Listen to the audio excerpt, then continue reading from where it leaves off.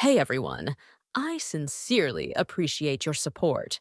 If you enjoy my audiobooks, I would be truly grateful if you could subscribe to the channel. And if you'd like to support even further, you're welcome to become a Patreon member, where you can access audiobooks of novels as long as they are freely available on the internet. Your kindness and support mean so much. Thank you.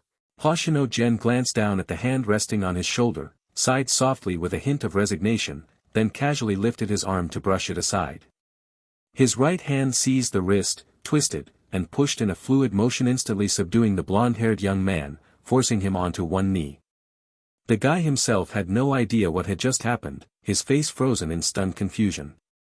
Had the guy not touched him, Hoshino Gen would have let this slide after all. Aside from the two people he brought with him, the rest had nothing to do with him.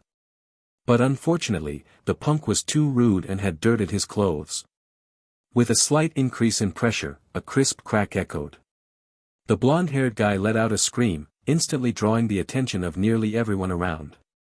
A crowd quickly gathered. "What's going on? Starting trouble?" A burly man glared at Hoshino Gen, his thick brows furrowed. "Which gang are you with, huh?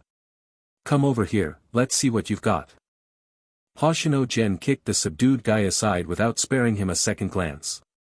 The guy collapsed onto the ground, clutching his twisted arm and howling in agony. Hoshino Gen, still wearing his faint smile, turned his gaze to the burly man and beckoned with a single finger. The man's eyes instantly burned with fury. With a stomp of his thick legs, he charged like an enraged bull, barreling straight toward Hoshino Gen. Just as the brute was about to crash into him amidst the eager anticipation of the onlookers, Hoshino Gen sidestepped effortlessly. The man, unable to stop his momentum, hurtled straight toward Itasaki behind him. Itasaki's eyes widened, panic flickering across her face, but before the fear could fully surface, Hoshino Gen's elbow struck the man's neck with a dull thud. The burly man collapsed instantly, nearly smashing his head against Itasaki's polished leather shoes. The once rowdy onlookers froze, their expressions shifting from amusement to stunned silence. Behind Hoshino Gen, the girls who had been cowering together were too shocked to utter a single word. With another casual kick, Hoshino Gen shoved the unconscious brute aside and swept his gaze across the crowd, his smile never wavering. The murmuring among the crowd grew uneasy when suddenly, a young man in a short-sleeved shirt rushed over, his delicate features tight with urgency. He glanced around briefly before locking eyes on Itasaki behind Hoshino Gen. His expression twisted into rage as he stormed forward, grabbing her shoulders. "Who the hell let you come here? How dare you come here? This isn't a place for you, get the hell out." Itasaki winced as his grip tightened painfully, tears welling up in her eyes. In a choked voice, she pleaded, "Oni-I-dash. Shut up. If you still consider me your brother, then go home right now." The young man cut her off harshly. His furious gaze then shifted to Hoshino Gen. "Was it you? Did you bring her here?" Without waiting for an answer, he reached out to grab Hoshino Gen's collar, but Hoshino Gen easily evaded him, replying in an indifferent tone, "Don't misunderstand. I simply took on a job to save someone who's about to be beaten to death in the ring." "What?" The young man's eyes widened. His already flushed face darkened further, veins bulging with barely contained fury. He took a step forward, looking ready to fight. But before he could act, Itasaki clung to his arm, sobbing, "No, Oni-I-san, Hoshino-kun is really here to help you." "Help me?" His face contorted with rage. "You call this helping me? Bringing you here? I'm going to kill this bastard dash." He shoved Itasaki aside and lunged. "Tomoya, what's going on?" The sudden voice made Tomoya freeze. He turned toward the speaker, a man in a slightly unbuttoned suit, a thick gold chain around his neck, his slick back hair framing a cigar between his lips. Flanked by two burly men in black suits, he exuded an aura of quiet menace. Tomoya inhaled sharply, straightened up, and bowed. "Wakagashira." The man waved him off with an easygoing smile. "Starting trouble at a time like this isn't very wise, Tomoya." Tomoya kept his head bowed. "Apologies." The man, now standing closer, patted Tomoya's shoulder before shifting his gaze to the group of girls huddled behind Hoshino General. Finally, his eyes settled on Hoshino Gen himself. A friendly smile spread across his face. I don't recall our Akitagumi having a member like you.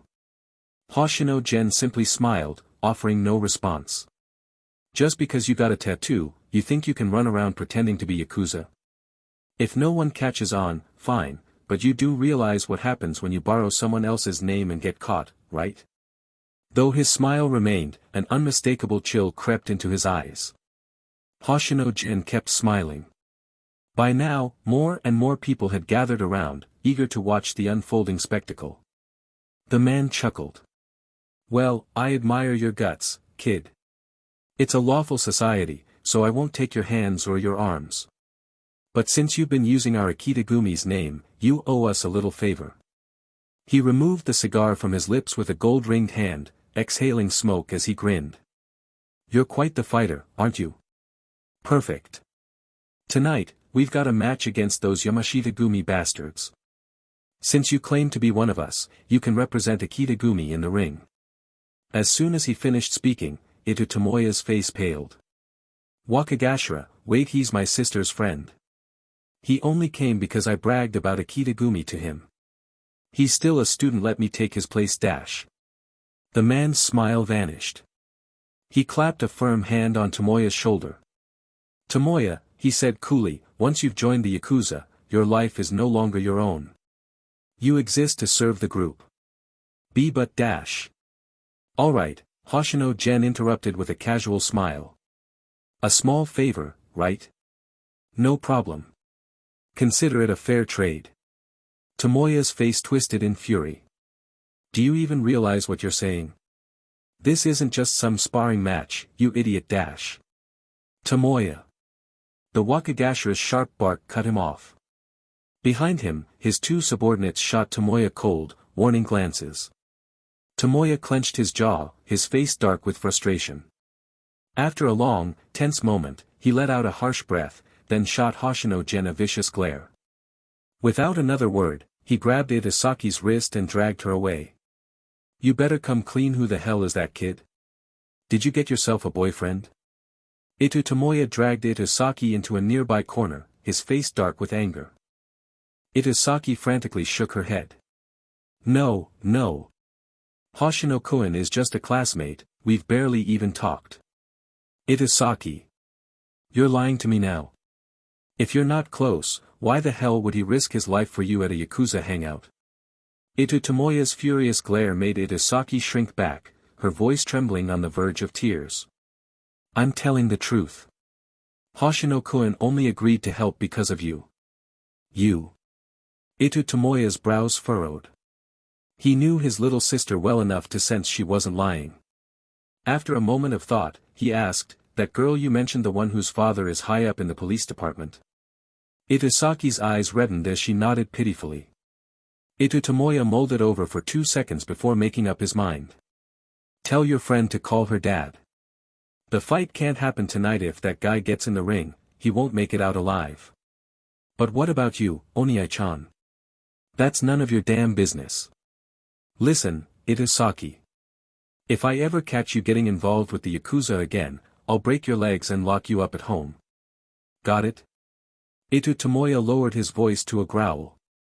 Saki's head drooped. She didn't dare meet her brother's bloodshot eyes. Ito Tomoya and Hoshino Gen were both taken away by the Akitagumi's Wakagashira, while Shimizuyu, Itasaki, and the other girls followed close behind the gang members. At the back of the group, Saki tugged on Yu's sleeve and whispered what her brother had told her. You considered it carefully.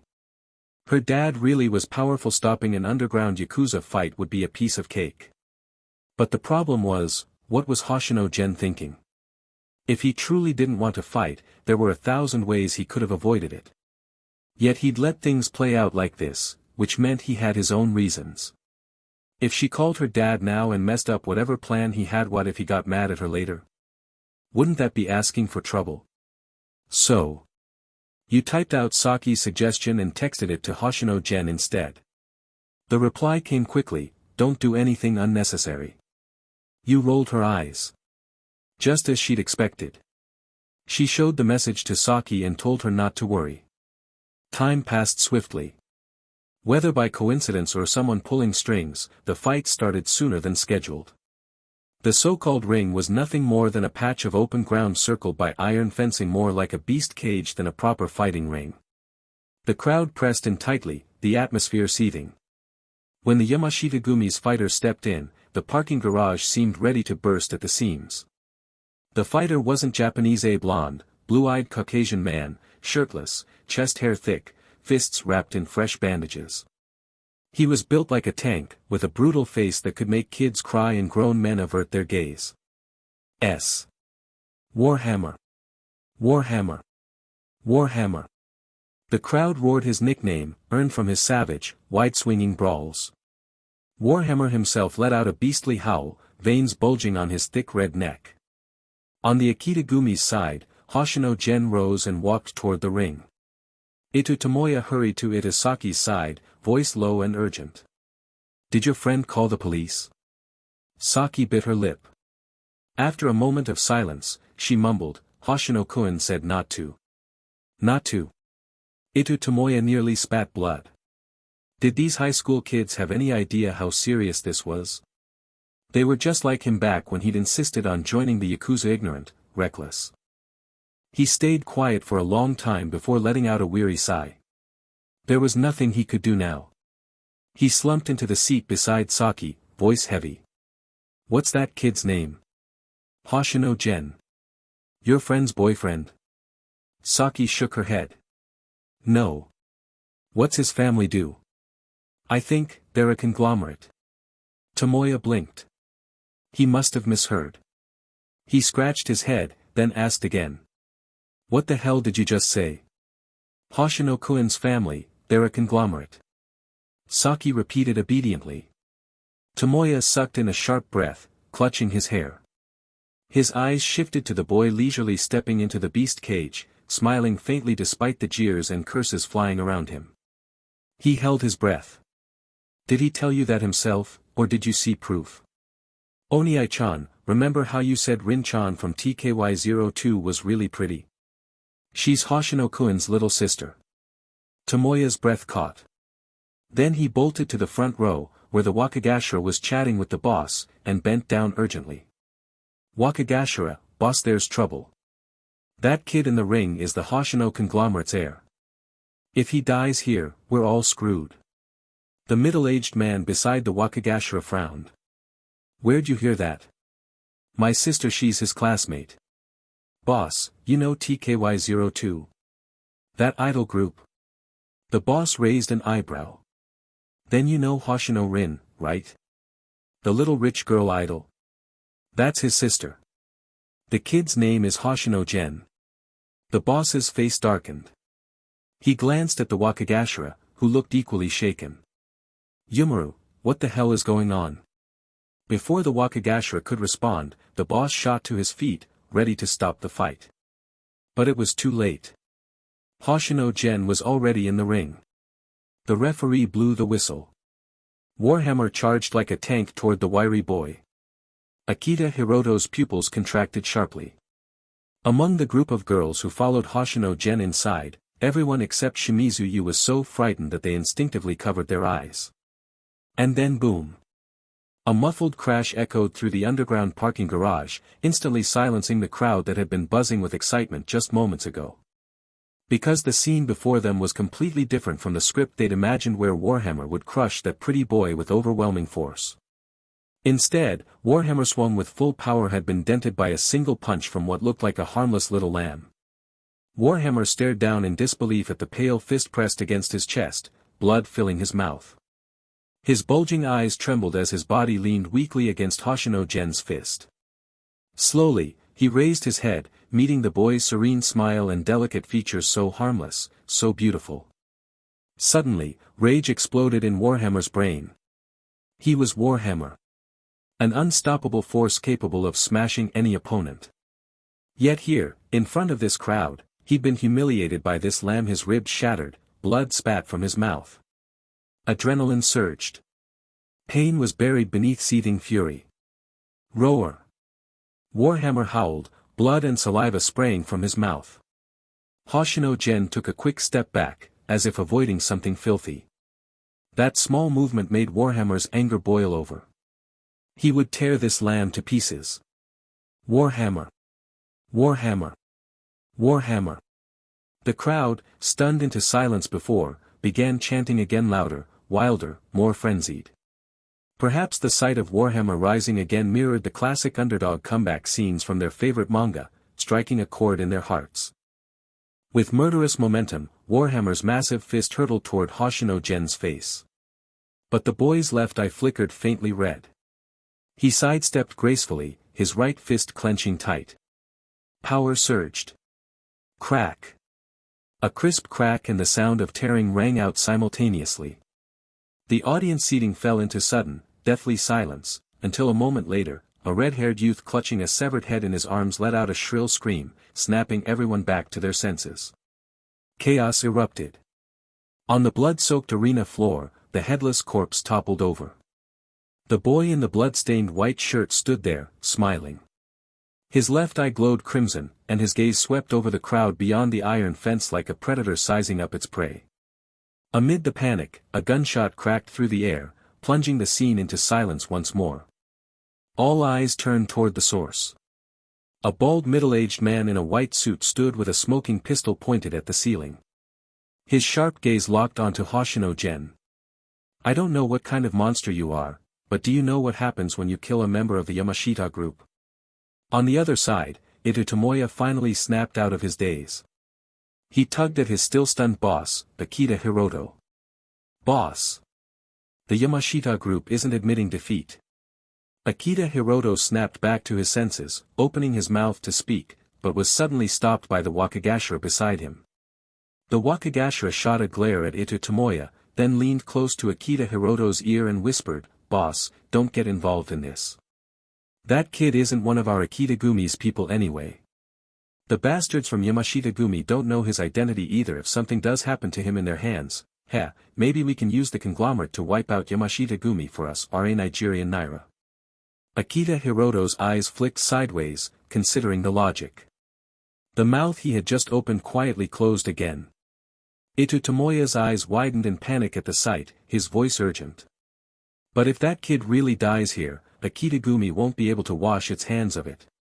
Even if the conglomerate comes down on Yamashita-gumi afterward, we dash."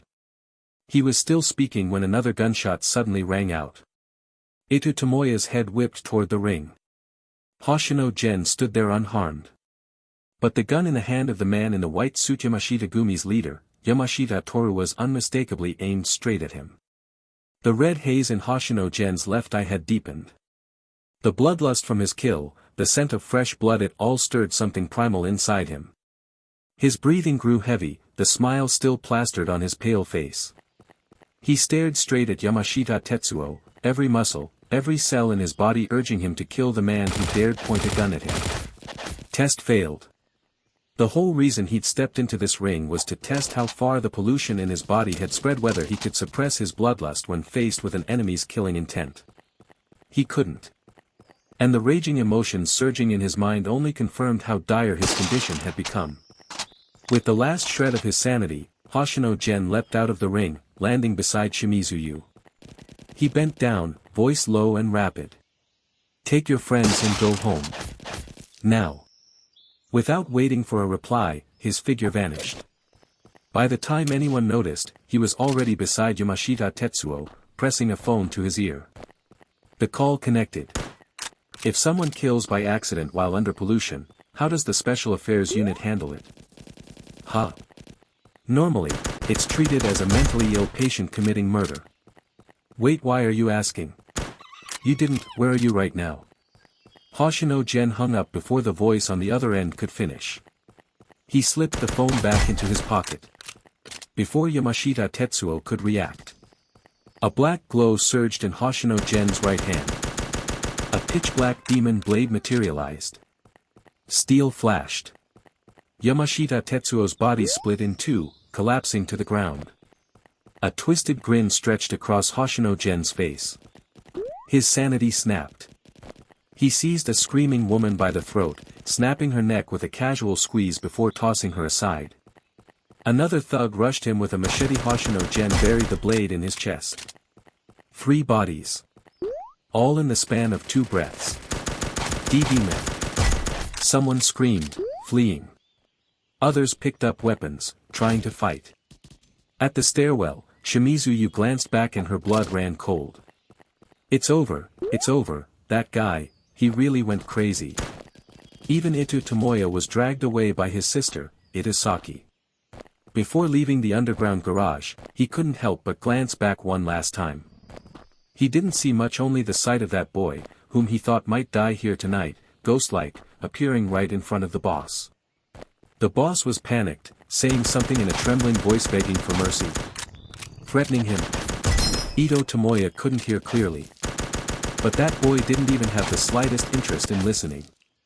With a casual flick of the blade just like that, he chopped off the boss's head. Blood blossomed into the air like a fountain. Ito Tomoya didn't know what he was feeling at this moment. The boss was dead, the Akitagumi's boss was dead. Maybe the Akitagumi would fall apart after tonight. Was he free now? He didn't know. He only let his sister pull him by the wrist, fleeing the underground garage like a machine running on instinct. The setting sun cast its glow over the Matsuda department store building.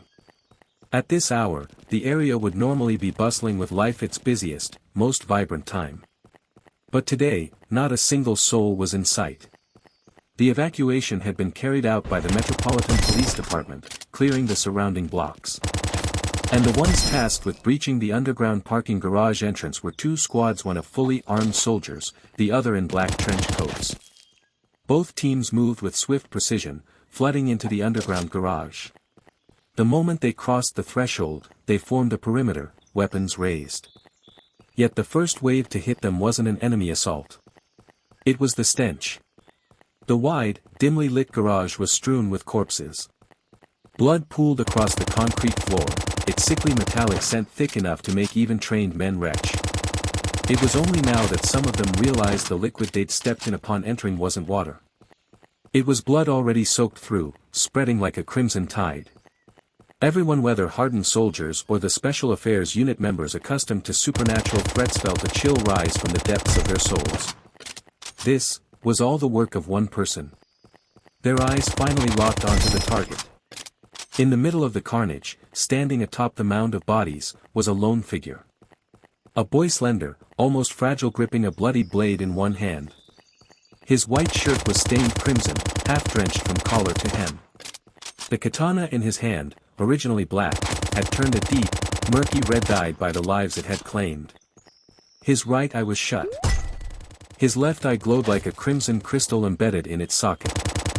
He'd been standing there for who knows how long, head tilted slightly upward as if gazing at the ceiling. Only when the 2 teams entered did he slowly lower his head. He turned toward them. In that instant, every soldier's hair stood on end. Subdue him. The squad leader barked the order, his voice cracking under pressure. Rifles snapped into position, triggers pulled in perfect unison. A storm of tranquilizer darts rained down. But the boy didn't move. He simply tilted his head, empty, hollow, as if observing insects. The darts struck him. Or rather, they should have. Every dart passed through his body, embedding harmlessly into the concrete wall behind him before clattering to the floor. What? Impossible. A middle-aged man from the Special Affairs Unit staggered forward, eyes wide. He's not human anymore. He's turned into a vengeful spirit. No physical attack could touch him, an attribute that only the dead could possess. Special Suppression Squad, fall back. Containment team, engage, the man roared, his gloved hand flaring with a pale blue light. With a sharp crack, he lunged forward like an arrow, aiming straight for the boy. The other black-clad agents scattered into a pincer formation. But the boy's only response was a slow, mechanical raising of his hand. A crimson talisman flickered into existence, forming in the air around his fingertips. R.A.B. The moment the middle-aged man reached him, a shockwave exploded outward. The man hurtled back at blinding speed, slamming into the distant concrete wall with bone-crunching force. He didn't get up. The surrounding agents froze. That man, their instructor, the legend who had single-handedly contained 3 vengeful spirits, had been taken down in a single blow. They stared at the boy with widening eyes, horror swallowing any shred of bravado they had left. The boy paid them no mind. He simply turned, footsteps slow and deliberate, heading for the garage's exit. He brushed past one of the agents. The man felt his breath catch in his throat, every muscle locking up as if death itself had brushed against him. By the time anyone thought to give chase, the instructor's weak, rasping voice echoed through the garage. "Don't follow him. You'll die." With that, he coughed up blood and slipped into unconsciousness. Hoshino Gen emerged into the amber light of dusk. He made no attempt to conceal himself. Blood soaked his clothes, yet not a single police officer dared fire. He walked in silence, his pace unhurried, following the route home. "Don't come any closer." A female officer stood trembling in his path, gun aimed at his heart.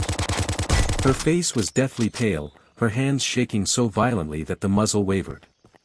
Fear finally cracked through her mind. She squeezed the trigger. The bullet passed through him, ricocheting harmlessly off the garage door behind. When she opened her eyes again, he was already brushing past her, an indifferent specter slipping through her body. Her legs gave out. She collapsed to the ground, staring blankly into space. It wasn't just her. Every officer present, every single one, stood frozen in terror. Not until that eerie boy, whether human or ghost, disappeared from their sight did the onlookers finally glance at each other, as if trying to confirm whether their own eyes had deceived them.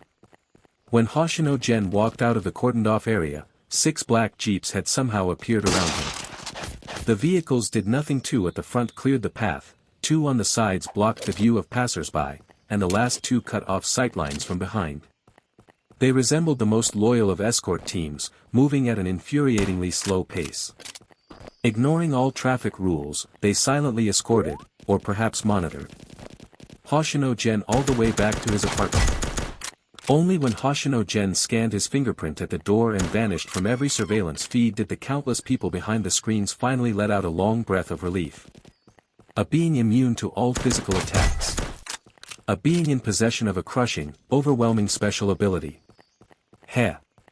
Why? Why did a walking apocalypse, more terrifying than any nuclear bomb and capable of detonating at any moment, have to appear in Japan? The sound of the door being pushed open immediately caught the attention of Hoshino Rin, who happened to be in the living room. Because Liz was taking a shower, Hoshino Rin was sitting alone on the sofa playing games. The moment she heard the door open, she knew it was Hoshino Gen returning home. Just as she turned her gaze, ready to welcome her brother home as usual, her expression instantly froze. The Hoshino Gen who pushed open the door was covered in glaring bloodstains, with a terrifying dark red long blade in his hand. Though he still looked like her brother, the feeling he gave off at this moment was like that of a complete stranger, cold and distant, making it hard to even meet his gaze. Her lips trembled slightly, and she stammered, "Brother?" Hearing her voice, Hoshino Gen slightly lifted his head. His left eye was blood red, while his right eye remained tightly shut. He seemed like he wanted to step toward Hoshino Rin, but his legs gave out, and he stumbled, collapsing to the floor. The demonic blade instantly shattered into streams of light, flowing into his right arm. Hoshino Rin's heart jolted. She quickly put down her game controller and ran toward him. "Brother!" She knelt down, trying to help him up, only to find that Hoshino Gen had already passed out. "Brother! Brother!" Tonight was destined to be a sleepless night. In the Ito household, the light in the parents' bedroom on the second floor had long been extinguished, while the living room on the first floor remained dimly illuminated. The faint glow didn't come from a lamp but from the television mounted on the wall. The show playing was a childish yet amusing cartoon, with a soothing art style. Itosaki, fresh out of the shower and wearing a thin shirt, curled up on the sofa hugging her knees, her vacant eyes fixed on the TV screen. Tap, tap, tap. Footsteps approached, but Itosaki didn't notice until Ito Tomoya called her name. "Saki." "Ah, ha." She blinked in confusion, snapping out of her daze to look at her brother. Tomoya sat down on the single sofa beside her. After a moment of silence, he asked, "Saki, be honest with me, do you like that male classmate of yours?" Eh? Saki blinked blankly, not understanding why her brother was asking such a strange question. Her face filled with confusion. Of course not. Until today, I hadn't even spoken to Hoshino-kun alone. This isn't about whether you've talked or not. With that kid's face, background, skills, and that ruthless streak, not to mention ordinary high school girls even. Never mind. As long as you don't like him, that's good. Tomoya sighed in relief, as if a heavy burden had finally been lifted from his heart. Don't tell anyone about what happened today. Not your friends, not anyone even if they ask, just don't respond. Understand? Saki saw the seriousness in her brother's eyes and nodded. Got it. And Tomoya paused, then continued, that male classmate of yours is extremely dangerous. If he can return to school unscathed after what happened today, then unless absolutely necessary, don't interact with him again, Alpha. But, if it weren't for me, Hoshino-kun wouldn't have gone there today, and none of this would have happened. Saki's small hands twisted together, her head lowered as she spoke softly. Hearing that, Tomoya clicked his tongue in frustration. Watching his sister's pale fingers clasped so tightly they were turning white, he let out another long sigh. He ran his fingers through his hair, his face full of worry. That's exactly why I'm worried. A spray of blood. In her sleep, Shimizu jolted awake. She sat up, gasping for breath, her wide eyes scanning the room in panic. Realizing she was in her own bedroom, she gradually calmed down, her breathing evening out. She picked up her phone from beside her pillow, still no reply. Pouting slightly, she tucked a lock of hair behind her ear. Her gaze drifted toward the chair at her desk, where a boy's blazer from Sagawa Private Academy hung over the backrest. It was the jacket Hoshino Gen had thrown to her earlier that day at the underground parking garage, asking her to hold onto it. Bathed in moonlight streaming through the window, the uniform jacket seemed almost surreal. Resting her cheek on her knees, Shimizu whispered to herself, "Tomorrow. I should be able to return it to him, right? Is the result out?" Yes. Master Nishida personally conducted the examination. The reason for the vengeful spirit transformation is, there really is a ghost residing inside him. His contamination level has reached the critical point. So, we can confirm that the massacre wasn't his own will.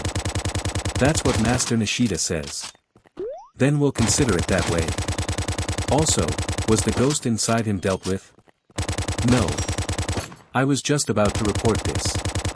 Master Nishida says the ghost's level is unprecedented.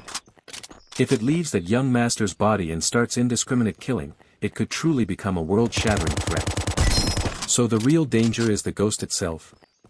And that young master is merely a vessel, or perhaps, a seal. Exactly what Master Nishida suspects. What if, the vessel dies? If that happens, not only would the ghost inside him be unleashed, but birth another powerful ghost as well. In the dimly lit room, silence lingered for a long time. Finally, a weary voice broke the stillness. In that case, maintain the status quo as much as possible. When Hoshino Gen woke up, the first thing he saw was a soft incandescent light on the ceiling. The surface beneath him was cool, like some kind of plastic sheeting. It felt as though he was lying on a hospital bed. He lifted the white blanket and sat up, pressing a hand to his throbbing head. Looking around, he found himself in a small room with one transparent glass wall and a sealed metal door, more like a quarantine chamber than a hospital room. He glanced down and noticed cold metallic rings locked around his wrists and ankles. The power he once wielded as naturally as breathing like an extension of his own body was now completely absent. It only took him a moment to realize what the restraints were for. He was surprised that the Special Affairs Unit even had this kind of technology, but considering Master Nishida, who had reforged his demonic blade, it wasn't entirely unexpected. Speaking of the blade, he looked at his right arm. As expected, the tattoo had vanished. The blade had been confiscated. Hoshino Gen walked to the door and tried to open it, no response. He knocked on the glass wall, nothing. He soon realized that the glass was at least bulletproof. All right. Forget a quarantine room, this was more like a high-end prison cell. Confirming that there was absolutely no way to leave this cell for now, Hoshino Gen stood before the glass wall, contemplating for a moment. In the end, he chose to return to the gel-like bed that exuded a futuristic feel. His head was still a little dizzy, and his body lacked any real strength. Since he couldn't leave or receive any outside information, sleeping a little longer seemed like a reasonable option. Before falling unconscious, though his consciousness had been hazy, he still remembered what had happened. He had slaughtered every gang member at the underground garage, while the resident in his left eye devoured an unknown number of soul entities. There were signs it was about to fall back into slumber, the best proof being that, despite him teetering on the edge of complete loss of control, the resident hadn't stepped in to take over his body. His actions at the time had been entirely driven by his own uncontrollable desire for malice.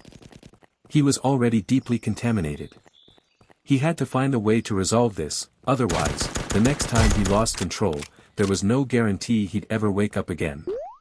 As for whether he'd be able to leave this place, Hoshino Gen wasn't particularly worried.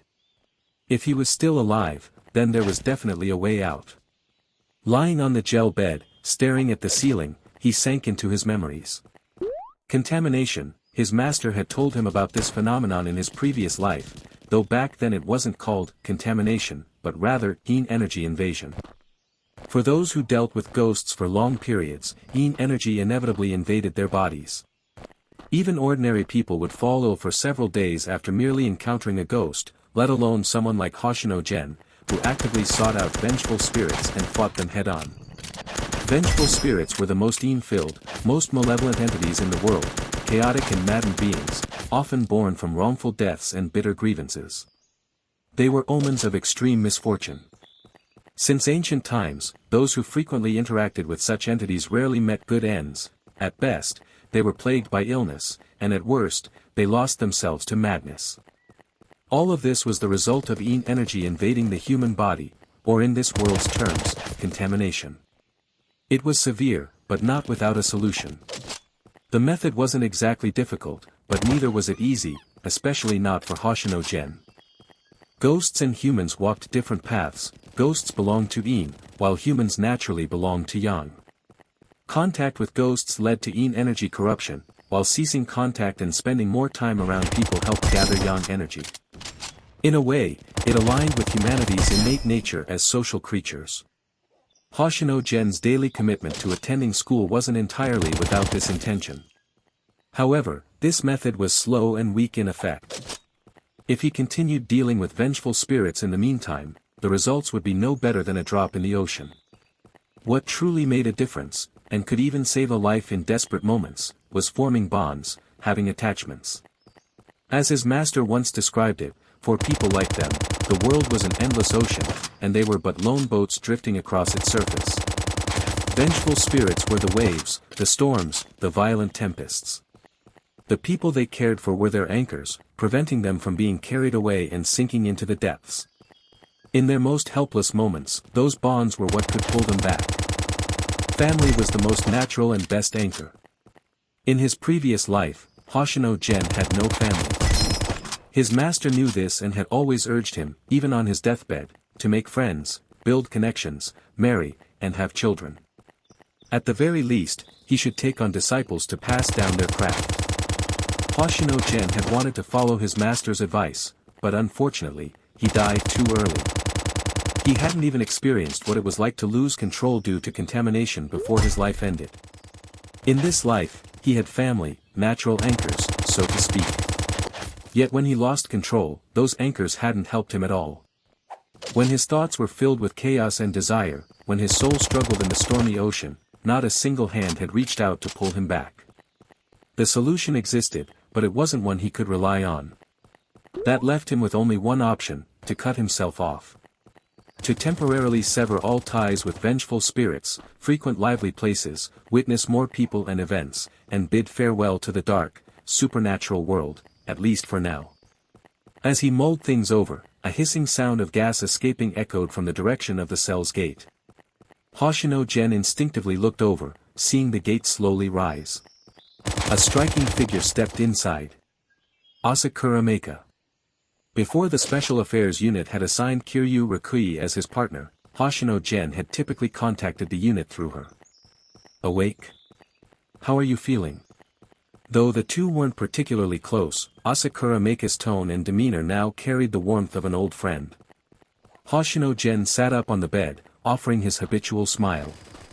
Not bad, it's been a long time since I've slept this soundly. Is that so? That's good to hear. Asakura Meika stood not far away, arms lightly crossed, her smile friendly as her gaze flicked to the circular rings on his wrists and ankles. These are ability locks, but they're not meant to suppress your special powers. You should have noticed by now, you can't feel the contamination in your body anymore, can you, with diuresis o Thailand bodies? Hoshino Gen was taken aback. He hadn't noticed before, but now that she mentioned it, the burning pain in his left eye, which had felt like part of him for so long, was indeed gone.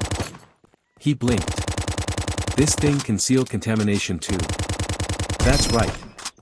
As its name suggests, it can lock away all supernatural energy.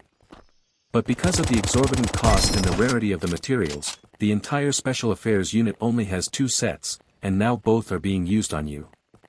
Your special power and contamination are simply too immense for a single lock to contain. Hoshino Gen's gaze flickered. I imagine you've already guessed what these were developed for. Asakura Meika smiled. Indeed, ability locks were created as a safeguard for unit members.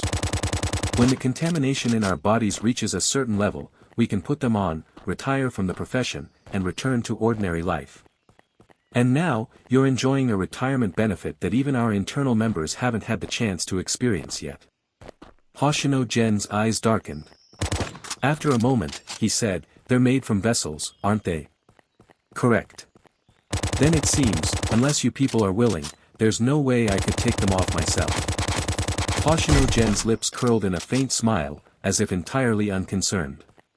So, this means you forcibly stripped me of MYL powers, haven't you? Hearing Hoshino Gen's words, Asakura Meika looked surprised. Why would you think that? The contamination in your body is already quite severe. If you don't find a way to suppress it, the consequences will be unimaginable. Contamination is like cancer. After experiencing a complete loss of control once, don't you think becoming an ordinary person again is actually a very fortunate thing? Hoshino Gen shook his head with a smile. Contamination does need to be suppressed, but I have my own methods. I don't need you to make decisions for me. If possible, could you help me unlock these shackles? Asakura Meika was puzzled. Your method. Do you mean pausing all supernatural activities and spending more time around ordinary people? But don't you know that when you possess power beyond reality, even if you don't seek the supernatural will find you? Hoshino Gen was well aware of this. His master in his previous life had explained it to him. This phenomenon was called yin-yang attraction. Ghostly beings were the purest form of yin in the world, naturally drawn to the yang energy of living humans. For those with extraordinary powers, their yang energy could be dozens or even hundreds of times stronger than ordinary people, making them irresistible targets. Likewise, those with special abilities often felt compelled to seek out vengeful spirits. This mutual attraction greatly increased the chances of encounters, though that was only one interpretation. The relationship between yin and yang, such a fundamental truth of the world, was far from simple. Even so, Hoshino Gen still responded with a faint smile. You don't need to worry about that. Since this is my own choice, whatever the outcome, it's my own business, isn't it? Asakura Meika's brows furrowed. But your situation is very special. What if the vengeful spirit inside you? Halfway through her sentence, she stopped. However, Hoshino Gen's eyes narrowed slightly, a trace of surprise flashing through them. You noticed her existence. As soon as he finished speaking, his mood visibly brightened. He chuckled. Ah, so that's what all this fuss is about. If that's the case, there's no need to beat around the bush anymore. He paused, then raised his head with a smile. You don't seriously think these shackles can completely seal her inside me, do you? Asakura Meika froze. What do you mean? I mean. Hoshino Gen sat on the bed, slowly closing his left eye as if preparing for something. Moments later, his eyelid snapped open, and a vivid crimson light surged within his eye. The metal locks around his wrists and ankles immediately flashed red, triggering alarms. Asakura Meika instinctively staggered back 2 steps, staring at him in shock. The crimson light faded after a short while. Hoshino Gen glanced at the still-dazed Asakura Meika, then casually shifted his gaze toward a well-hidden surveillance camera in the corner. This little trick doesn't work on her. If my powers were still active, I might be able to resist her to some extent. But with my abilities sealed like this, if she wanted to cause unpleasantness, I wouldn't even have the means to stop her. His words were deliberately vague, but Hoshino Gen was certain those watching would understand. Sure enough, Asakura Meika's expression shifted. After a brief silence, she asked, "You're saying you don't want your powers sealed, and you have a way to suppress the contamination without losing control, is that right?" You could put it that way. But as for whether I'd lose control again, I can't make any promises. Even with these things on, I can't guarantee that.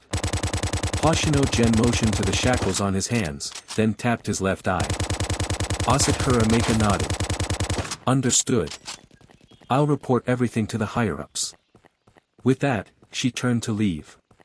Before stepping through the sliding door, she glanced back. You're not being imprisoned, the ability locks on your body are still in the experimental stage. No one can guarantee they'll work as intended. This facility is simply to prevent tragedies like the underground garage incident from happening again. Without waiting for a reply, she left. The door closed slowly. Hoshino Gen remained seated on the gel mattress, unmoving. It was a while before he let out a weary sigh, leaning his body against the wall. The crimson flare in his left eye hadn't been triggered by the vengeful spirit or the anomalous locks, he'd simply stirred a connection buried deep in his soul. That connection had existed since the day he was born in this life. One end of the thread was tied to his soul. The other end, naturally belonged to the vengeful spirit in his left eye. Hoshino Gen didn't know where the connection came from. But perhaps, it was precisely because of this bond that she had managed to cross the boundary of life and death and reappear before him in this life. Ends. By Tong. He murmured the name softly, then collapsed onto the bed, draping his left arm over his eyes. He didn't have to wait long. Around 3 hours later, the door opened again. This time, it wasn't Asakura Meika who appeared, just 2 security guards who escorted him out of the facility. The front entrance was nothing more than a pair of ordinary sliding glass doors. Before he could step outside, he spotted a familiar figure waiting in the sunlight, Kiryu Rakui, smiling sweetly as always.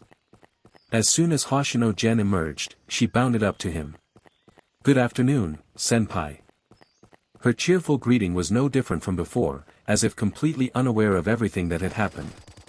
"Good afternoon," Hoshino Gen replied politely, eyeing her with curiosity.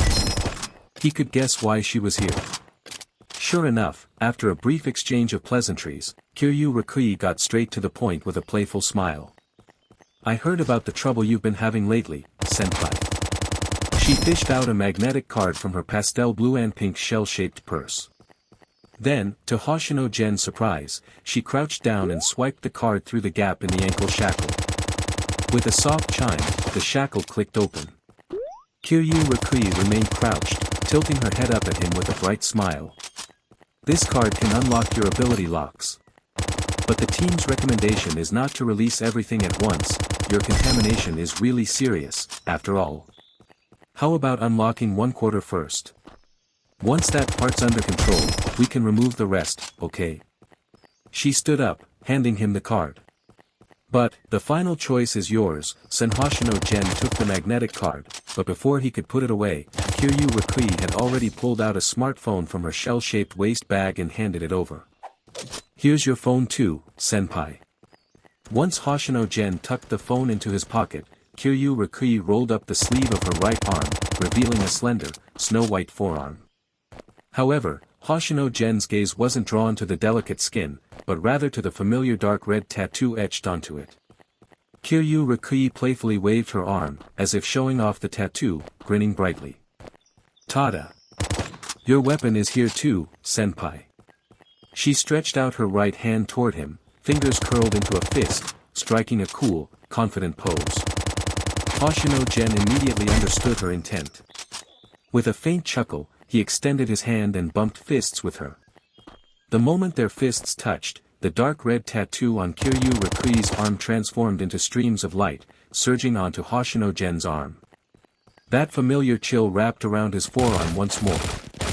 Hoshino Gen pulled his hand back, glancing at the tattoo that now carried a faint, ominous aura of bloodlust and upgrade from its previous pitch-black design. Satisfied, he let a small smile curl his lips. Kiryu Rikui took a step back, hands behind her back, her face still beaming with mischief. Alright, that's everything I was supposed to hand over to you. So, where are you heading next, senpai? I can give you a free ride. She gestured toward a nearby pink and white bicycle, sleek, high-end, and undeniably eye-catching. Hoshino Gen was about to refuse without hesitation, the words, "no need," already on the tip of his tongue when something flickered in his mind. He changed his mind mid-sentence, smiling faintly. Sure. Huh. Kiryu Rikui's eyes widened, clearly not expecting him to agree. Her delicate face froze in disbelief. Senpai, what did you just say? I must have misheard. Hoshino Gen inwardly shook his head, silently scolding himself for still not being used to interacting with others. He shrugged. Forget it. It's nothing. No way. You definitely said yes. No take-backs. Kiryu Rikui puffed up her cheeks, brimming with playful energy. Hoshino Gen was certain she must be some kind of school idol. Before he could argue, she had already hopped onto the bicycle, rolling it to his side. With one foot planted on the ground and one hand on the handlebars, she turned back, patting the rear seat with a bright smile. RNB. At this point, there was no point in being stubborn. If he didn't start changing his ways now, well, there wouldn't be any later left for him. Hoshino Gen climbed onto the back seat. Where to, senpai? Home. You know the address, right? Hee hee, of course. Then hold on tight, I am taking off. Her sweet voice carried the faint fragrance of her perfume. Hoshino Gen obediently placed his hands on her waist, not hugging, just lightly holding. He was trying to change, but the deep-rooted aversion to physical contact still gnawed at him. Eek dash. That tickles, senpai. Ha ha ha. Apparently, he touched a sensitive spot. Kiryu Rikui burst into laughter, wobbling the bicycle in the process. Sunlight filtered through the leaves, casting dappled shadows. The breeze lifted strands of Kiryu Rikui's hair, brushing against Hoshino Gen's face, a ticklish sensation. So that's the gist of it. The incident in the Matsuda department store's underground parking lot was officially classified as a gang shootout. The news says so, at least. As for what happened at school, the administration's working hard to keep things under wraps, but there were more than a few witnesses, plus 2 people were seriously injured. So word got out that you were the one who killed Aiki. Don't worry, senpai. Everyone knows Aiki was scum, not just the school, but the entire country. Hell, even internationally. His father's been arrested for bribery, murder, and extortion, sentenced to life in prison. And those middle school crimes, raping and imprisoning a girl until she died, they're all out in the open now. The school's official statement is that you acted in self-defense. Most of the students think you did the right thing. Some even call you a hero, senpai, someone who rid the world of evil. Seated on the bike's back seat, feeling the wind and Kiryu Rikui's scent swirling around him, Hoshino Gen listened quietly without much reaction. He'd already expected this outcome. After all, this was Japan, a capitalist country. Over half an hour later, Kiryu Rikui stopped in front of an apartment complex. Hoshino Gen dismounted, politely bid her farewell, and headed inside. The elevator carried him home. When he opened the door, everything was as he'd left it. Naturally so, he'd only been unconscious for less than 48 hours. There were people in the living room, Liz, Hoshino Rin, and someone who had rushed back from somewhere. Tilina. Tilina sat on the sofa, phone pressed to her ear. Her voice was calm, but with an unmistakable cold edge. I don't care how by the end of today, I want to see my son. The moment those words fell, Hoshino Gen stepped into the room. Every eye turned toward him. Rin and Lee shot to their feet in surprise, while Tilina's phone slipped from her hand onto the couch. Without picking it up, she ran over and pulled Hoshino Gen into a tight embrace. Oh, darling, you're all right. Thank goodness. When Rin told me you came home covered in blood, you can't imagine how worried I was. His body stiffened. The warmth of his mother's embrace didn't comfort him, it made his skin crawl, like ants swarming all over him. Despite his conscious efforts to change, he couldn't suppress the instinctive urge to push Tilina away. He broke free from her arms, stepping back. It was as if she could sense the rejection radiating from Hoshino Gen's very soul. Tilina's shoulders trembled slightly. She lifted her face, one that would undoubtedly command attention even across the ocean in Hollywood, her eyes tinged red. Resting her hands on her son's shoulders, she paused for a long while before finally whispering, "I'm sorry." After that, she took a breath, switching back to Japanese, her voice faltering. I know, I'm an unfit mother. A mother who hasn't seen her own child in 12 years shouldn't expect anything. 13 years ago, your father and I fell out and divorced. I wanted so desperately to take you and Rin away with me, but it was impossible. Even if your father agreed, the Hoshino Foundation behind him never would. I could only take one of you.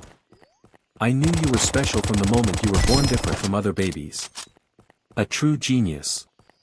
And you were the older brother. I believed that even without your mother, you'd be able to take care of yourself. Your father promised me he'd give you the best life. These 12 years. I've missed you every day. But I didn't dare come see you. I was afraid that if I saw you, I wouldn't be able to control myself. I would fight your father for custody. And if that happened, everything would become irreversible. Tilina spoke at length, while Hoshino Gen simply listened in silence. In the living room, Hoshino, Rin and Lee stood by the sofa, looking on with uncertainty. But I never thought your father would break his promise. He didn't protect you. Of course, Tilina knew what Hoshino Gen had done recently, a 16-year-old high school freshman who could break a classmate's neck without hesitation, who single-handedly caused a massacre in an underground den teeming with gangsters. It was hard for Tilina to believe, harder still to accept that her son could be capable of such things. She couldn't even imagine what he must have endured over the years. Tears welled in her sapphire eyes. She looked into Hoshino Gen's gaze, choking up as she pleaded, "Dear, let's leave Japan. Come with me and Rin to England, won't you? This atmosphere. Family bonds, they really weren't suited for him, after all." Hoshino Gen felt like he was on the verge of breaking. If he stayed here any longer, if he kept looking into Tilina's eyes or listening to her speak in that voice, he felt like his blood might start flowing in reverse. The sheer discomfort, physical, psychological, everything in him screamed to flee. So he did. Hoshino Gen took a step back, shaking off Tilina's hand from his shoulder, then bolted for his room without a word. He locked the door behind him, stumbled into the bathroom, and hunched over the toilet, retching violently. The next time he left his room was because his sister called him for dinner. Dinner that night was oddly quiet. No one spoke. The television and record player in the living room remained off, the heavy silence pressing down on the room. Hoshino, Rin and Liz exchanged glances frequently, but never held eye contact for long. Even Hoshino Gen, who was usually impervious to the emotions of others, seemed unusually drained tonight. He always ate quickly, so before long, he finished his meal and prepared to retreat back to his room. Though he wasn't tired, he'd only recently slept for over 40 hours, he still wanted nothing more than to lie down and fall asleep, to shut off his mind completely.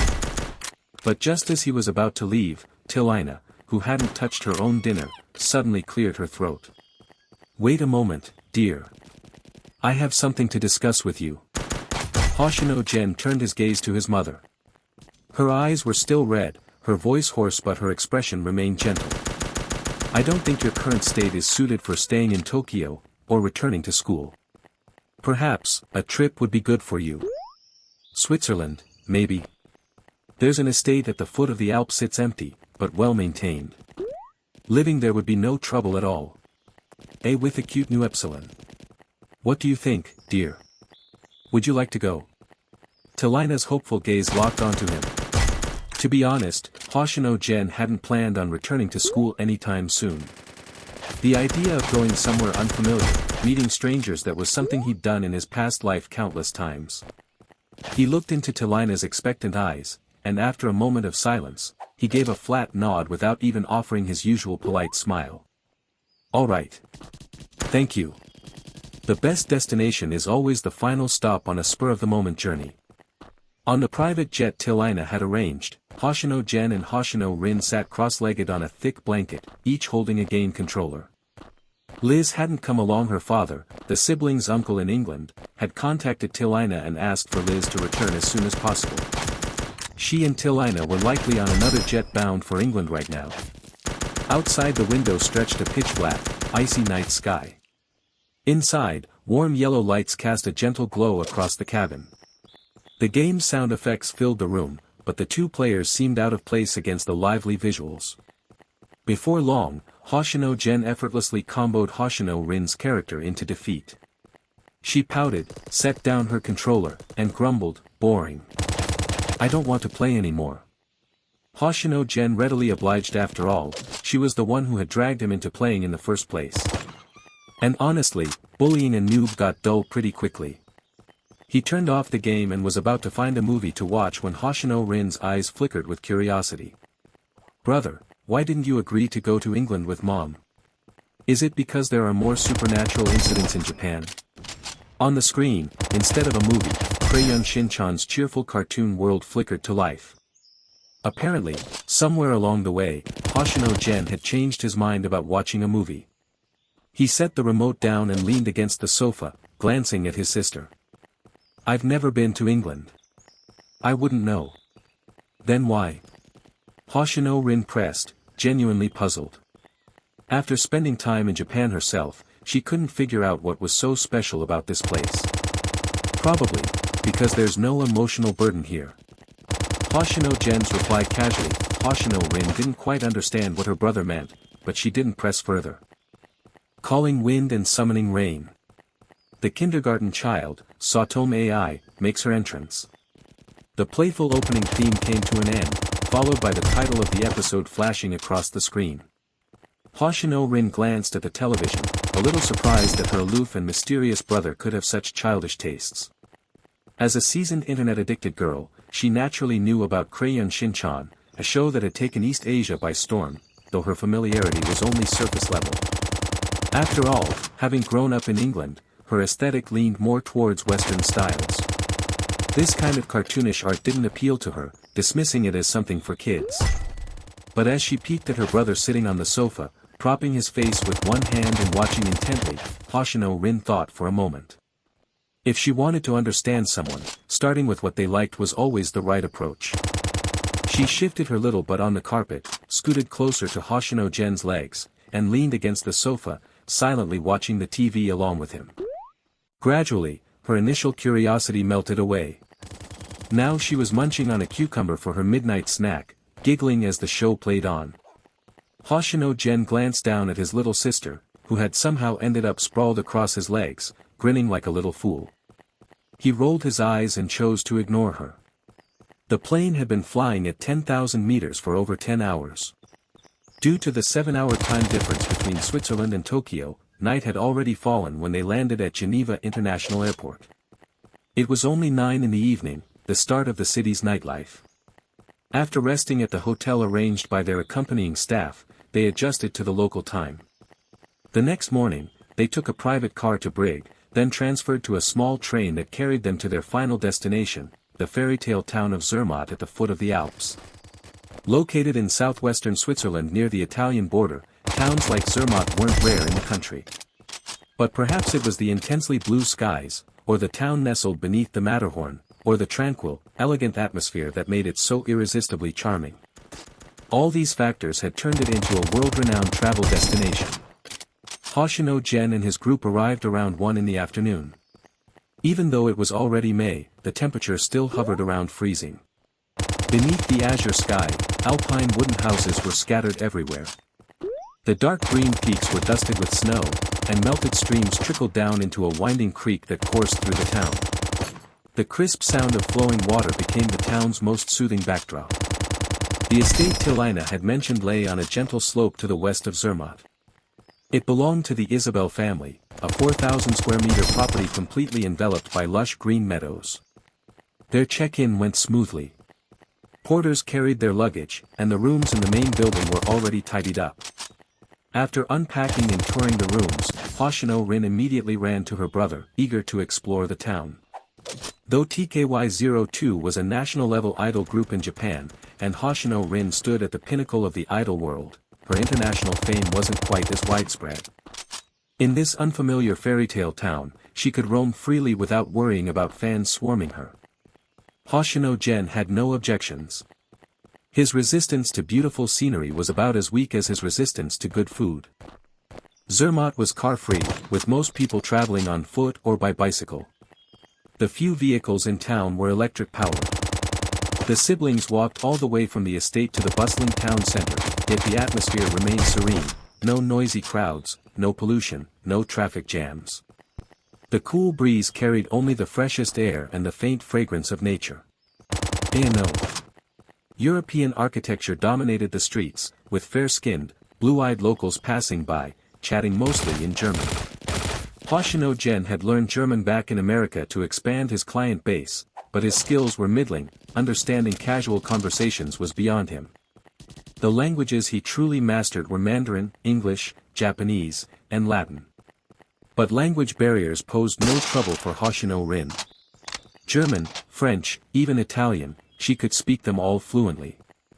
When they passed a warmly lit wooden stall selling ice cream, Hoshino Rin tugged on her brother's sleeve and pulled him over. The vendor, a young Swiss man, beamed as Hoshino Rin ordered 2 strawberry cones in German. "Oh. Beautiful lady, you're the prettiest girl I've ever seen."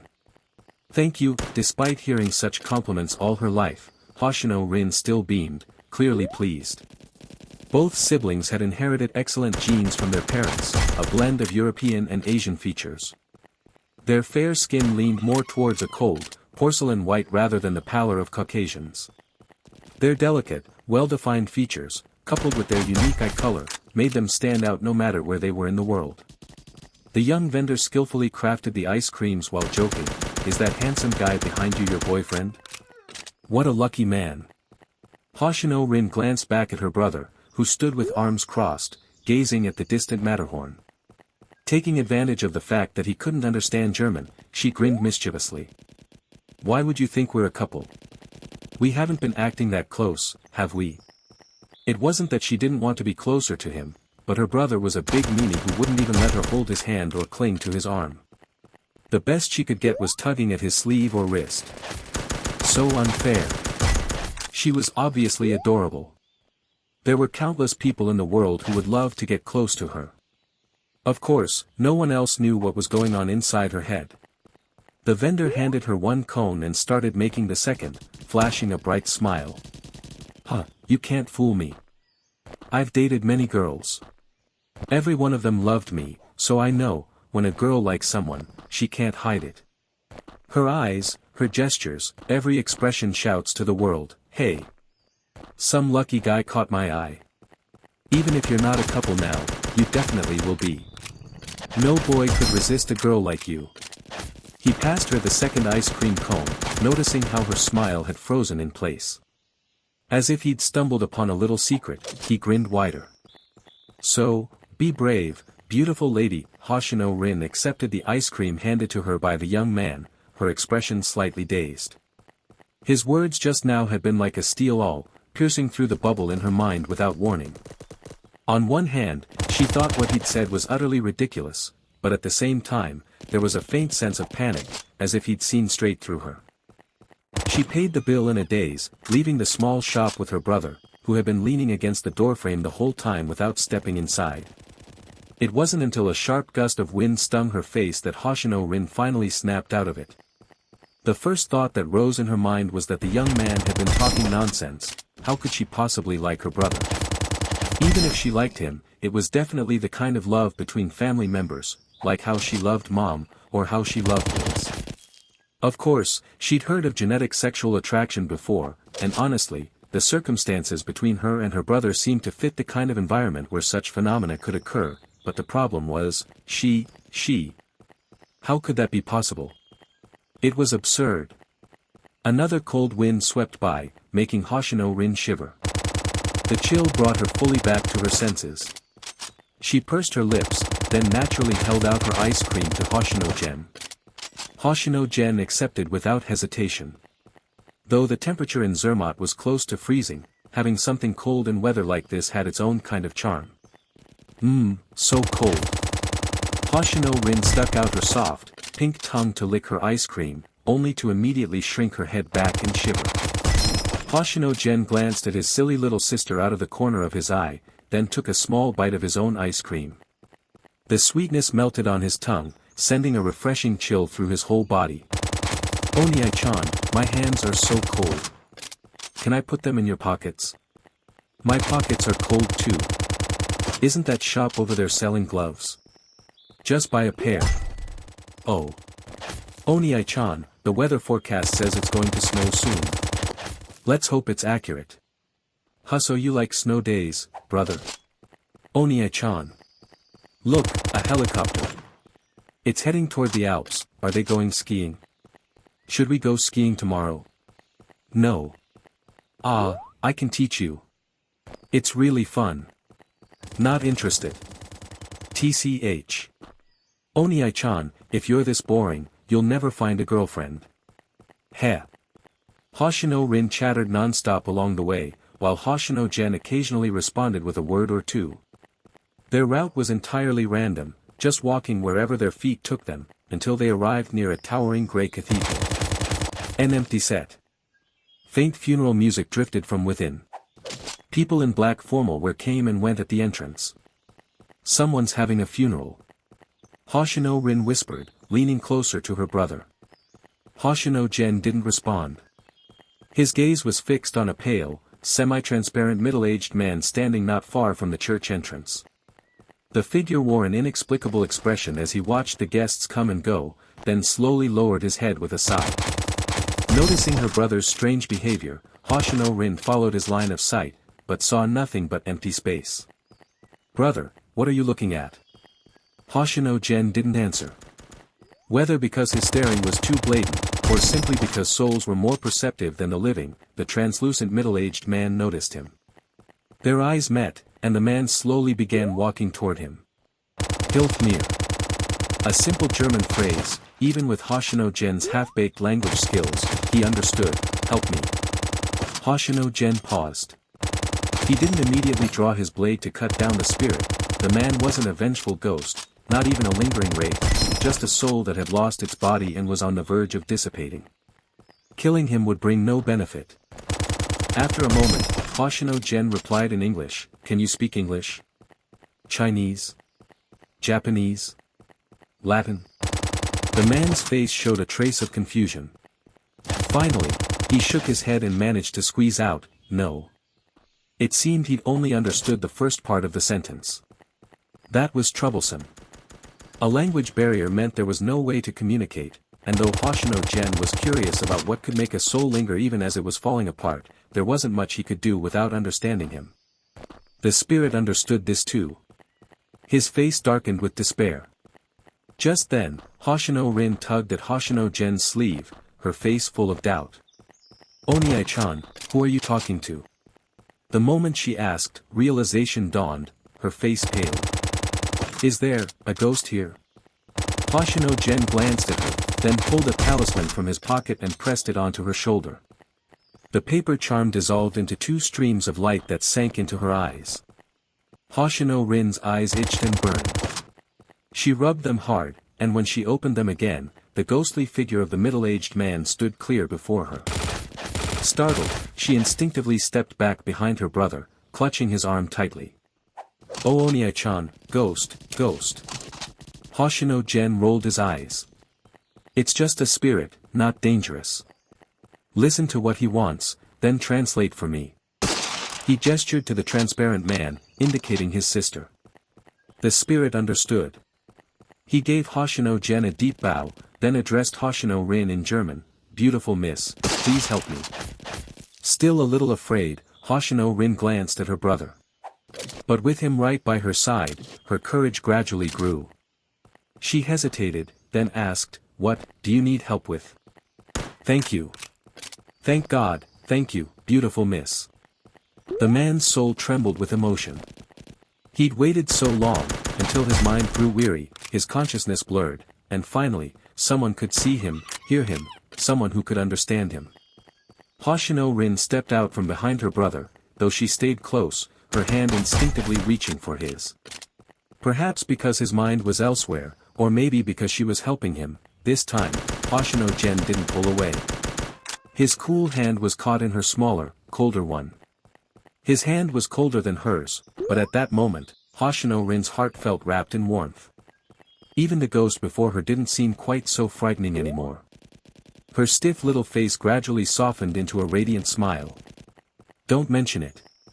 Please, tell me, what's troubling you?" Hoshino Gen glanced at his suddenly glowing little sister, then at his tightly held hand. He gave it a small tug, but when she didn't let go, he simply let her be. The middle-aged spirit introduced himself as Jerome, a retired Swiss soldier. Due to his family's debts to loan sharks, he had gone to the Middle East 6 months ago to work as a mercenary. All the money he earned during those 6 months had been deposited into an anonymous Swiss bank account. However, his death had come too suddenly. He hadn't even had the chance to share the account number and password with his family before he was shot and killed during his final mission. Before that, he had neither dared to tell his family where he was nor wanted them to know he was working as a mercenary. Besides, on the battlefield in the Middle East, trying to contact his family back in Switzerland was nothing short of a luxury. He had planned to finish this mission and return home with the money. Even if he died, his brothers in the mercenary group would have taken the money back to his family. But plans never keep up with changes, especially on the battlefield. He died, his entire mercenary group was wiped out, and there was no one left to bring the hard-earned money home. He would never be able to tell his family, "Don't worry, the problem is solved." His body had been transported back to Switzerland by the employer who had hired him, and his spirit followed. He had watched his family break down at the sight of his body and witnessed local gangsters come to their home, smashing things and making threats over the unpaid debt. Finally, his body was sent to the church for a funeral. He didn't know why he could still see everything after death, but he vaguely understood that he wouldn't last much longer. He would soon disappear. At his most desperate moment, Hoshino Gen appeared. The moment those eyes fell on him, Jerome was almost ecstatic. Someone could see him. His request for Hoshino Gen and Hoshino Rin was simple: deliver his account number and password to his family.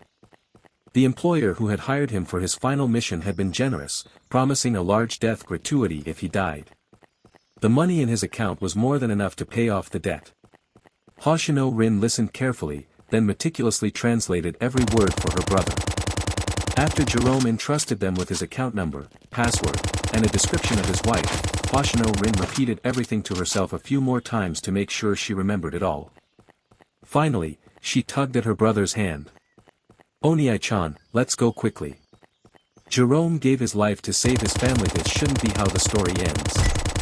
Hoshino Gen had no objections. If something required effort or came with difficulties, that was another matter. But a simple gesture that could bring immense goodwill and gratitude? Why not? He still remembered his master's teachings. If the opportunity arose, he wouldn't mind putting in a little effort. With his sister's translation work done, Hoshino Gen shook off her soft little hand, stuffed his own hands into his pockets, and walked toward the church. Hoshino Rin puffed her cheeks, ready to follow, but Jerome suddenly called out to her. "Beautiful miss, please wait a moment. I can't express how grateful I am to you and that gentleman. Please forgive my intrusion, but if possible, I would like you to deliver a message to my wife." Hoshino Rin turned back, curious. Jerome's translucent figure stood bathed in sunlight, gazing at the clear blue sky with a gentle smile. "Please tell her that everything has an end, life and suffering alike. Please tell her, the quarrel on March 6th last year, I was wrong. Please tell her to use less salt when cooking. I loved every dish she made, but in the life ahead, she should meet more people, people other than me. Please tell her never to skip her nightly glass of warm milk. The debt is no longer her burden, and she must take care of her stomach. Please tell her not to cry for me. That would only break my heart. Please tell her.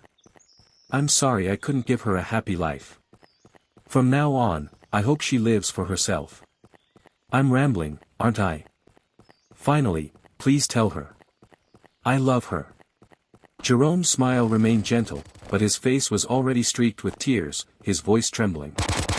Hoshino Rin took a deep breath and nodded solemnly. I will tell her.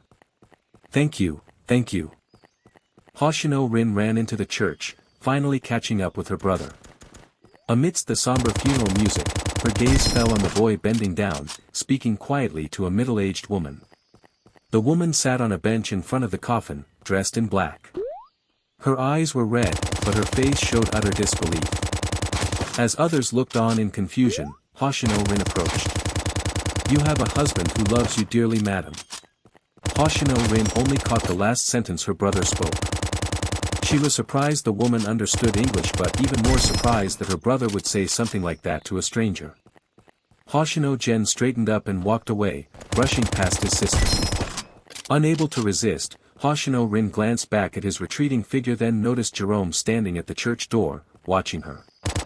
She nodded to him, then approached the woman and spoke in German. Hello, madam. Your husband asked me to deliver a few messages.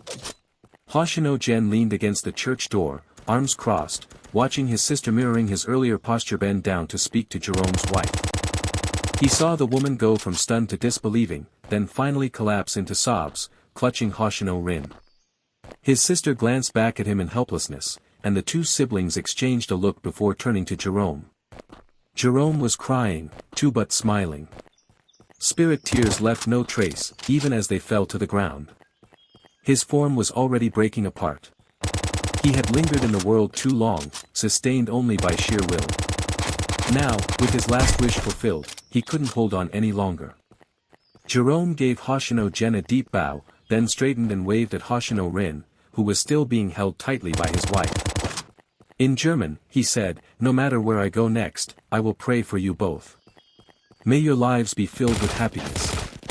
With that, his form dissolved, his light carried away on the wind of Zermatt, vanishing into the blue sky. It rained in Tokyo today, and the Saigoa Private Academy School Festival, originally scheduled for today, had been postponed to tomorrow. After school, Shimizu didn't go home, but instead, as if drawn by some invisible force, took a detour and found herself in the narrow alley where the antique shop was located. Raindrops pattered against her transparent umbrella, creating a rhythmic sound. Shimizu stood before the tightly closed shuttered door of the antique shop, her expression unreadable. Ever since that day in the underground parking lot, Hoshino Gen hadn't returned to school. The incident in the garage remained a secret among a select few, but the fact that he had killed their classmate Aiki had spread like wildfire through the school. Though the media had widely reported the heinous crimes Aiki's group had committed during middle school, making his death feel like a form of poetic justice, and both the school and the police had ruled Hoshino Gen's actions as self-defense, rumors and whispers still swirled through the hallways. More than once, Shimizu had overheard classmates muttering things like, "He really killed someone. That's terrifying. Even if it was self-defense, he shouldn't have gone that far, right?" She couldn't help but sigh again, ready to turn back, when a sudden meow broke the silence behind her. She turned instinctively. Meow. A familiar black stray cat crouched under the eaves, its amber eyes fixed on her. When it saw her, it called out again. Shimizu recognized the cat instantly. Come to think of it, the first time she had visited the antique shop, it was this little creature that had led her there. If not for this cat, perhaps many of the stories that followed wouldn't have happened. A faint smile tugged at her lips. She walked over and crouched down in front of the black cat, holding her umbrella over both of them. It was only then that she noticed the 500 yen coin lying at the cat's feet. Meow. The black cat licked its paw and meowed at the closed shutter door, as if urging someone inside. Shimizu couldn't help but laugh, reaching out to stroke the cat's damp head. Are you here to trade for food again? Sorry, he's away on business lately, so no deals today.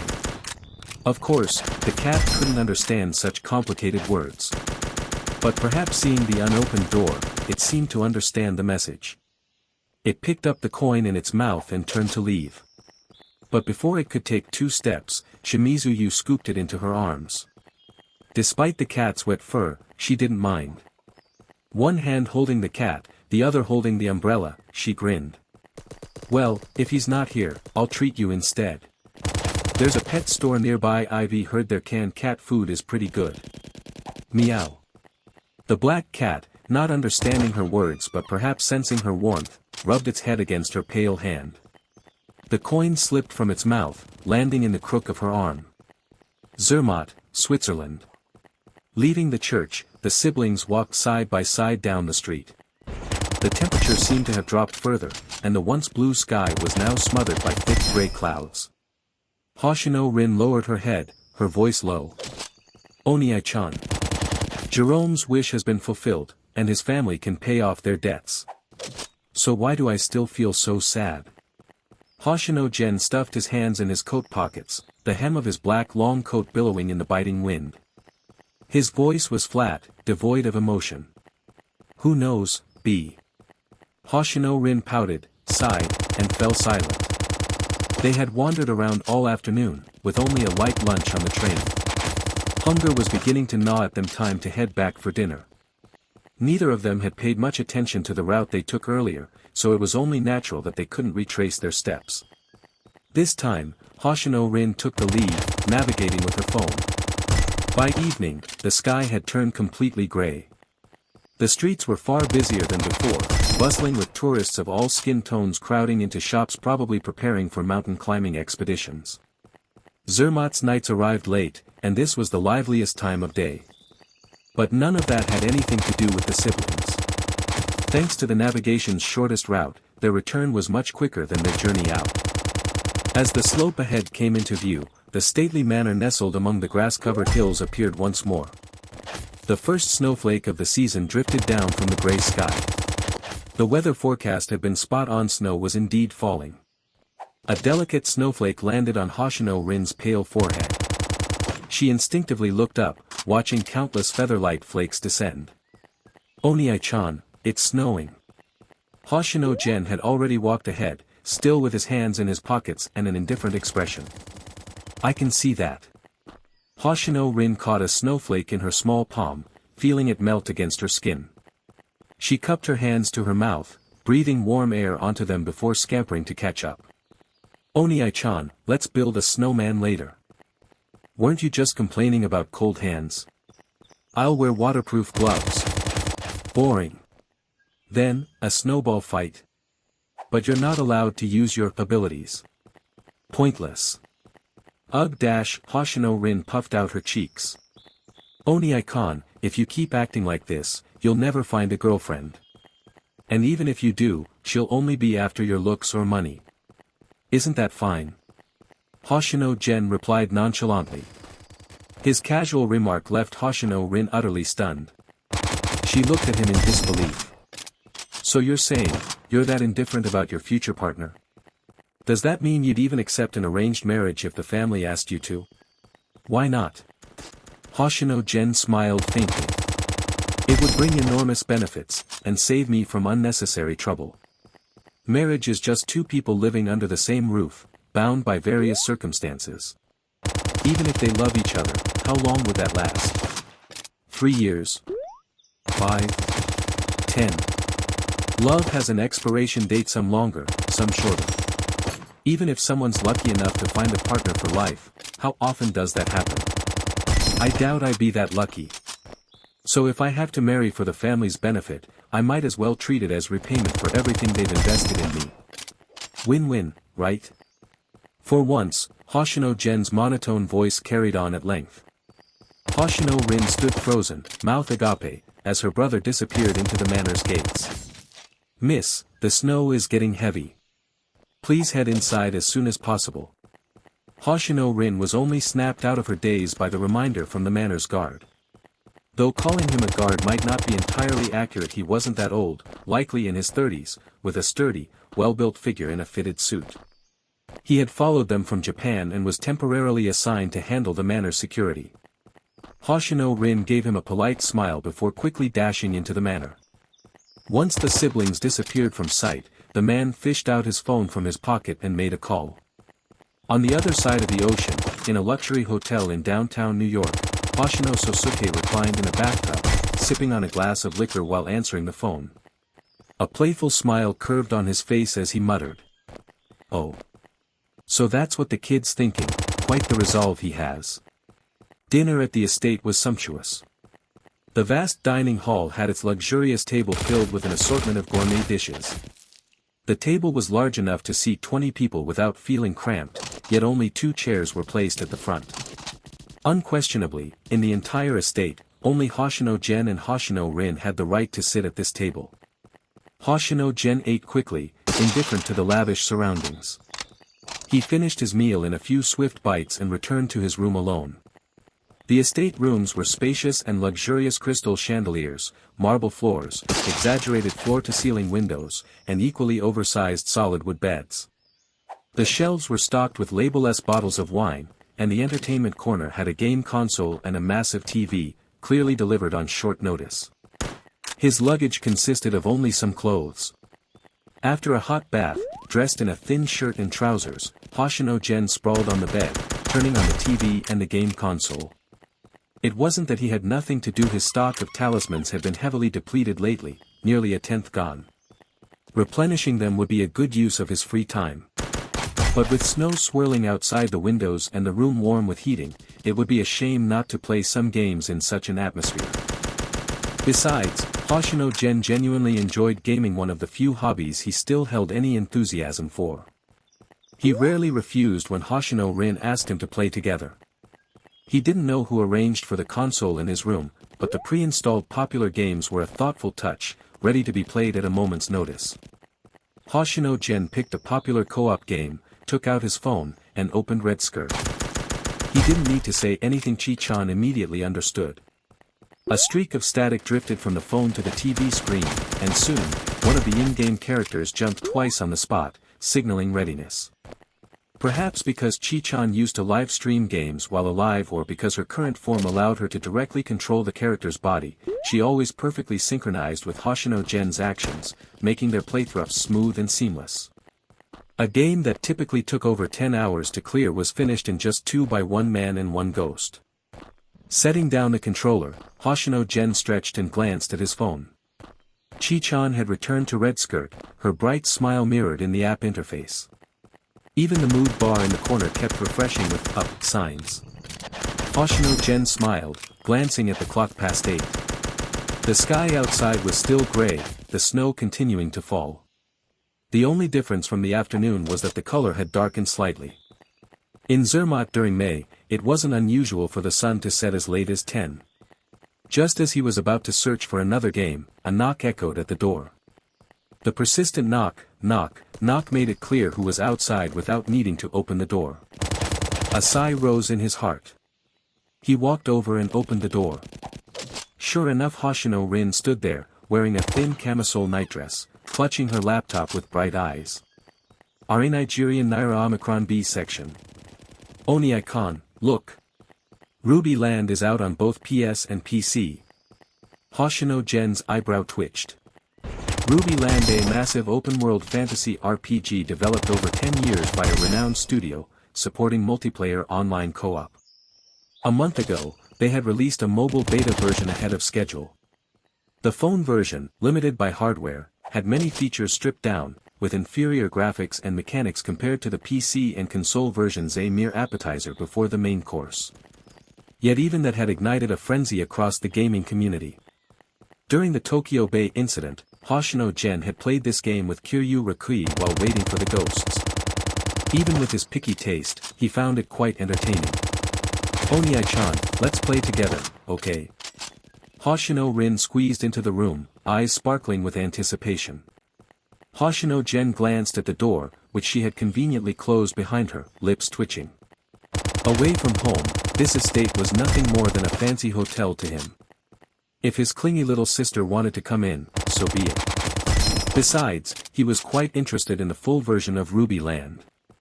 But by 2 or 3 in the morning, when the game's pace had slowed down, Hoshino Gen glanced back and found Hoshino Rin curled up on his bed, fast asleep.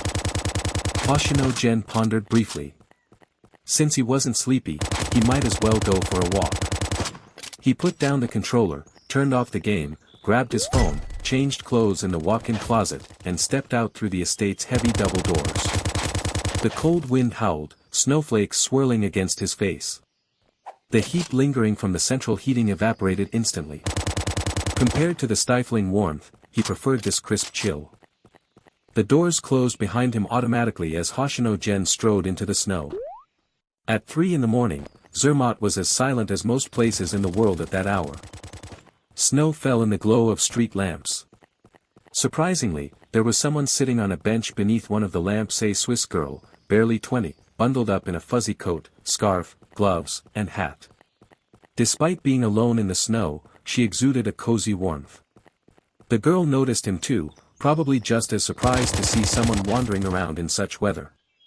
Her gaze followed him for a while until he passed under the light. Suddenly, she gasped in German. "It's you." Hoshino Gen didn't understand but glanced at her reflexively. Her face did seem familiar, right? He had seen her in the chapel that afternoon. Judging by her looks, she was likely Jerome's daughter or some such. "It's really you," she exclaimed again in English, jumping to her feet. "Thank you so much for this afternoon. But, why are you out here now? Did something happen? If you're in trouble, please, I'll do anything to help." Hoshino Gen raised a hand, cutting her off with a calm expression. "Just out for a walk. Thank you for your concern." Without waiting for a reply, he kept walking. A stranger he met once, no reason to engage further. If it were Jerome himself, he wouldn't mind a chat. But the daughter? Not necessary. "I see." The girl blinked, watching his retreating figure. Still unwilling to give up, she called out. May I know your name? Can I have your contact information? My family wants to thank you properly." Hoshino Gen paused briefly before glancing back. "Yixing Yuan. No need for thanks, I already received my payment from your father." Talk. When Hoshino Gen returned to the manor, daylight had already broken. There was no sign of Hoshino Rin in the room, but the bed was neatly tidied. Hoshino Gen didn't think much of it, casually freshening up in the bathroom before locking the door and collapsing onto the bed. The duvet still carried a lingering sweet scent, like fruit milk, but Hoshino Gen was too lazy to change the sheets. He found a comfortable position, closed his eyes, and soon his breathing steadied, the lines of his face softening into sleep. When he woke up, the sky outside the floor-to-ceiling window was painted in shades of blue and violet. The setting sun spilled its golden light over distant mountain ranges, casting warm hues onto the snow-covered landscape, a vivid oil painting, or perhaps a dream still lingering at dawn. Hoshino Gen sat on the bed, gazing sideways out the window for a long, long time. A private jet, carrying only the pilot, crew, and a single passenger, touched down in Tokyo. Half an hour later, a black Lamborghini sports car pulled up in front of a nameless cafe with a "closed" sign hanging on the door. The scissor door lifted, and out stepped a young man dressed in a plain white samurai outfit, wearing tabi socks and wooden sandals, yet incongruously sporting a pair of sunglasses on his face. A sheathed katana dangled from one hand, while a stray blade of foxtail grass dangled from his lips. Grinning with roguish ease, he pushed open the cafe's door. "Anyone here?" Silence answered him. Looks like no one's home," he mused to himself. The man made himself at home, weaving through the wicker tables and chairs, slipping behind the counter to grind himself a cup of coffee. He flopped onto a chair, took a long sip, and sighed in satisfaction. Few Tokyo's still the best. No sooner had he spoken than a voice echoed from the corridor leading to the back rooms, filled with surprise. "Asaba and I. When did you get back?" Asaba Shinichi turned his head, laughing heartily. "Wakana, I was wondering why the place was unlocked. What are you doing here alone? Where's everyone else?" Shina Wakana sat across from him. "Everyone's out on assignments. What about you, Asaba and I?" Did things in Hokkaido get settled? Ha! What kind of joke is that? If I'm involved, there's no such thing as unresolved business. He raised an eyebrow in mock pride. Anyway, tell me anything interesting happened while I was gone. Hokkaido's boring as hell. I need some fun stories to pass the time, bare with a cute bee. Shina Wakana fell silent, her lips twitching as if unsure whether to humor him. But under Asaba Shinichi's expectant gaze, sunglasses or not, his eyes practically sparkled with curiosity. She sighed and relented. Actually, something big did happen. The one person you've been waiting for, someone finally appeared who can take onigiri. Snap. Before she could finish, Asaba Shinichi's fingers snapped in excitement. He slammed his katana against the table and shot to his feet, the corners of his mouth curving into an uncontrollable grin. I knew it. I knew the world couldn't be full of nobodies. Tell me, who is it? Where do they live? As he turned toward Shina Wakana, the motion sent his sunglasses sliding down his nose. For a moment, his crimson eyes glinting with madness and exhilaration were laid bare. Gone was the laid-back, older brother figure from moments before. The blood-red gaze belonged to someone entirely different. Pinned beneath that stare, Shina Wakana couldn't suppress a shiver, though the corners of her mouth twitched as if she couldn't quite resist smiling. Time slipped by. Half a month had passed since Hoshino Gen's group had arrived in Zermatt, and they took the same private jet back to Tokyo. Despite only being gone for 2 weeks, stepping into the apartment in Kodo Ward with her suitcase in tow, Hoshino Rin felt as if years had passed. Before boarding, they had been in a snowy fairy tale town, and now they were back in the warm, bustling city. No one was home. Their mother had taken Liz back to England weeks ago and hadn't returned yet. Last they spoke, she mentioned negotiating a collaboration with some multinational company. It was around 5 or 6 in the evening, perfect time to start making dinner. After putting away her luggage, Hoshino Rin ran to knock on her brother's door. Hoshino Gen had holed himself up in his room the moment they got home, already showing signs of evolving into a full-fledged shut-in. The door opened quickly. Hoshino Rin beamed at her brother. Oni-chan, how about we go grocery shopping together? I can make Chinese food tonight. You don't know how to cook, Hoshino Gen replied, puzzled. Hee hee. At those words, Hoshino Rin's grin turned smug. Didn't you notice? Every night in Switzerland, I would disappear for a little while. Guess what I was doing? You were learning Chinese cuisine from the chef. Hoshino Gen's interest was piqued. The Manners chef was one of the highlights of their trip, a European with unexpectedly masterful culinary skills. If his little sister had picked up a few tricks, he wouldn't mind tagging along for groceries. Humph. Hoshino Rin folded her arms and tilted her chin up proudly, her little nose nearly pointing to the ceiling. You'll be amazed. Hoshino Gen believed her. Say what you would about this sister of his, when it came to learning, she had an uncanny knack. Languages, instruments, even without much practice, she always managed to wield her skills as if they were second nature. They both changed outfits and headed out. Hoshino Gen opted for a simple shirt, trousers, and sneakers. Hoshino Rin, on the other hand, dressed in a stylish ensemble camisole blouse, black cardigan, palm-colored shorts, sheer knee-high socks, and black ankle boots. A black crossbody bag completed the look, making her radiate with youthful charm. Even with sunglasses, a mask, and a baseball cap obscuring most of her face, her brilliance still shone through. As the elevator descended, she leaned closer to her brother, tilting her head at their reflection in the mirror before snapping a photo with her phone. Hoshino Gen glanced over at the shutter sound. Hee hee, Oni-chan, how about we stop by Ginza later? I want to pick out some clothes for you. With your looks, it'd be such a waste not to dress you up properly. Hoshino Gen rolled his eyes and ignored the suggestion outright, too frivolous, too pointless. The evening glow painted half the sky in an ambiguous shade of red and purple.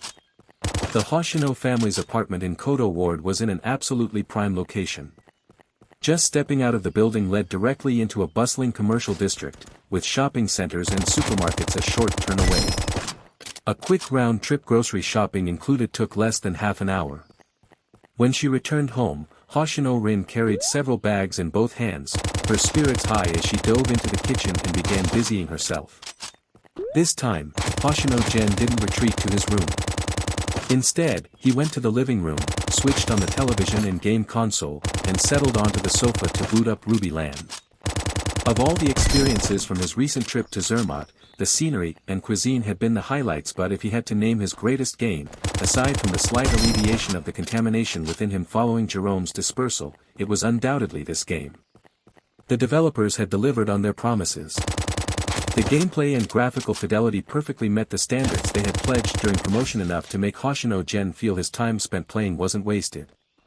Before long, the living room filled with dynamic game sound effects and pleasant BGM.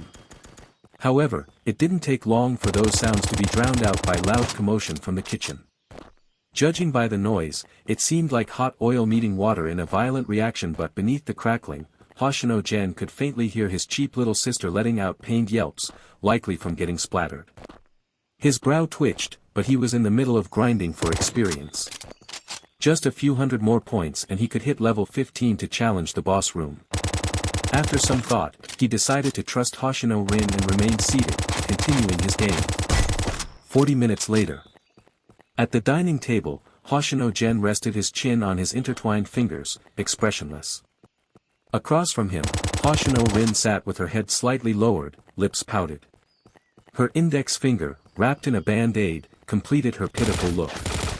The direct cause of this scene was the steaming, slightly charred, meat dish placed between them. "What is this?"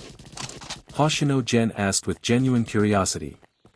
In his previous life, he traveled across China with the old man. He wouldn't claim to be an expert in everything, but when it came to Chinese cuisine, his knowledge was solid, yet even he couldn't identify what Hoshino Rin had made. Hoshino Rin lifted her face, cheeks puffed out, then mumbled uncertainly, "Our red braised pork." Hoshino Gen fell silent. Hoshino Rin had enough self-awareness to offer a timid explanation. "When I learned from Auntie Daubert, it didn't turn out like this. I don't know why. When Auntie Daubert guided me, it could simmer for 2 hours without any problems. But when I did it myself, it turned black and burned in less than 30 minutes. Even when caramelizing the sugar, under Auntie Daubert's instructions, the rock sugar melted obediently, but when I tried, it reacted so violently, I thought it was going to explode." She stole a glance at Hoshino Gen. "Sorry, Oniai-chan." Hoshino Gen picked up a piece of meat with his chopsticks and put it in his mouth. It wasn't entirely inedible, just tough, dry, and slightly bitter. He took a napkin, discreetly spat it out, wrapped it up, and tossed it into the trash. With a sigh, he pulled out his phone. "I'll order delivery. Anything you want." Salad is fine." Hoshino Rin's voice was barely audible, utterly deflated. After boasting earlier that she would show off her cooking skills, she'd ended up botching the entire meal, forcing her brother to order takeout instead. A with Graven Beta S. Hoshino Gen didn't seem to mind. He got up, placed the order while heading back to the living room, and resumed his game. Meanwhile, Hoshino Rin quietly cleaned up the disaster zone she had made in the kitchen. Half an hour later, dinner arrived. Hoshino Rin's mood remained low, and she barely made a sound throughout the meal.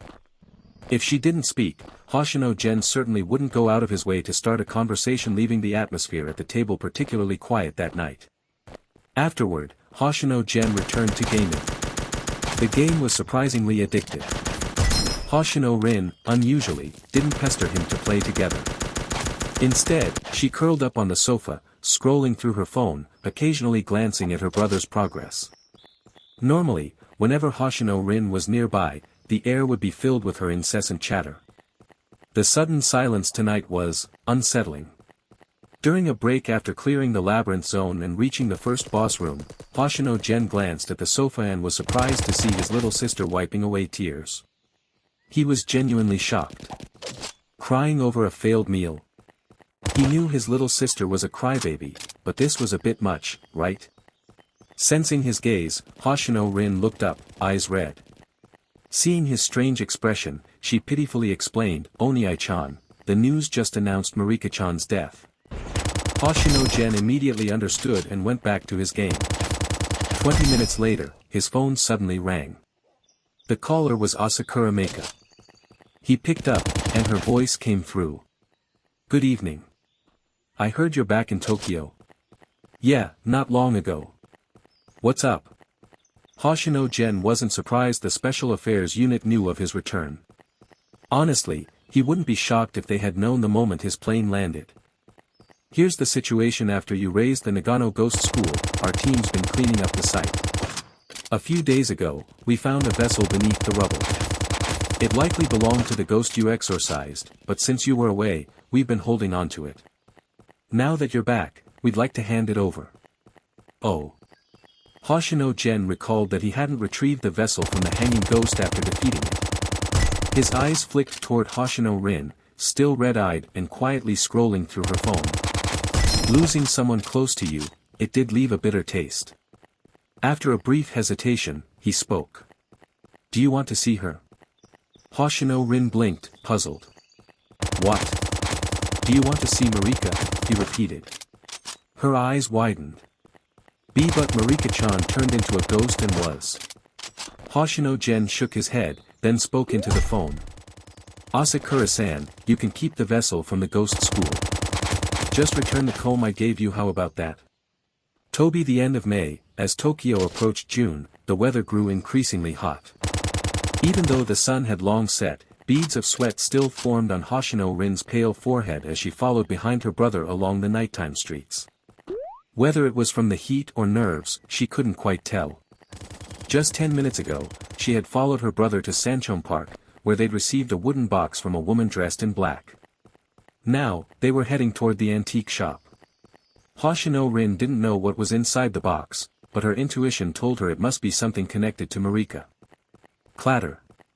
The metal shutter rolled up, revealing the glass display window and wooden door behind it. Hoshino Gen held the wooden box in one hand and used the other to unlock the door. He stepped inside first, and Hoshino Rin followed closely behind. The shop, having gone some time without cleaning, had gathered a thin layer of dust. Hoshino Gen casually flicked a talisman inside a habit from before his certain helper joined, sending a gust of wind through the space to clear the surface dust. The result was about as effective as a quick vacuuming. After changing into indoor slippers, Hoshino Gen didn't pause. He led Hoshino Rin straight into the exhibition room behind the double wooden doors. A cold, damp chill greeted them. The heat that had made Hoshino Rin sweat moments ago evaporated instantly, sending a shiver through her small body. The lights in the exhibition room were on, but the glow cast on the display platforms was dim and murky. Especially those holding antiques, just a glance at them was enough to make one's hair stand on end. Hoshino Rin pinched the hem of her brother's clothes between her thumb and forefinger, not daring to let her eyes wander. Hoshino Gen paid her no mind, walking to an unused display stand. He bit his finger, letting a drop of blood fall onto the pillar, activating the golden runes carved into its surface. Then he opened the wooden box, carefully placing a sandalwood comb with a deep purple hue onto the platform.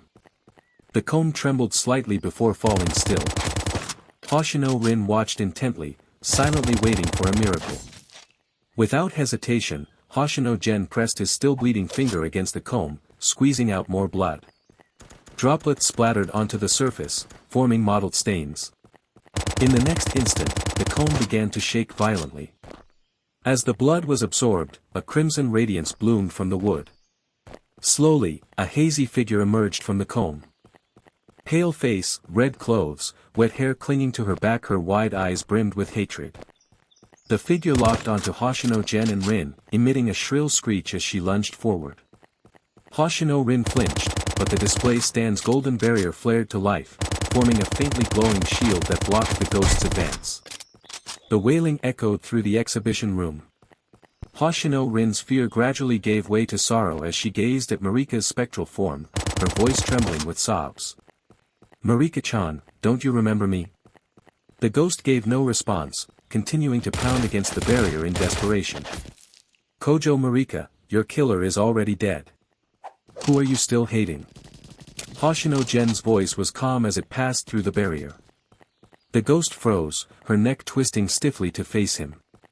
The venom in her eyes flickered, giving way to a hint of clarity. I'm not questioning you. I'm simply asking, besides your murderer, is there anyone else you hate? Marika remained silent, staring at him blankly. Confusion gradually clouded her gaze. Vengeful spirits were driven by obsession, with hatred often taking up the largest share. Marika had been brutally killed naturally, her greatest hatred was directed at her murderer. But with the killer dead, who else could she still hate? New Omicron Beta S. Her life had not been difficult. Aside from her final moments, she had rarely encountered hardship. Her family, though not wealthy, was middle class. Her parents loved her, her teachers and classmates adored her. Even the bullying she faced after joining TKY02 had been brief. Her tormentor dismissed shortly after. Marika's expression grew dazed. The malice surrounding her body visibly dissipated, her claw-like hands lowering, wet hair drooping. She looked less like a vengeful ghost and more like a child reflecting on her mistakes. The sight surprised Hoshino Gen, though not overly so.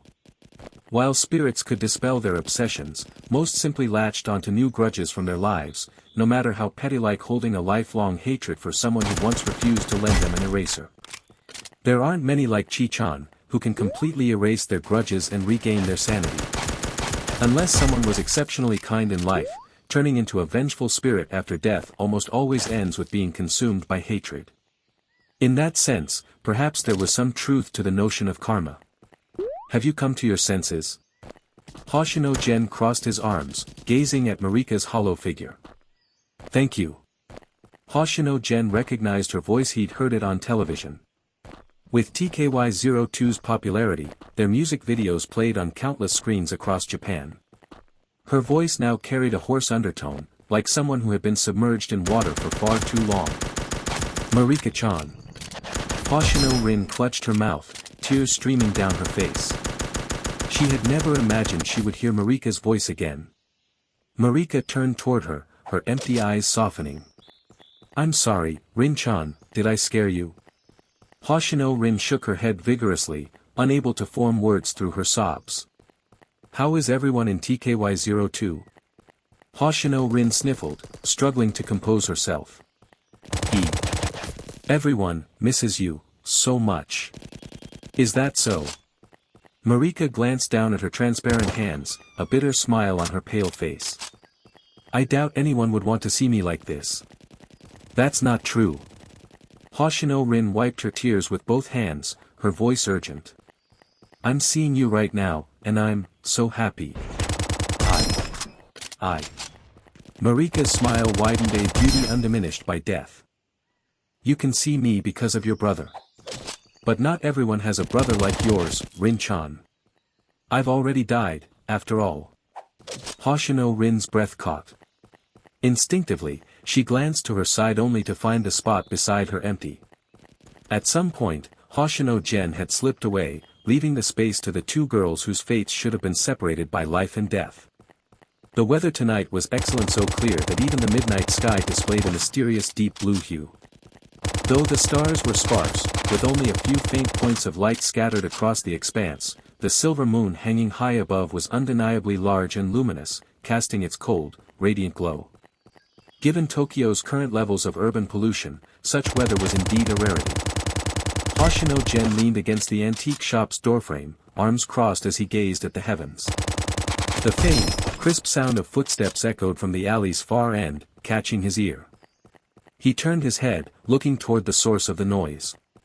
A young man had appeared at some point, dressed in a plain white samurai outfit, feet clad in tabi socks and wooden geta sandals. If the outfit could still be chalked up to cosplay, then the fact that the man was wearing sunglasses in the middle of the night was something Hoshino Gen found a little harder to understand. Clack, clack, clack. The crisp sound of geta striking the stone pavement echoed through the alley as the young man approached. As the distance between them shrank, Hoshino Gen's gaze was inevitably drawn to the object the man cradled in his arms. It was a long, slender Japanese katana. Even though the blade remained sheathed, Hoshino Gen could tell without a doubt that it was a real sword, not because of any particularly sharp observational skills or some telltale feature exclusive to genuine blades. No, he knew simply because the sword's presence felt far too sharp. Even through its scabbard, it made his eyes sting faintly, or to be more precise, this was no ordinary sword, but a cursed blade just like his Onikiri.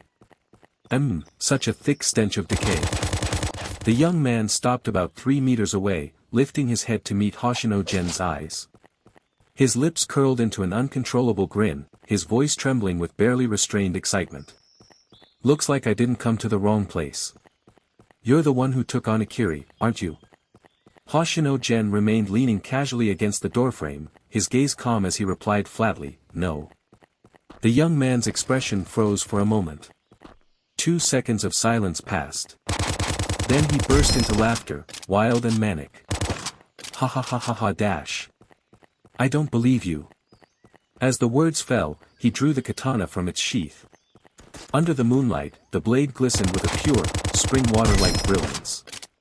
In the next instant, his entire figure transformed into a gust of icy wind, appearing before Hoshino Gen in a blur. The chilling blade sliced through the air, carrying an edge so sharp it made the skin sting as it slashed toward Hoshino Gen's neck. R.A. Clang dash. The cold clash of steel reverberated like ripples through the night. The dark red Onikiri blocked the strike, but that was far from the end. Faced with this unprovoked provocateur, Hoshino Gen had no intention of holding back. His left hand flicked to his waist, producing several talismans that floated into the air around him. They instantly ignited, transforming into blazing spheres of fire that surrounded the still clashing swordsman. Sensing the shift, the young man abruptly withdrew, using the force from Hoshino Gen's arm to leap back several meters. The fireballs exploded in the space where he had just been, leaving scorch marks on the alley floor. By now, the moon had risen high overhead, bathing the alley in its cold white radiance. The young man exhaled slowly, then smiled. To block that strike, you're qualified to be my opponent. I acknowledge you. They say you're the kind of guy who can't handle provocation, but if you manage to take on Akiri, you can't be as fragile as the rumors claim, right? Asaba Shinichi. He raised his katana, pointing it at Hoshino Gen, the corner of his mouth curling up. Pleasure to meet you. Boom. The air detonated with a sharp crack as the world seemed to stutter. Asaba Shinichi reappeared in front of Hoshino Gen in an instant, delivering the exact same downward slash as before. This time, Hoshino Gen's eyelids twitched. He sidestepped the strike. Boom. The blade carved into the doorframe, splintering the expensive wood into fragments. Without missing a beat, Asaba Shinichi spun on his heel, the katana flashing in a triangular arc toward Hoshino Gen's shoulder. Hoshino Gen stepped back, landing lightly on the stone pavement. A few strands of severed hair drifted through the air before being swept away by the night breeze. Yet Asaba Shinichi clung to him like a shadow, appearing at his side with a flicker of silver light, thrusting his blade toward Hoshino Gen's heart. Hoshino Gen flipped his wrist, reversing his grip on Onikiri. Clang dash. The second clash of yokai blades echoed through the alley. At the last possible moment, Hoshino Gen caught the thrust with the flat of his sword. Narrowing his eyes at the man in sunglasses, Hoshino Gen's mind raced. This guy was strong. Far stronger than the swordsman at the dojo who had once wielded Onikiri. You're wondering why someone this strong didn't just take Onikiri for himself, aren't you? Asaba Shinichi grinned, his katana slashing in a diagonal arc once more.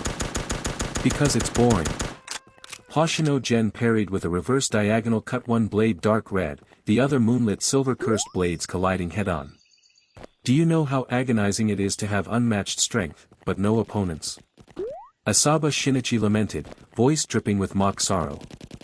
I've endured that agony for 3 whole years. Ever since I obtained this Muramesa, I've dreamed of finding a worthy opponent. He sounded like he was bearing his soul, but even Hoshino Gen couldn't help the urge to punch him square in the face. The two blades parted. Asaba Shinichi's katana came down in a vertical cut. Hoshino Gen evaded, only for the strike to transform into a high thrust. A talisman intercepted the blade's tip. Hoshino Gen's fingers pressed lightly against the paper's surface. I didn't take Onikiri myself because I was waiting for someone strong enough to claim it.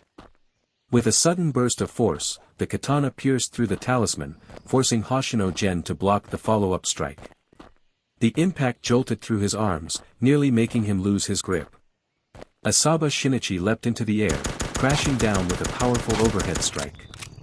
At the last moment, Hoshino Gen raised Onigiri to parry, but Asaba Shinichi landed atop the sword itself, balancing precariously. Bathed in moonlight, he grinned down at Hoshino Gen. Lucky for me, it seems I've finally found one. With a flick of his wrist, Hoshino Gen sent him flying. Asaba Shinichi flipped through the air, landing lightly on the alley wall. He slung Muramasa over his shoulder and grinned, curling his left index finger in invitation. Don't hold back, now I'm the one who came knocking. Even if you kill me, you'd be in the right. A black cloud passed over the moon, plunging the alley into shadow. Hoshino Gen stood motionless, sword in hand. His expression remained calm, but deep within his left eye, a faint crimson light slowly began to burn. A arranged marriage.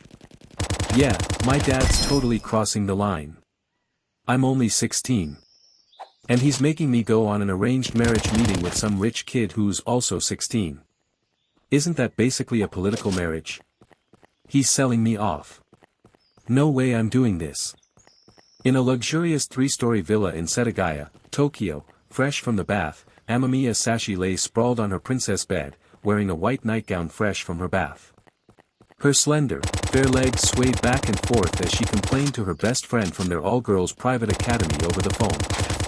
Her friend's voice on the other end carried a tone of fascination. A political marriage. I always thought stuff like that only happened in dramas. As expected of a real young lady, huh? The guy's probably some rich heir too, right? Must be nice being part of the high society.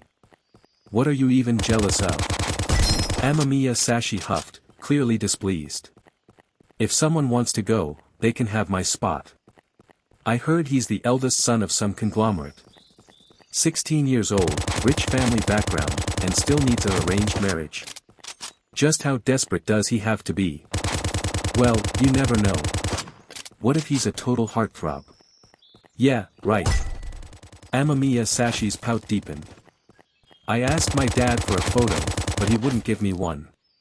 He even lied, saying there aren't any. If I want to know what he looks like, I have to meet him in person. Isn't that just because he's afraid I'll refuse if the guy's too ugly? As she spoke, an image of a chubby, greasy-faced creep flashed through her mind, making her shudder. Gross. I'm not going. But even if I have to, I'll make sure he gives up on his own. Well, since it's a arranged marriage, your opinion matters the most, right? If you don't agree, your dad can't possibly force you. He wouldn't dare. If he tries, I'll tell Grandpa and Grandma. Amamiya Sashi declared proudly. See? Just relax and treat it like a formality. I'm just worried that even if I reject him, he might still pester me. Amamiya Sashi puffed out her cheeks, then suddenly her eyes sparkled. Got it. I'll just bring Takasuji along. That guy's annoying sometimes, but if the other guy has even a shred of self-awareness, he'll definitely back off, hee. With that, Amamiya Sashi rolled off the bed, her bare feet landing on the plush carpet. Okay, I'm hanging up. I need to call that idiot Takasuji about tomorrow. Bringing the handsome childhood friend to a arranged marriage as a shield. That's straight out of a shoujo manga. Amamiya Sashi rolled her eyes and ended the call. She slipped into her slippers, dialing Takasuji's number as she walked into the bathroom. Setting her phone on the sink, she stood before the mirror and untied the towel wrapped around her head. A cascade of glossy black hair tumbled down, framing her delicate features. The warm air from the ceiling vent wrapped around her. As she waited for the call to connect, Amamiya Sashi studied her reflection, milky white skin, delicate features, and a hint of baby fat on her cheeks that only added to her charm. She flashed a little devilish grin at herself, revealing one small, adorable fawn. With how cute I am, if I'm going to have a boyfriend, he has to at least be on Takasuji's level. So blind dates and arranged marriages can go to hell. Finally, the call connected, and a lazy male voice answered. What? I'm warning you now, if you're asking for a favor, I charge a fee. Amamiya Sashi rolled her eyes. Yeah, stingy jerk. A crimson afterimage streaked through the night, its arc slicing upward as a net of blades whistled through the air, closing in on Asaba Shinichi. Perched on the wall, Asaba Shinichi's brow twitched. His body twisted with feline agility, narrowly evading the sudden ferocity of Hoshino Gen's attack. Are with tilde new empty set BS. Finally getting serious, huh?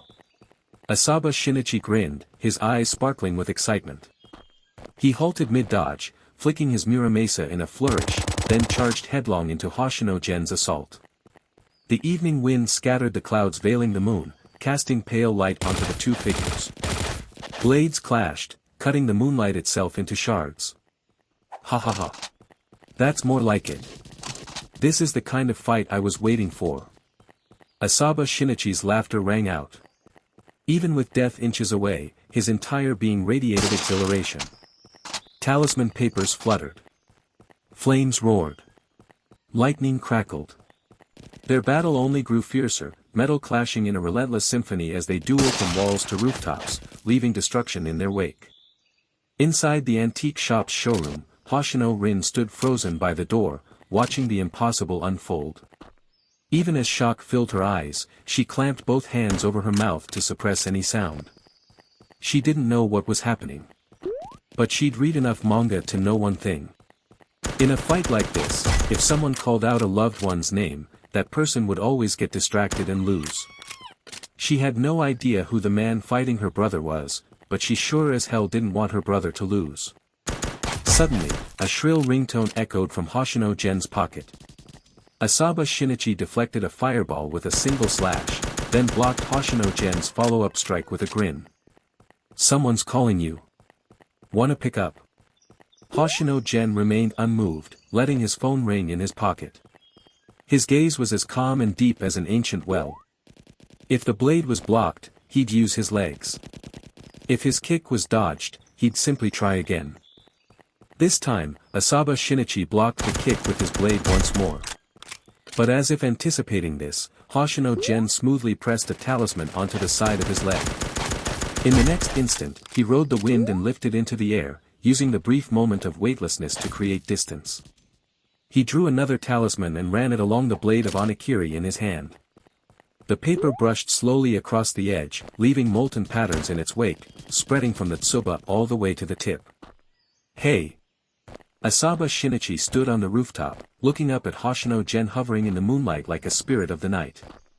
He shouted, flying is kind of cheating, don't you think? Hoshino Gen ignored the taunt. Suspended in midair, he drew his sword back as if knocking an arrow on an invisible bow. Asaba Shinichi's pupils contracted, his gaze sharpening in an instant. Oi, that strike's no joke. Whoosh dash. The violent sound of the wind splitting closed in like a flash. Asaba Shinichi's movements were nearly too fast to follow. Muramasa flicked across his palm, slicing through flesh. Blood spattered, but the moment the blade drank in the blood, something shifted. A thin layer of dew seeped from the blade's surface, washing away the crimson stains. With gritted teeth, Asaba Shinichi pushed his sword forward to meet the terrifying thrust head-on. Boom! Tip against tip, two brutal forces compressed into a storm, sweeping everything around them into chaos. The dust clouded the rooftop, swallowing both figures in a swirling haze. In front of the antique shop, Hoshino Rin's wide eyes locked onto the rooftop, holding her breath without realizing it. The night breeze stirred, scattering the dust. Under the moonlight, Hoshino Gen and Asaba Shinichi stood back to back, as if neither had been harmed. But Hoshino Rin saw it clearly. Her brother's arm was faintly leaking a pale silver mist. On the other side, the man fighting him, his left hand had been severed, lying motionless on the ground nearby. Ah, ouch, ouch, ouch. Asaba Shinichi winced, glancing down at his left arm, blood dripping from the severed stump wreathed in swirling black mist. Groaning, he raised his blade and sliced off the cursed flesh tainted by Onigiri's corruption. He tore off the hem of his samurai uniform, wrapping the crude cloth around the wound before letting out a weary sigh and turning to face Hoshino Gen. Hoshino Gen's face was a little pale. He had already pressed a purification talisman onto the wound on his arm. He, too, had been struck by Muramasa's curse. No, calling it Muramasa wasn't entirely accurate. Just before Asaba Shinichi delivered the final blow, he'd fed the blade with blood, triggering some kind of transformation. Hoshino Gen's gaze fell on the cursed blade in Asaba Shinichi's hand. The moon-white blade was seeping dewdrops, cleansing the blood that had stained its surface. The sword's name had changed. Cursed Blade Murasame. TCH, this is such a disgrace. Came knocking all cocky, only to get my hand chopped off. Asaba Shinichi sighed, bending down to pick up his severed hand. Despite his far graver injury, his nonchalant demeanor made it seem as if Hoshino Gen was the one missing a limb. He slid Murasame into his own shadow, the darkness swallowing the blade like a bottomless pool. Ah, you're Hoshino Gen, right? I owe you an apology. Carrying his severed hand in his right hand, Asaba Shinichi spoke with genuine sincerity. If I'd known you were this strong, I would have used Murasame from the start. Underestimating you was my mistake. The purification talisman dissolved into a clear stream, washing over Hoshino Gen's mist-veiled wound, but the curse was proving stubborn. Without warning, Asaba Shinichi tossed him an omamori amulet. Use this. It's made specifically to dispel Murasame's curse. Hoshino Gen caught it. The charm scattered into shimmering fragments of light, enveloping him. When the light faded, the white mist on his arm had vanished. And about your door someone will come to fix it tomorrow. Asaba Shinichi grinned. As he spoke, a crow inked in black lines flitted out from the alley's shadows, snatching a pair of sunglasses from the ground before flying to perch on his shoulder. Asaba Shinichi took the sunglasses, slipped them on, and flashed a grin. Any more, and it'd be too unfair for a guy wearing 3 ability locks. Let's call it a day. I had a lot of fun. See you around. With that, he sank into the shadow at his feet, his body swallowed up by the darkness. Just before his head vanished, he suddenly grinned and added. Oh, right. I live at 37 Minamidamachi. Feel free to come by any time. The night breeze brushed against Hoshino Gen's face. The remnants of Onigiri dissolved into streams of light, flowing back into his arm. He narrowed his eyes at the spot where Asaba Shinichi had disappeared. Are Nigerian Naira empty set the epsilons? He hadn't expected the government to have someone like this hidden away, but then again, maybe he should have. After all, that was the machinery of the state. A draw, huh? Even with 3 ability locks suppressing him, Hoshino Gen knew Asaba Shinichi hadn't gone all out either. He hadn't unleashed Murasame from the start, nor had he used his shadow manipulation during the fight. From start to finish, Asaba Shinichi had only been testing him with the sword alone. On the surface, Hoshino Gen had dominated the fight, but thinking back, the man had been holding back the whole time. A faint smile curved at Hoshino Gen's lips, an expression of rare pleasure. 37 Minamidamachi. That wasn't too far. On the way home, Hoshino Rin kept peppering him with questions. But aside from a few things about Marika, Hoshino Gen ignored most of them. In truth, he had no special plans for Marika. Like the other vessels, she would be displayed in the exhibition hall. The only reason she'd been able to manifest a spirit form again was because he'd forcibly awakened her with his own blood. Once the yang energy in his blood was exhausted, Marika would return to slumber. Without external intervention, she would simply recover slowly within the vessel. Just before they reached home, Hoshino Gen's phone buzzed with a message. He pulled out his phone, realizing he'd missed a call from the same number. He opened the message and let out a low chuckle. They really have sharp eyes and ears. Both the call and message were from his father, inviting him to attend a banquet after school tomorrow. Attached was a map and a string of links, all detailing a girl named Amamiya Sashi. The photo showed a rather pretty girl, petite, with baby-fat cheeks and a pair of small tiger teeth that peeked out when she smiled, making her look adorably sweet. She attended Futaba Girls High School in Sedagai Ward. Her family had considerable influence in both business and politics. If he were to marry Amamiya Sashi, the Hoshino Foundation and Amamiya Group would form an alliance, one that couldn't be measured in mere wealth. The political resources exchanged would create a bond not easily severed by something as simple as breaking off an engagement. Hoshino Gen chuckled, closing the phone and stuffing it back into his pocket. Who was that? Hoshino Rin asked curiously. Is something up?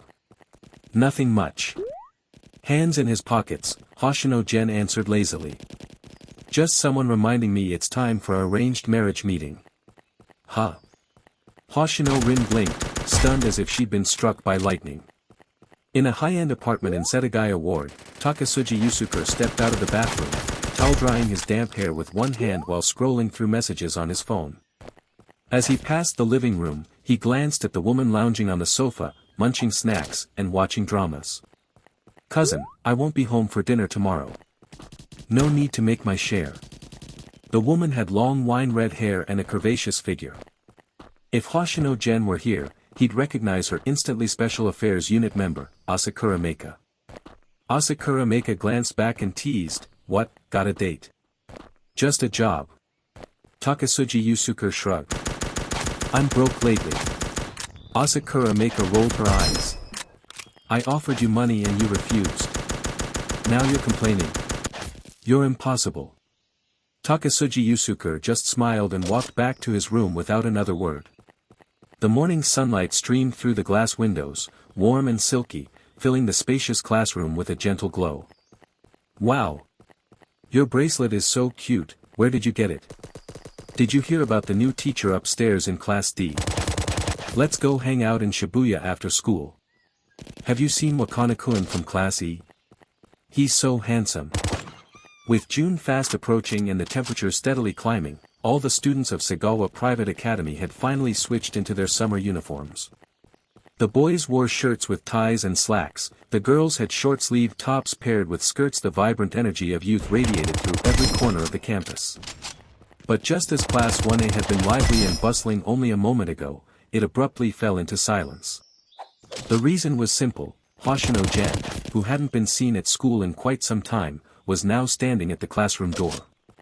Every single gaze zeroed in on him. Even if someone hadn't noticed at first, the way all the noise suddenly cut off made it impossible not to realize where everyone else's attention had turned. He naturally became the focal point. There's something peculiar about stairs. They don't carry any real weight, yet when enough of them converge, especially tinged with something unusual, the pressure they exert swells immeasurably, to the point it feels like they could kill. Right now, plenty of such colored gazes were directed at Hoshino General, but for someone like him, whatever power they carried felt laughably feeble. Without a care in the world, he strode into the classroom, sat down at his desk as if no one else existed, and pulled out a book entirely unrelated to class, quickly sinking into his own world. Gradually, the classroom regained its noise, though compared to before, it was now closer to hushed murmurs. Shimizu sat in her seat, absent-mindedly watching the boy who once crashed into her life like a shooting star, only to vanish like a dream.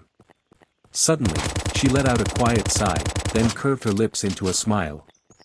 So he still remembers how to come back. The bell rang soon after.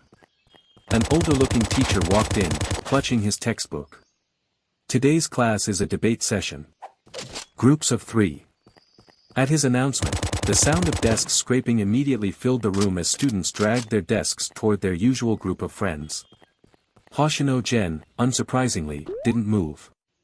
Just like before class, he rested his chin on one hand, sitting lazily at his desk.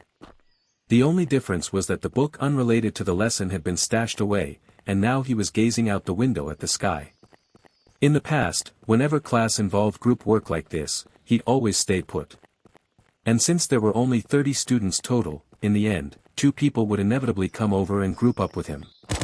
There was even a time when girls would deliberately rush over, thinking teaming up might give them a chance to talk to him. But now, the strange and aloof labels stuck to him had an added one dash: killed someone. No doubt, no one would be approaching him anytime soon.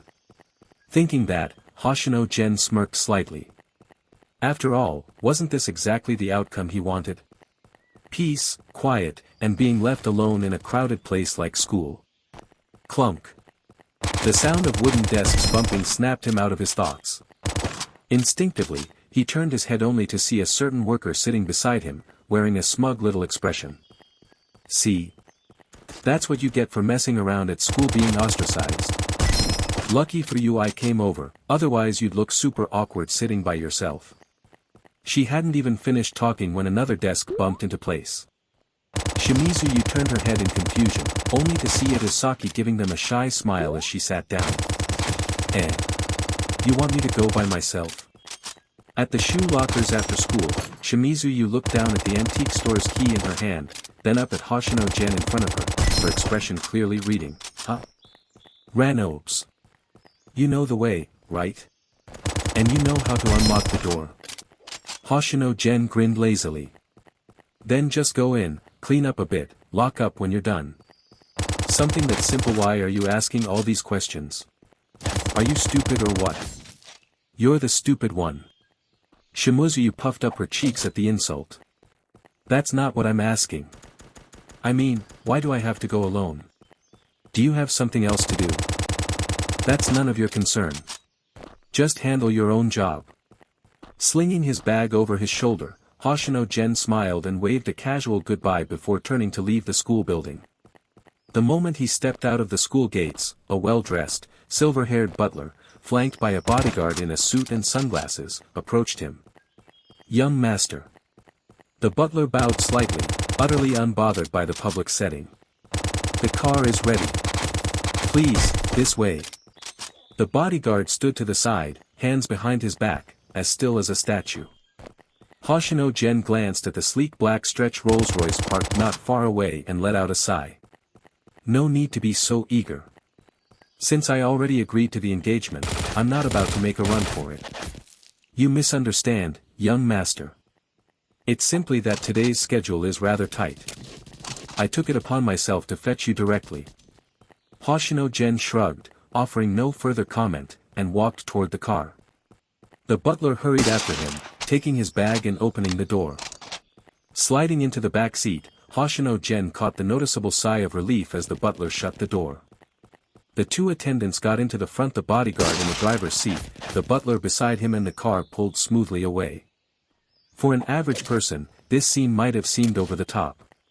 But at Sagawa Private Academy, it barely raised an eyebrow. After all, it was a prestigious academy filled with heirs and heiresses of powerful families. A sight straight out of a TV drama wasn't all that rare. At most, a few students familiar with Hoshino Gen traded whispers. So he really is the young master of a conglomerate. The car cruised down the road at a steady pace. Reclining in his seat, Hoshino Gen idly scrolled through the map attachment in a message his father had sent him yesterday. The banquet was set to be held at the 33rd floor hall of the Narushika Tower in Setagaya. A regular haunt for elites from all industries, it wasn't the kind of place where just any rich person could host an event. A show of power, I suppose, Hoshino Gen mused. But suddenly, his eyes lit up as he noticed a familiar name on the map.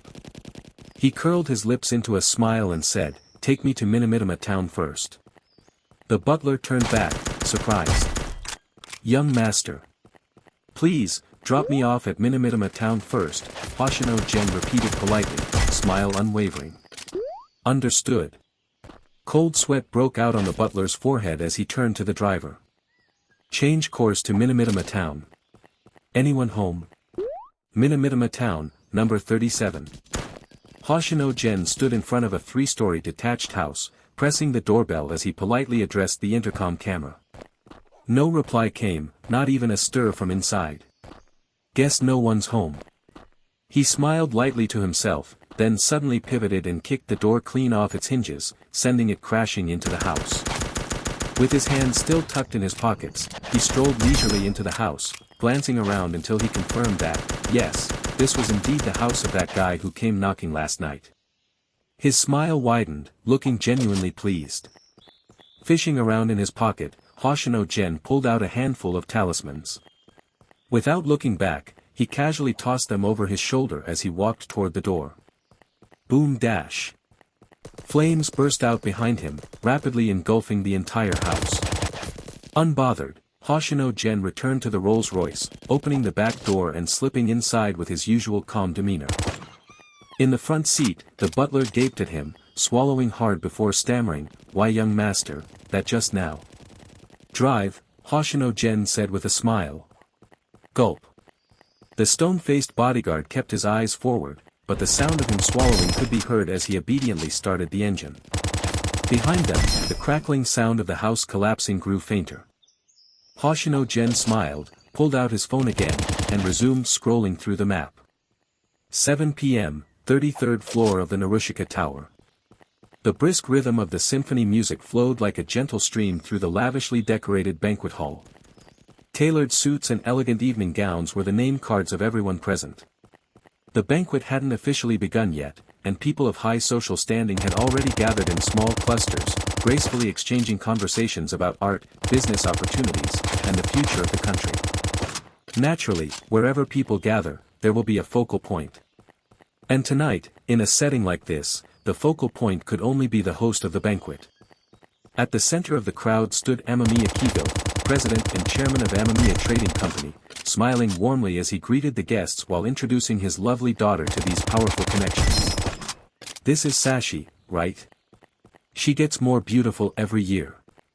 Huh, she takes after her mother in the looks department. If she took after me, it'd be a disaster. President Amamiya, you're too modest. Everyone knows you were quite the heartthrob in your youth, ha ha ha. Laughter rippled around him, but Amamiya Sashi, standing at the center of it all, couldn't quite bring herself to join in. She was wearing a white evening gown tonight, a custom-made piece flown in from overseas just days ago. The price tag would make an average person's jaw drop, but it was nothing compared to the necklace resting against her pale neck worth over 8 figures. Not to mention the heels at her feet and the amethyst hairpiece adorning her styled hair. She was, without a doubt, the brightest jewel of the evening. No girl could resist being in her position, dressed like this. And yet, Amamiya Sashi's gaze subtly swept across the banquet hall, pausing briefly at another cluster of guests not far away. At the center of that group was a rather bizarre figure, someone in a gray kimono, high ponytail, and oversized sunglasses. Such attire should have made him unwelcome in this grand venue. Heck, he shouldn't have even made it past the lobby, but the man's background made all the difference. The next heir of the Asaba conglomerate. The entire Narushika Tower belonged to his family. He wasn't even officially invited tonight, or perhaps no one dared to extend him an invitation.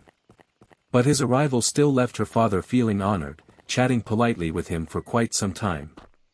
Amamiya Sashi glanced at the strange man lounging on a bar stool, chicken leg in one hand, wine glass in the other, chatting and laughing without a shred of etiquette. She rolled her eyes and looked away. As expected from a friend of that idiot Takasugi, they were equally unreliable. Speaking of which, where was Takasugi? Don't tell her he took the money and bailed. By now, Amamiya Sashi had learned exactly who her matchmaking partner was, the grandson of the Hoshino conglomerate's current head, and the son of the chairman of Stella Group. Hoshino Gen, if she remembered correctly. A notoriously mysterious and low-profile figure in their circles. Everyone here belonged to the same elite circle, and that circle wasn't exactly large. The heirs of various families and corporations mostly knew one another. Even if they didn't, after being dragged to a couple of banquets by their elders, they'd eventually get acquainted. But that Hoshino Gen was different. He never appeared at social events. Never attended any banquets. None of Sashi's friends could claim to know him personally. Everyone knew of various Hoshino sons or daughters, but this Hoshino Gen remained something of a phantom. And given how secretive he was, and the fact that someone from a family as powerful as his would propose a marriage alliance with a lesser company like Amamiya Trading. Well, Sashi's imagination had already run wild to the worst possibilities. Maybe he had some kind of physical defect or was terribly overweight or disfigured. With diuresis Nigerian Nairobi. Lost in these anxious thoughts, she stood waiting. Finally, after a long lull, the grand double doors of the banquet hall opened once again. Sorry. Looks like I'm late. The banquet hasn't started yet, right? A warm, smiling voice echoed out. Striding casually inside was a young man dressed in a pristine white suit, handsome, with a gentle demeanor. Despite the many prominent guests turning their attention toward him, he seemed completely at ease, as if out for a casual stroll. In Sashi's restless eyes, a spark of light immediately ignited, but just as she was about to leave her father's side to greet him. Hey! Yusuke, you're here too. Over here, over here. That same kimono-clad, sunglasses-wearing oddball suddenly stood up, waving his half-eaten chicken leg enthusiastically. Amamiya Sashi's eye twitched hard, while Takasuji Yusuke's previously unbothered, all-smiles face suddenly developed a few dark lines. He glanced wordlessly in the direction of the voice, sighed helplessly, and made his way over, flashing a reassuring wink at his childhood friend in the center of the room. Amamiya Sashi watched in disbelief as the helper she'd recruited got hijacked by that eccentric guy, her eyelid twitching even more, but fine, whatever, at least he showed up. As long as that idiot came, the problem could still be solved. To onlookers, this exchange seemed like nothing more than a minor interruption. Before long, the previously quiet banquet hall buzzed back to life, conversation flowing freely once more. But before the atmosphere fully recovered, the grand double doors opened again. 2 attendants stood at either side of the doorway, bowing graciously. A butler and bodyguards followed closely behind the newcomer. A perfectly fitted black suit, neatly styled slightly long black hair, and skin as pale as porcelain. The contrast between them was striking, almost unnerving. Heterochromatic eyes, delicate and sculpted features as if carved by a master artisan, tall and slender build, calm, detached expression, as though an invisible barrier separated him from everything around him. It was a cold, aloof air indifferent to the world itself. This time, the banquet hall truly fell silent, every gaze instinctively drawn to that figure. In the crowd, Amamiya Sashi's mouth fell slightly open. The grotesque image she'd conjured up of someone deformed, obese, and ugly evaporated in an instant, replaced by the cool, moonlit figure now walking into view. Well? Satisfied? Amamiya Kigo leaned down beside his daughter, teasing in a low voice. Amamiya Sashi couldn't quite find her words, but the pale flush creeping across her cheeks said plenty. Go introduce yourself. A few days from now, he might be your fiancé. Amamiya Kigo chuckled, patting her shoulder, then moved to greet the young man himself. Amamiya Sashi's embarrassment deepened, but just as she summoned her courage to follow after her father. Yo! Hoshino! You finally made it, man. I was about to fill up without you. The kimono-wearing, sunglasses-toting youth once again waved his half-eaten chicken leg cheerfully. Hoshino Gen turned toward the voice, and at the sight of Asaba Shinichi, his previously cold, distant face melted into an easy, warm smile like winter thawing into spring as he raised a hand in greeting. Amamiya Sashi, as the guests of honor entered, the host of the banquet naturally had to come forward to greet them. Leading the way with a warm smile, Amamiya Kigo strode up first. Mr. Hoshino, you truly live up to your reputation, so distinguished and poised. The middle-aged man extended his hand toward Hoshino. General Hoshino Gen paused briefly, then reached out as well, giving the other man's hand a polite shake. President Amamiya. A pleasure. Though he smiled, the indifference laced within his tone and demeanor was impossible to miss. Anyone could see it, anyone could feel it. But Amamiya Kigo didn't seem the least bit bothered. He already knew about Hoshino Gen's personality from the Hoshino conglomerate side. This was no surprise. Keeping his enthusiasm intact, he gestured toward the young woman standing behind him, still smiling brightly. This is my daughter, Sashi. She's about your age. You young folks should get along well in the future. At the perfect moment, Amamiya Sashi dipped into a graceful curtsy, holding her skirt just so. Surely, the etiquette teachers who had trained her would have been thoroughly pleased. Meanwhile, Hoshino Gen took a moment to size up Sashi. She looked more or less like her photos, a genuinely attractive girl. At least, it wasn't one of those image for reference only situations. A solid 9 out of 10, he mused. For reference, Shimizu Yu and Kiryu Rakui were also around this level in his books. The only perfect 10. His little sister, Hoshino Rin. Of course, this rating had nothing to do with closeness or personal feelings, it was purely objective. After all, Hoshino Gen had met the current hottest idol group in Japan, TKY02, and aside from Rin, he'd rate those idols at an impressive average of 8. No wonder they were so popular. His thoughts drifted a little far, but he didn't lose focus. Once Amamiya Sashi finished her curtsy, he returned her courtesy with a polite nod and smile. Their gazes met briefly. Amamiya Sashi immediately shifted her eyes away, flustered. But Hoshino Gen, sharp as ever, noticed something. Her gaze wasn't random. She had a target. His eyes followed instinctively, landing on a boy in a white suit standing beside Asaba Shinichi, a boy who was smiling faintly. At that very moment, the boy's gaze had also locked onto Sashi's. Though, it only lasted for an instant. That boy clearly sensed Hoshino Gen's stare and quickly shifted his eyes toward Hoshino Gen, offering a friendly, knowing smile. Hoshino Gen's brow arched slightly. He understood at once, a smile tugging at the corner of his lips. The whole atmosphere of the banquet suddenly felt lighter. Even his attitude toward Amamiya Kigo, who was still introducing more eager guests, softened noticeably. Retracting his gaze from the man surrounded by all that fawning attention, Takasuji Yusuke's smile carried a hint of playfulness. He brought the wine glass to his lips, taking a slow sip. Just as he was about to rise from his seat, someone pressed down on his shoulder. Ari with circumflex and beta. "Hey now, don't tell me you've set your sights on that guy," came a light, teasing voice beside him. Still smiling, Yusuke tilted his head, casting a glance sideways. "What? Is he your friend?" "Hardly. We've just exchanged a few blows." Asaba Shinichi chuckled. "If your cousin hadn't asked me to keep an eye on you, honestly, if you two threw down right now, I'd be all for it. Would have made for a fun show. But this venue's not exactly ideal. Cleanup would be a nightmare."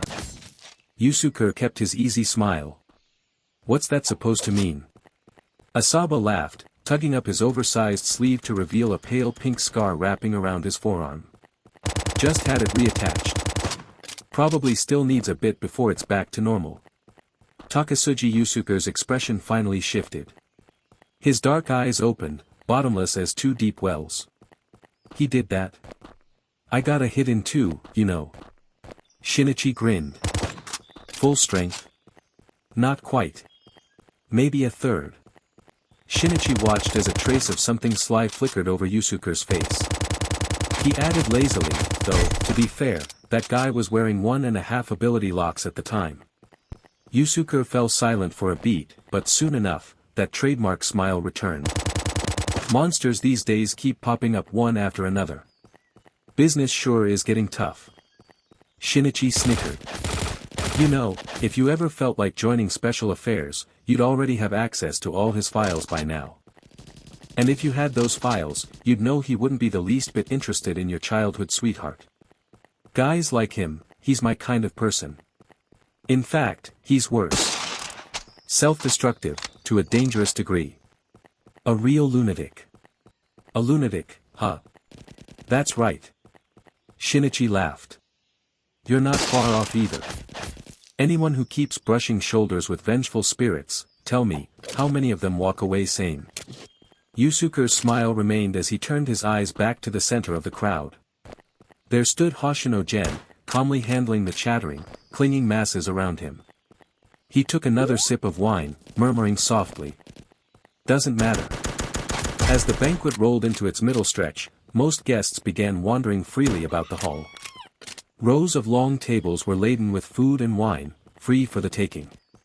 The crowd surrounding Hoshino Gen had gradually thinned, leaving only the father-daughter duo, Amamiya Kigo and Sashi. At this point, Amamiya Kigo gave his daughter a hearty pat on the shoulder, chuckling. "Sashi, stay here and chat with Mr. Hoshino. It'll do you good to interact with someone outstanding like him." With that, he glanced at Hoshino Gen and smiled. "If you'll excuse me." Hoshino Gen smiled politely and nodded. Amamiya Kigo laughed as he took his leave.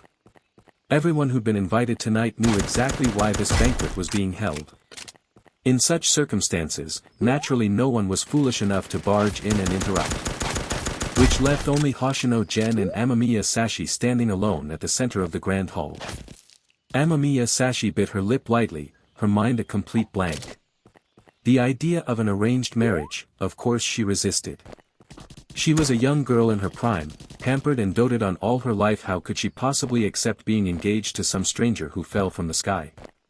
Back when she thought her prospective fiancé would be some hideous, obese, crippled heir, she'd rather die than agree. But when Hoshino Gen had actually appeared in front of her, to be honest, there was a moment. A fleeting instant when she thought, well, maybe being engaged to him wouldn't be so bad after all. Yet once that heartbeat passed, the resistance slowly returned. Maybe not as fierce as before, but lingering nonetheless. Perhaps because of a certain figure still stuck in her mind, haunting her thoughts. Still, a union with the Hoshino conglomerate, it was undeniably beneficial. For her family. For her parents, who had always cherished her. She wavered. Torn. At last, Amamiya Sashi parted her lips, about to say anything. Maybe if she talked to him more, if she got to know him, this rejection in her heart would soften. But just as she opened her mouth before a single sound could come out, something unexpected happened. Hoshino Gen didn't even glance at her. He turned and walked off without hesitation. Amamiya Sashi followed his line of sight and her expression immediately darkened. A certain young man in a samurai-style outfit was standing not far off, waving enthusiastically at him. "Huh, you bounce back pretty fast, huh?" Even if it was just for a moment, Muramesa's curse isn't something most people can handle. Asaba Shinichi greeted Hoshino Gen with his usual hearty laugh as the latter approached. "You too. That arm healed pretty quick, got some lizardman genes in you." Hoshino Gen shot back with a faint smile. "Alchemy, alchemy," Asaba Shinichi waved his arm carelessly, then suddenly slung it around the neck of the man beside him, grinning. "Let me introduce you, Takasuji Yusuke. Real pro when it comes to Shikigami." Takasuji Yusuke's eyelids twitched uncontrollably. While prying off Shinichi's arm, he kept his smile intact and nodded politely. "Nice to meet you, I'm Takasuji Yusuke." Hoshino Gen raised an eyebrow. He was familiar with Asaba Shinichi's strength. Anyone he called a pro likely wasn't some second-rate amateur. "Hoshino Gen," he introduced himself simply. "Okay. Okay." Shinichi laughed out loud, clapping his hands. "Now that you two are all acquainted, let's cut to the chase." Both Hoshino Gen and Takasuji Yusuke turned their attention to him. Shinichi grinned broadly at Hoshino Gen. "You know why I was so desperate to pick a fight with you last night? Wasn't it because you were itching for a beating?" Hoshino Gen shot back, calm and smiling. Shinichi waved a finger, unbothered by the jab. "Wrong, wrong, wrong. Sure, part of me wanted to stretch my legs against a good opponent, but I also wanted to get a read on your skills. Because the place I'm heading to. If you're not strong enough, stepping in there's basically suicide." Hoshino Gen's eyes flickered with curiosity, prompting Shinichi to continue. He turned toward Takasuji Yusuke. "Yusuke, remember that spirit keeper we hunted 2 months ago? Didn't he die?" Yusuke replied, smiling as always. "Oh, he died all right." Shinichi curled his lip. "But that bastard left himself a little insurance policy. After dying, he transformed into a vengeful spirit and fled. I've been chasing him ever since, from Tokyo all the way up to Hokkaido." Shinichi paused here, and even his sunglasses couldn't fully mask the faint red glint in his eyes. His grin widened, excitement barely contained. "In Hokkaido, I found out something interesting. That bastard wasn't working alone. Turns out, there's an entire organization behind him, specialized in raising ghosts. They wiped out a village without anyone noticing, took over the place, and turned it into their little ghost farm. When I finally tracked down the village man, the place was thick with Een energy. I'd bet there's no fewer than 20 vengeful spirits inside, maybe even something big. If I went in solo, I'd be a dead man for sure." Despite the grim picture he painted, Shinichi's excitement only grew stronger. "I came back to drag Yusuke along, but even the two of us might not make it out alive. So when I heard Tokyo's been graced with a big name like you, I figured why not. Had to check for myself, and yeah, you didn't disappoint, with ring above NBS. I already reported the village to the department. Once they finish sorting the data, the commission's bound to drop bounties set at a cool $100 million, with at least 20 artifacts up for grabs. How about it? Three-way split." Asaba Shinichi leaned forward slightly, grinning as he glanced between Hoshino Gen and Takasuji Yusuke. Hoshino Gen's heart gave a small stir. The money wasn't the main draw but those artifacts, 20 of them. That was nearly equal to everything he'd painstakingly accumulated over the years. Even split 3 ways, the yield would far outweigh the usual grind of chasing supernatural traces alone. After all, wasn't that why he partnered with the Special Affairs Unit in the first place? Their intel on paranormal incidents was priceless. But there was a snag. The contamination on his body. Judging by Shinichi's description, that village was no joke. Bringing 3 ability locks along. Probably a one-way ticket to death. Though he'd managed to purge some contamination back in Zermatt, facing something like this, losing control midway was a very real risk. And if he did lose control, there was no guarantee he'd be able to claw his way back. Not that he minded, really. Part of him found the idea of letting go tempting. But even he knew that was the contamination whispering in his ear. Bottom line, he wasn't ready to give up on himself just yet. So, if he wanted in on Hokkaido, he'd need to find a way to shave off more of that contamination first. Before he could answer, Takasuji Yusuke chimed in, still wearing that harmless smile. One question, Hoshino-kun. Is the marriage alliance between the Hoshino and Amamiya Corporation set in stone?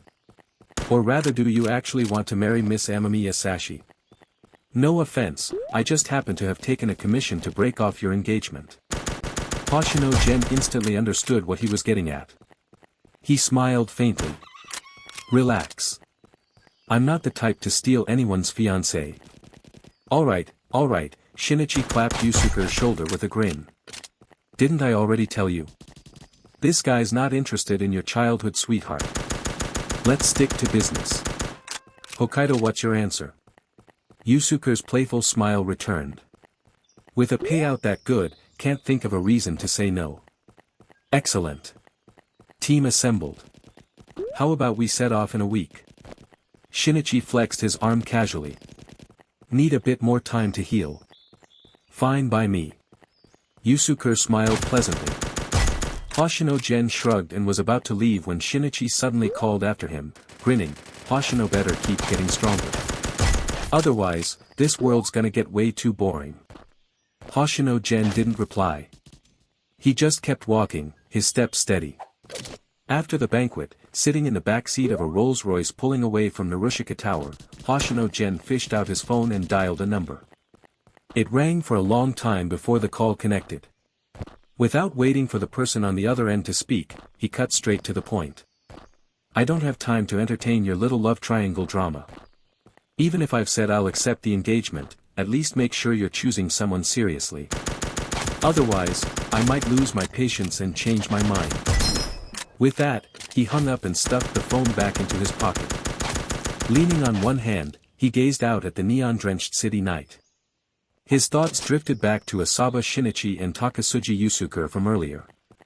A faint red light flickered in Hoshino Gen's left eye.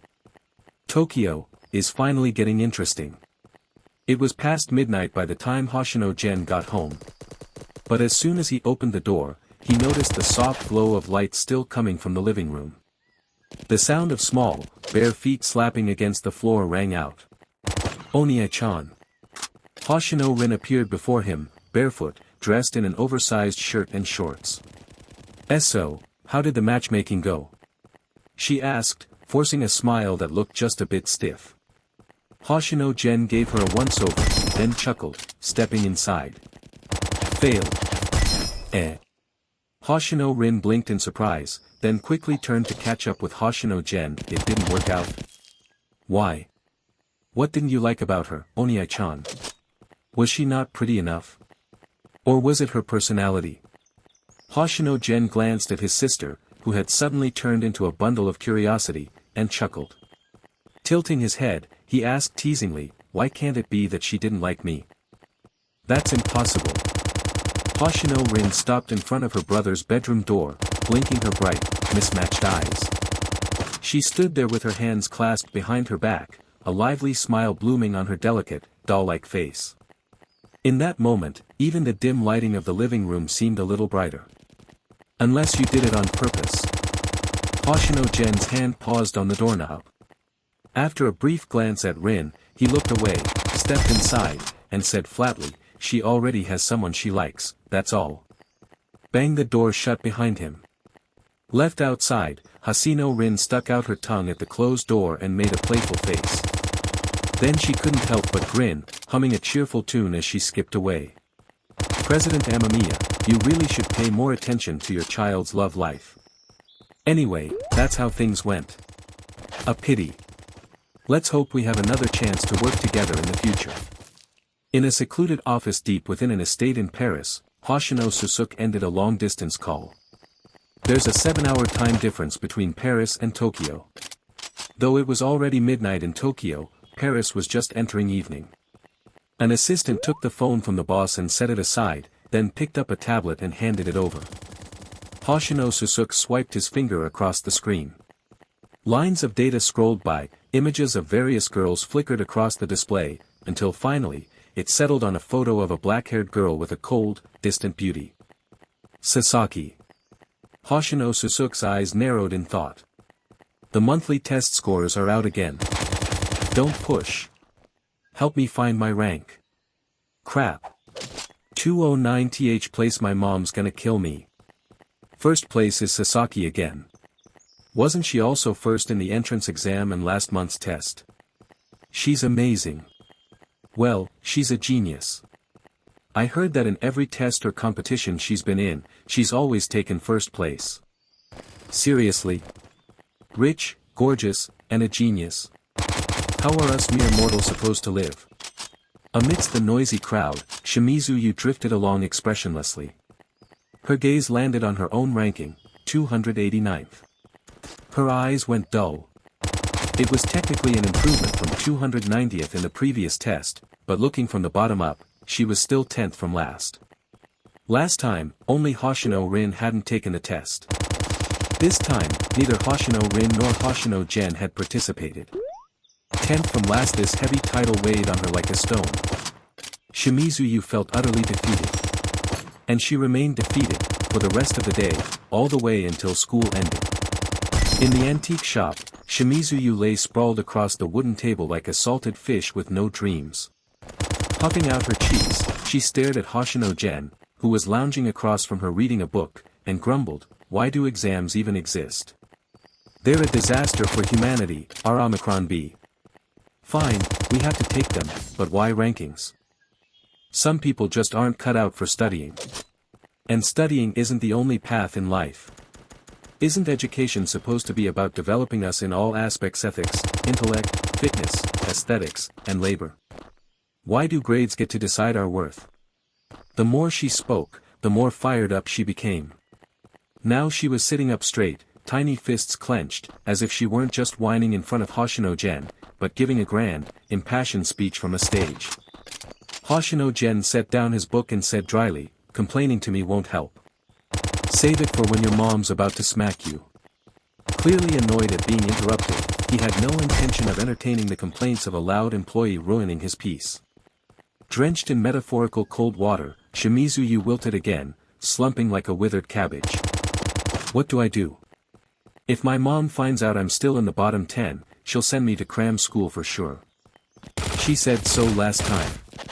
She pouted, her round cheeks puffing up as she looked at Hoshino Gen with a pleading gaze. "Still no use telling me," Hoshino Gen replied with a chuckle. "The test is over, the results are out, and I can't turn back time for you." Of course Shimizu knew that. She just thought Hoshino Gen was so smart and capable, maybe he could think of a way to stop her mom from freaking out. With a sigh, she stretched out her slender legs wrapped in black knee-high socks under the table, then slumped forward again. Hoshino Gen glanced down at her feet, rolled his eyes, and tapped them with a pen from the table. "Get to work." Shimizu jerked her feet back, glaring at the shameless boss across from her. "Jerk. You don't just touch a girl's feet like that. Can't you see she's emotionally crushed right now?" But Hoshino Gen was already back to reading, completely ignoring her mood. Fuming, Shimizu puffed her cheeks again, then dragged herself to the storage room to start her tasks. "Wait," Hoshino Gen suddenly called. Shimizu turned, confused. He smiled and said, "Make me a coffee first." Shimizuyu rolled her eyes, stuck out her tongue at him, and changed course toward the coffee bar. After cleaning and watering the plants in the backyard, it was almost time to clock out. Shimizuyu waved goodbye to Hoshino Gen and dragged her weary body away into the setting sun. Hoshino Gen stayed in the shop a little longer. When it felt like time for dinner, he stretched, walked out the front door that had been fixed since yesterday morning, locked up, and left. He had dinner at a ramen shop nearby. Normally, he'd head home afterward, but as he walked, he suddenly remembered something Asaba Shinichi had told him at the banquet the night before. "Get stronger," Hoshino Gen muttered. Thinking back on their duel that night, his swordsmanship had been completely outclassed by Asaba's. The only reason he'd managed to hold his ground at all was thanks to his physical reflexes, which barely closed the gap. No, it wasn't just reflexes. It was that power inside him. Without it, his body was no better than an average guy's. After all, he hadn't trained at all in this life. Compared to his past life, his physical condition was probably worse than ever. But if his body was strong enough on its own, he wouldn't need to rely so much on that power. He could use more of it directly in combat. Which meant, if he started training his body, he could get stronger. Remembering that fight with Asaba Shinichi, Hoshino Gen grinned. For the first time in a long while, he felt a genuine desire to become stronger. Just a kilometer from home, he hailed a taxi and got in. The car turned around and drove off in the opposite direction. The LZP Fitness Club, located in the western part of Koto Ward along the shores of Tokyo Bay, was renowned throughout Japan. Known for its excellent atmosphere, stunning scenery, state-of-the-art equipment, and perhaps most importantly its strict members-only policy, it was considered one of the most exclusive fitness clubs in the country. As for becoming a member, the criteria were deceptively simple yet not quite so easy. Difficult? Not exactly. Easy? Not so much either. To put it plainly, as long as one held a certain social standing and possessed enough financial assets, there was virtually no barrier to entry. Of course, the tens of thousands of dollars in annual membership fees were another matter entirely, something akin to Disney's Club 33 membership in nature. In essence, it was a luxury gym tailored solely for the wealthy. There was no talk of cost performance here, it was nothing more than a symbol of status. Hoshino Gen had his reasons for choosing this place. If one wanted to improve physical fitness efficiently and effectively, regular training was naturally the best route. Though his own home was outfitted with a private gym, at present, he had another more pressing concern dealing with his contamination problem. Unfortunately, there was no quick fix for that. Nor were there any particularly reliable methods. That incident with Jerome back in Zermatt had been a complete fluke, a lucky break, really not something one could depend on. For Hoshino Gen, the only realistic approach now was to steadily wear down the contamination by mingling with others and absorbing the positive energy of the living, what you might call yang energy. It was common sense, the more people, the stronger the yang energy. So whether it was his private gym, a personal training room, or here at LZP, the choice practically made itself. Any chance to be around a crowd was one he would take. Whether at school or in a gym like this, every little bit of purification counted. If he could get the contamination in his body down below the danger threshold before heading off to Hokkaido, he'd consider it a huge success. Right now, the gym was at its peak hours. There were quite a few patrons around, but given how massive the facility was, it somehow still felt spacious. Hoshino Gen changed into a brand new workout outfit complimentary from the club and made his way straight to the treadmills lined up before the floor-to-ceiling windows. It wasn't that he had a special passion for running. It was just that the view was the best here. Exercising while overlooking the glittering cityscape bordering Tokyo Bay, who could resist? Apparently, he wasn't the only one with that idea. More than half of the several dozen treadmills were already occupied. Without much thought, Hoshino Gen picked a free machine and started it up. At the same time, he gathered the special power circulating through his limbs and core back into his dantian, leaving his body entirely to its natural state. Instantly, the lightness he'd felt before disappeared, replaced by a sudden heaviness, as though he'd been burdened with invisible weights. His body felt sluggish, and that sensation of being able to push every physical function to its peak vanished without a trace. This was Hoshino Gen's true, unaltered physical condition. He stepped onto the treadmill and began running, dragging his unreasonably heavy body forward. But after just half an hour, he was already gasping for breath, drenched in sweat, his stamina clearly reaching its limit. Maintaining a speed of 200 strides per minute for half an hour stronger than an average person, sure, but nothing particularly remarkable for someone with workout experience. At the 37-minute mark, he had no choice but to slow down. Panting, he shifted into a light walk, easing his heart rate and helping his blood flow return to normal. "Your form's off.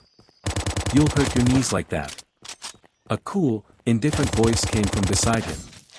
Hoshino Gen adjusted his breathing, then glanced over instinctively. The speaker was a girl jogging on the treadmill next to his. She had sleek, glossy black hair tied in a crisp high ponytail, swaying lightly behind her as she ran. Row. Her skin was fair, nearly porcelain-like, dotted with faint cool undertones.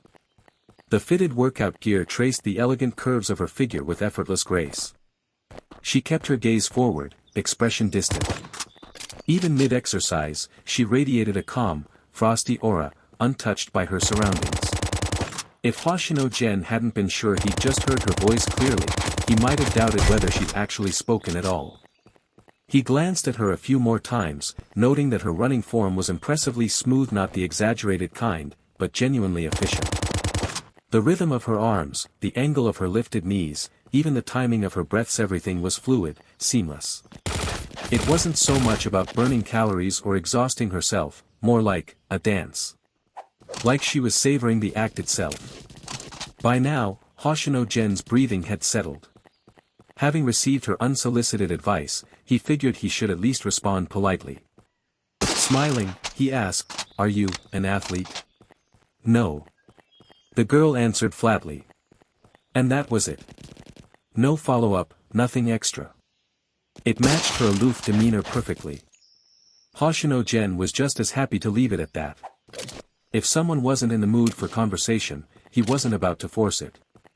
After walking a bit longer and feeling his strength return, he resumed running, this time with a subtle adjustment to his posture. At first, he didn't feel much difference. But as he kept going, Hoshino Gen was startled to realize that, despite burning himself out during the first round, his second run lasted even longer. It wasn't until 50 minutes in that he finally hit his limit again. Once he slowed down, breath ragged, he couldn't resist glancing at the girl beside him. She was still moving with that same fluid grace, her pace unchanged. After all this time, her smooth forehead had only gathered the slightest sheen of sweat. To his surprise, though, she abruptly stopped, despite clearly having plenty of stamina left. She turned her head slightly toward the still heaving Hoshino Gen, her delicate, cool features marked by a trace of curiosity. "With that level of endurance, how exactly did you manage to beat one guy to death and cripple two others all the same age as you?" Her question threw Hoshino Gen off, and now it was his turn to feel intrigued. Still polite, he smiled and asked, "Oh. You know who I am? So you didn't recognize me?" The girl blinked, a hint of realization passing over her face before her usual composure returned. "I'm Sasaki Ain. We go to the same school, Hoshino-kun." Sasaki Ain, the name rang faintly familiar. Maybe he'd heard it mentioned at school before, but Hoshino Gen didn't pay it much mind. Smiling, he replied courteously, "Ah, I see. Looks like you work out regularly, Sasaki-san. Your stamina's impressive." Ain paused for 2 seconds, then said coolly, "Seems like you really don't pay attention to what happens at school." "Oh. What makes you say that?" Hoshino Gen chuckled. "Nothing." She shook her head, shutting down the topic. Then, without another word, she turned off her treadmill, tossed a quiet, "See you," over her shoulder, and walked away. Hoshino Gen watched her slender figure retreat into the distance, tilting his head slightly, mentally filing her under one label.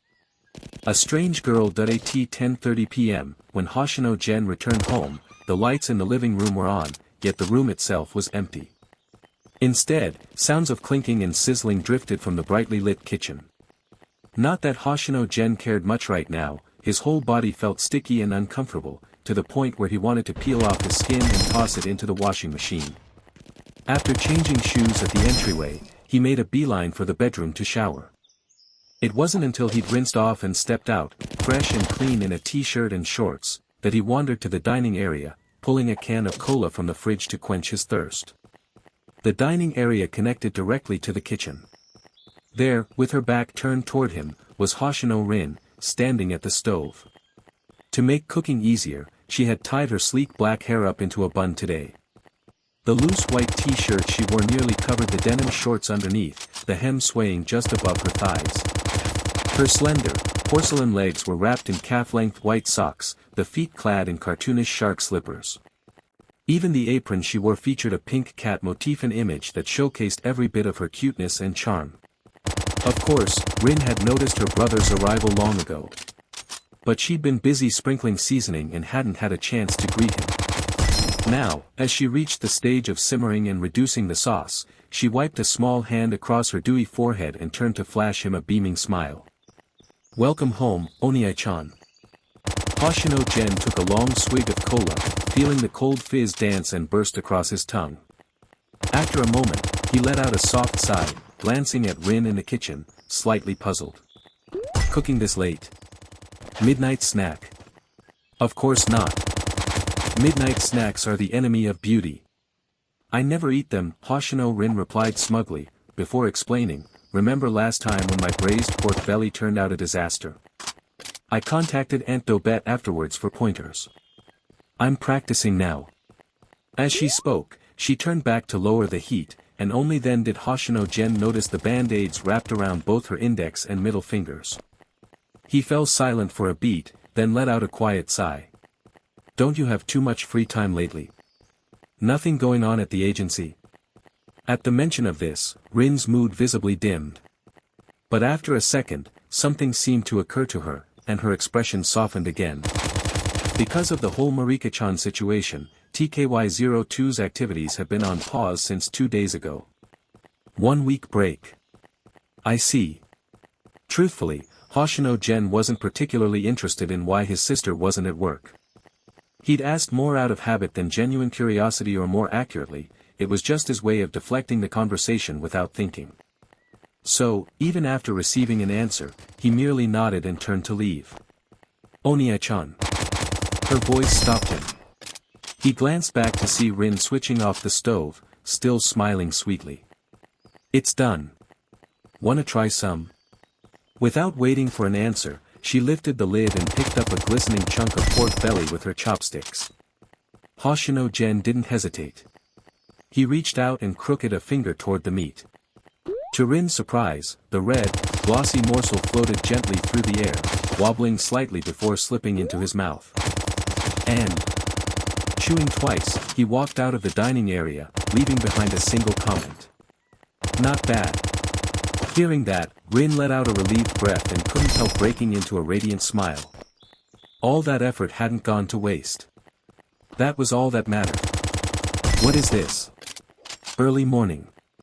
At the entryway, dressed in a crisp white shirt, black slacks, and a student tie, Hoshino Gen stood holding his school bag, staring in confusion at the black lacquered box Rin was handing him. "Bento," Rin chirped, grinning. "Didn't you once say the stuff I make is better than the school cafeteria? And instead of eating alone and lonely in the cafeteria every day, wouldn't it be nicer to eat with everyone in the classroom?" Hoshino Gen lowered his gaze, staring silently at what was clearly the first ever homemade bento someone had prepared just for him. Yet, he didn't move to take it. Hoshino Rin, of course, didn't care about her brother's lack of reaction. Without waiting, she grabbed his school bag, unzipped it, and shoved the lunchbox inside. All done, she pressed her palms together at her chest, winking at him mischievously. "This is a love-packed bento your adorable little sister woke up at 6 in the morning to make for you. If you don't accept it, I'll be really, really sad." Hoshino Gen rolled his eyes, turned on his heel, and stepped out the door. Morning sunlight streamed gently over the smooth pavement, casting a golden veil. The park's loudspeakers crackled with morning exercise tunes, bicycles zipped past, their bells jingling brightly. Ding-ling. Ding-ling. The sound rang persistently behind him. Expressionless, Hoshino Gen glanced back only to see Kiryu Rikui pedaling her bike right on his tail. As soon as their eyes met, Kiryu Rikui, also clad in a Psychoa Private Academy uniform, flashed a dazzling, sweet-as-sugar smile. Under the morning sun, she looked like a fairy straight out of an enchanted forest, suddenly dropped into the real world. Twin tails, knee-high white socks, and that radiant grin so sweet it was almost unreal. Want a ride, senpai? Asaba-senpai. Kiryu Rikui pedaled leisurely, feeling the light pressure at her waist, and let out a soft laugh. So, senpai's already met Asaba-senpai. As expected, senpai is really, really amazing. Even Asaba-senpai isn't your match. That senpai, you know, is said to be the strongest frontline fighter in the Special Affairs Unit. He's resolved over 10 paranormal cases single-handedly, with a mission success rate of 100%. Other than being a little eccentric, Asaba-senpai is basically the role model all the younger members in the unit look up to. Sitting on the back seat of the bicycle, Hoshino Gen lightly rested his hands on Kiryu Rikui's slender waist. After thinking for a moment, he asked, his eyes have always been crimson, but his contamination doesn't seem that severe. Do you know why that is? Kiryu Rikui let out a sound of surprise. Asaba-senpai's eyes are red. I've never noticed.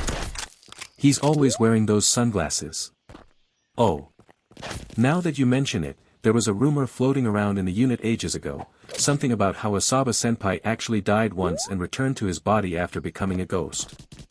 She trailed off mid-sentence, shaking her head with a wry smile. That kind of rumor really is a bit too far-fetched.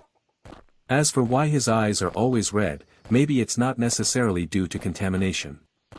After all, the symptoms of contamination don't always manifest as glowing crimson eyes. There might be some other reason entirely. After spending the whole ride prying information about Asaba Shinichi out of Kiryu Rikui, Hoshino Gen felt like he'd more or less figured out what label to slap on that guy. Friendly on the surface, but unhinged underneath, past shrouded in mystery, powerful and well-connected, great in combat, personality bordering on insane.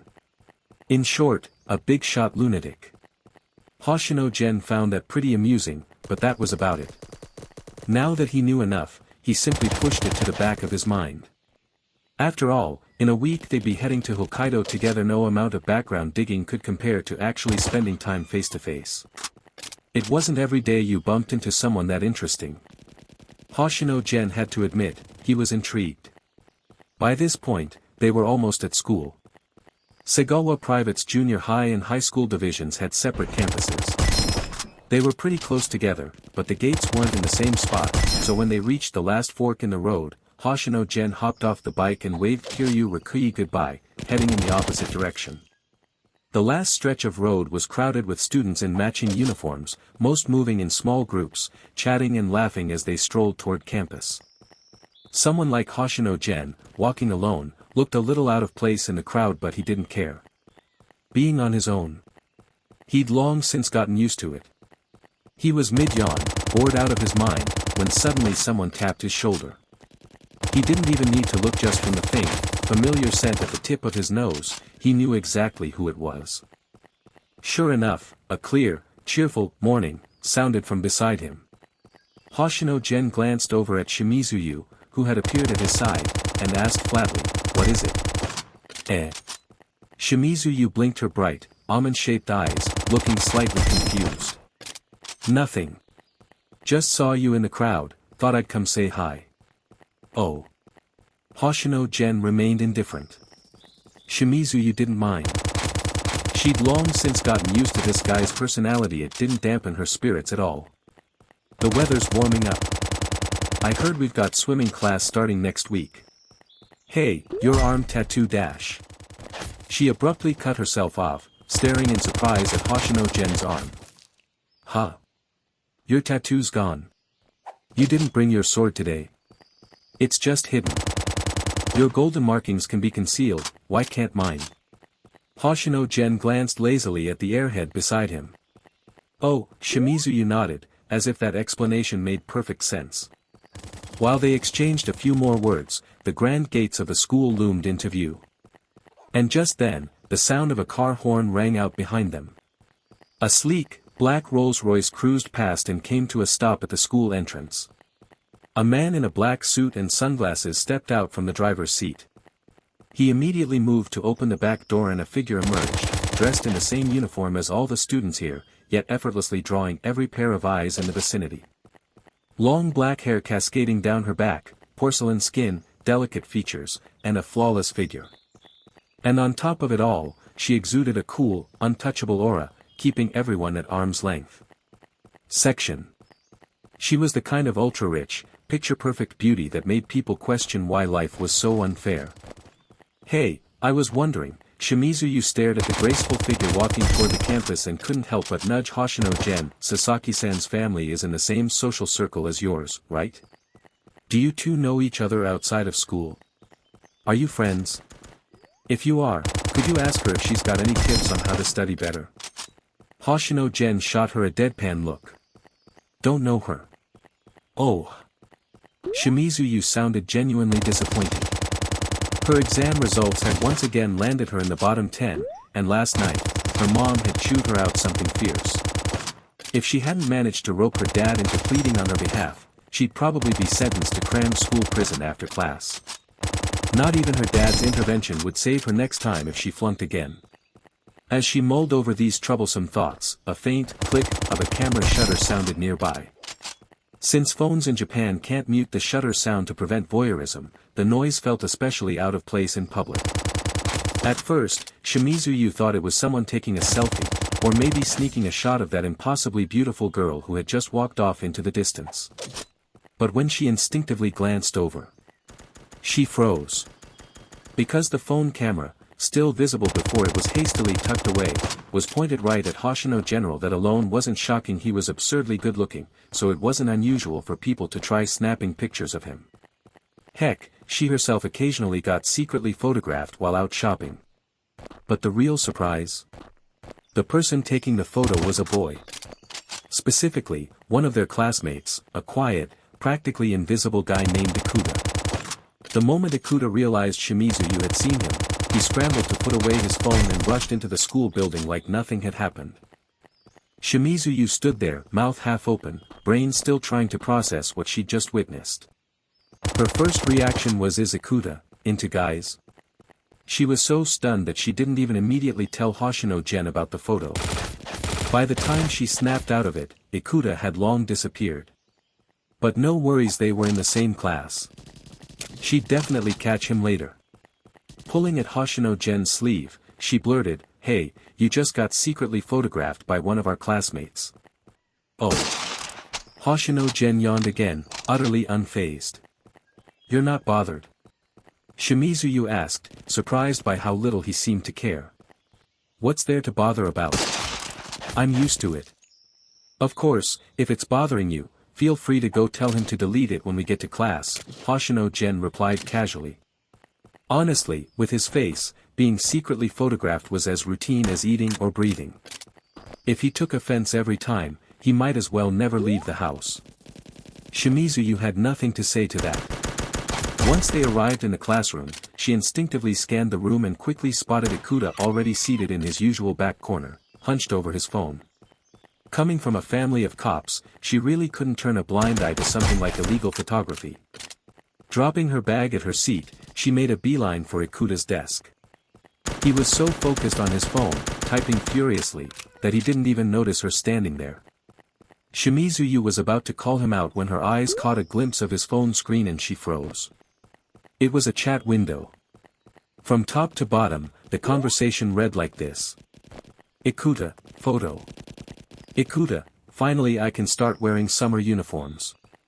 Other person, Boo Ikuta-senpai, you look so handsome. But, who's that pretty girl next to you? Ikuta, just an ordinary friend, nothing special. Other person, really? I bet Ikuta-senpai is super popular in real life too, being so cool, .. That was as far as the chat went. But Shimizu was already wide-eyed, because the photo in the conversation was clearly a shot of her and Hoshino Gen at the school gate. Ikuta was using Hoshino Gen's photo to catfish someone online. Shimizu was honestly a little stunned by how shameless this guy was. But at the same time, she couldn't help but think, well, Ikuta really was quite the schemer. After all, in today's world where everyone judged by appearances, using Hoshino Gen's photo to catfish people wasn't entirely unthinkable. As long as the act was convincing enough, it'd be hard not to fool someone. The only problem was this guy had guts. Way too much guts. Sure, the chances of being caught were slim. If she hadn't happened to come over at just the right moment, she probably never would have found out. But still, if he did get caught, it wouldn't just be a case of social death. It might be way worse. Her eye twitching slightly, Shimizu opened her mouth. Hey dash. She didn't even get to finish her sentence. The moment she made a sound, Ikuta jumped like he'd been electrocuted and frantically locked his phone. He looked up, startled, and met Shimizu's eyes, the very person who'd appeared beside him without him noticing, his expression stiff and panicked. D, do you need something? You just now. Shimizu tugged at the corner of her lips, unsure where to even begin. Using a classmate's photo to online date, only to get caught by another classmate, even though it had nothing to do with her, she felt secondhand embarrassment so intense she wanted to curl her toes. But honestly, she didn't even have to spell it out. Just seeing her expression caught between words, Ikuta seemed to sense something. His lips trembled slightly as he asked, testing the waters. Did you see? Clicking her tongue softly, Shimizu gave him a small nod. Forget Ikuta, even she could barely stop herself from wanting to crawl under a desk. And once he got confirmation, Ikuta's face drained of color in an instant. He leaned in closer, lowering his voice to a pleading whisper. Please, don't tell anyone. I'm begging you. After that, maybe realizing simple begging wouldn't guarantee her silence, he glanced over at Hoshino Gen, who was sitting quietly at his desk reading, and then added, with a pitiful look. I'll get killed. Shimizu, who had initially felt a little soft-hearted seeing him look so desperate, immediately frowned when she heard that. What the heck was that supposed to mean? Sure, that guy had a bit of a temper, but it's not like he was some homicidal maniac. Who's going to kill you over something like this? Even last time, in the gym equipment room, it was the others who picked a fight with him first. Okay, fine, maybe what happened afterward was a bit brutal, but the police and school both said it was self-defense. People who weren't even there loved to make him out as some sort of psycho killer, and Shimizu thought that was totally unfair. Sure, maybe she was biased, but still she crossed her arms and glared at Ikuta. What exactly are you taking Hoshino-san for? Clearly, you're the one doing shady stuff. Secretly taking someone's photo and then using it to catfish. How's that any different from being a thief? OBE section. Having said her piece, she spun around and marched straight toward Hoshino Gen, leaving Ikuta staring after her in abject despair. Hey! Hoshino Gen looked up at her, one eyebrow raised as she appeared next to his desk, cheeks puffed out in frustration. What's up? Shimizu stood silent for a beat, then sighed and launched into a full recount of what she'd just witnessed.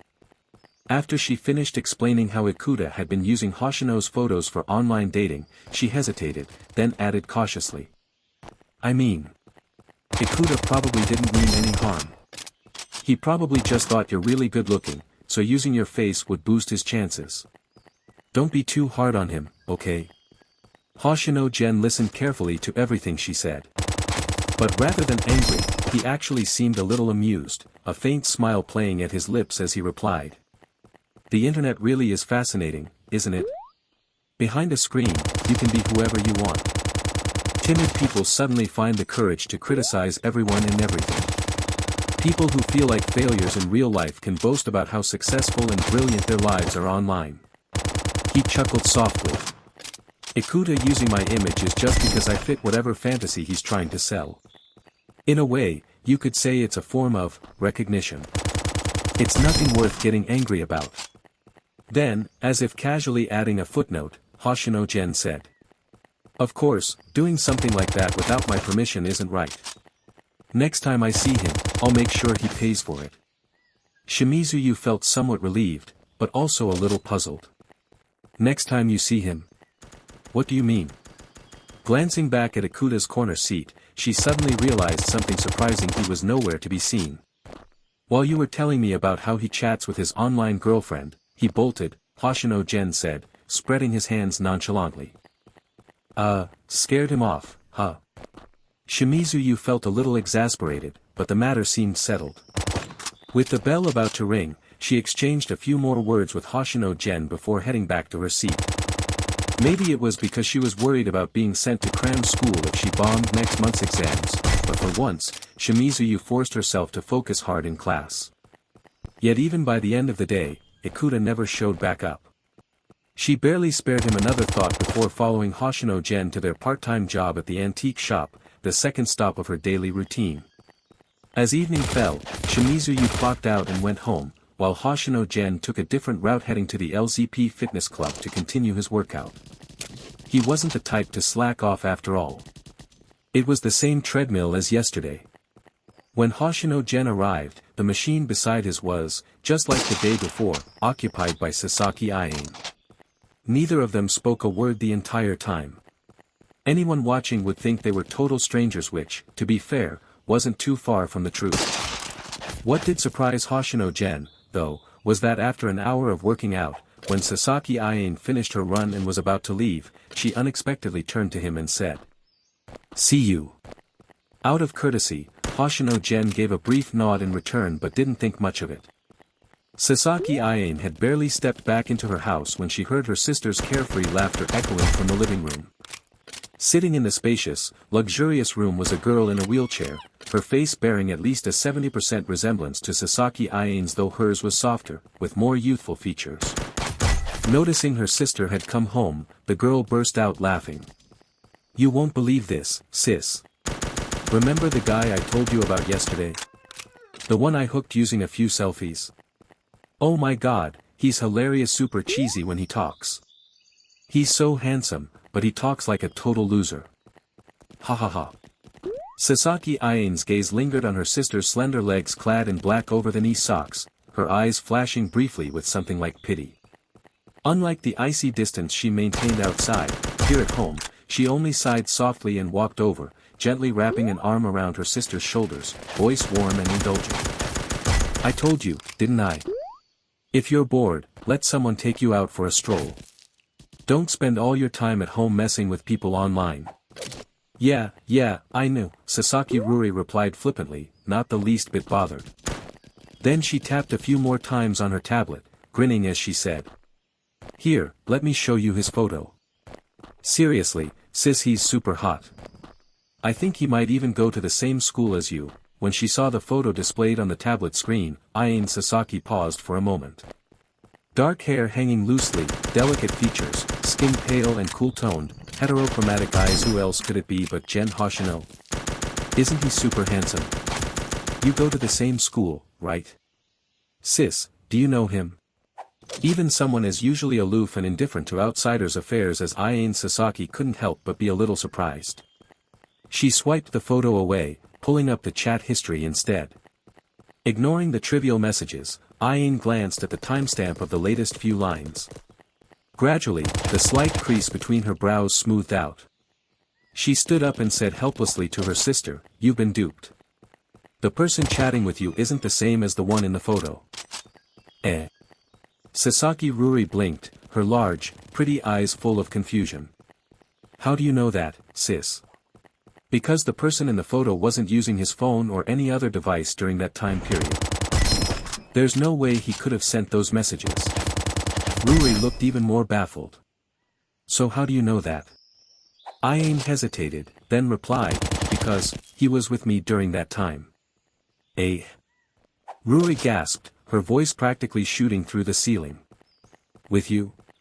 Don't tell me. Sis, you got yourself a boyfriend?" Her adorable face, teetering somewhere between cute and beautiful, wore an expression of such shock it was as if she'd just learned the world was ending. Of course, she was mostly putting on a show. Even without Ain denying it outright, Ruri already knew that was impossible. After all, aside from how her sister acted around her, Ain was basically an ice queen.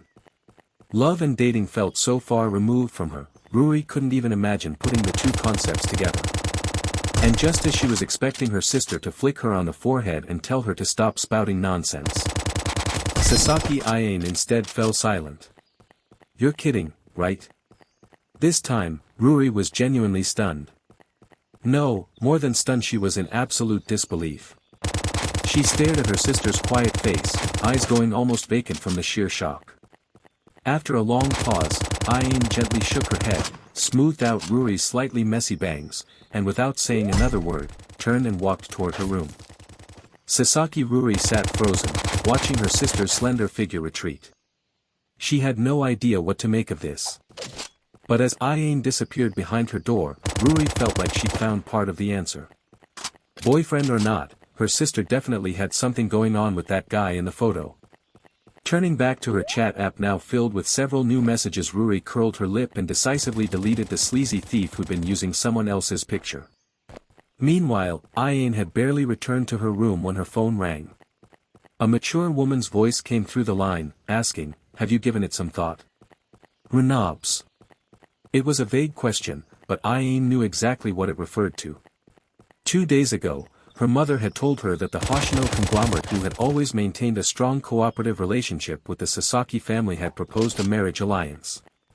The boy was 16, same age as her, and within the Sasaki family, she was the only girl of suitable status and age. Her mother had asked for her thoughts on the matter. But Aine hadn't given an immediate answer. Her mother had simply said, "No need to rush. He's in the same school as you. Observe him for a few days, think it over carefully."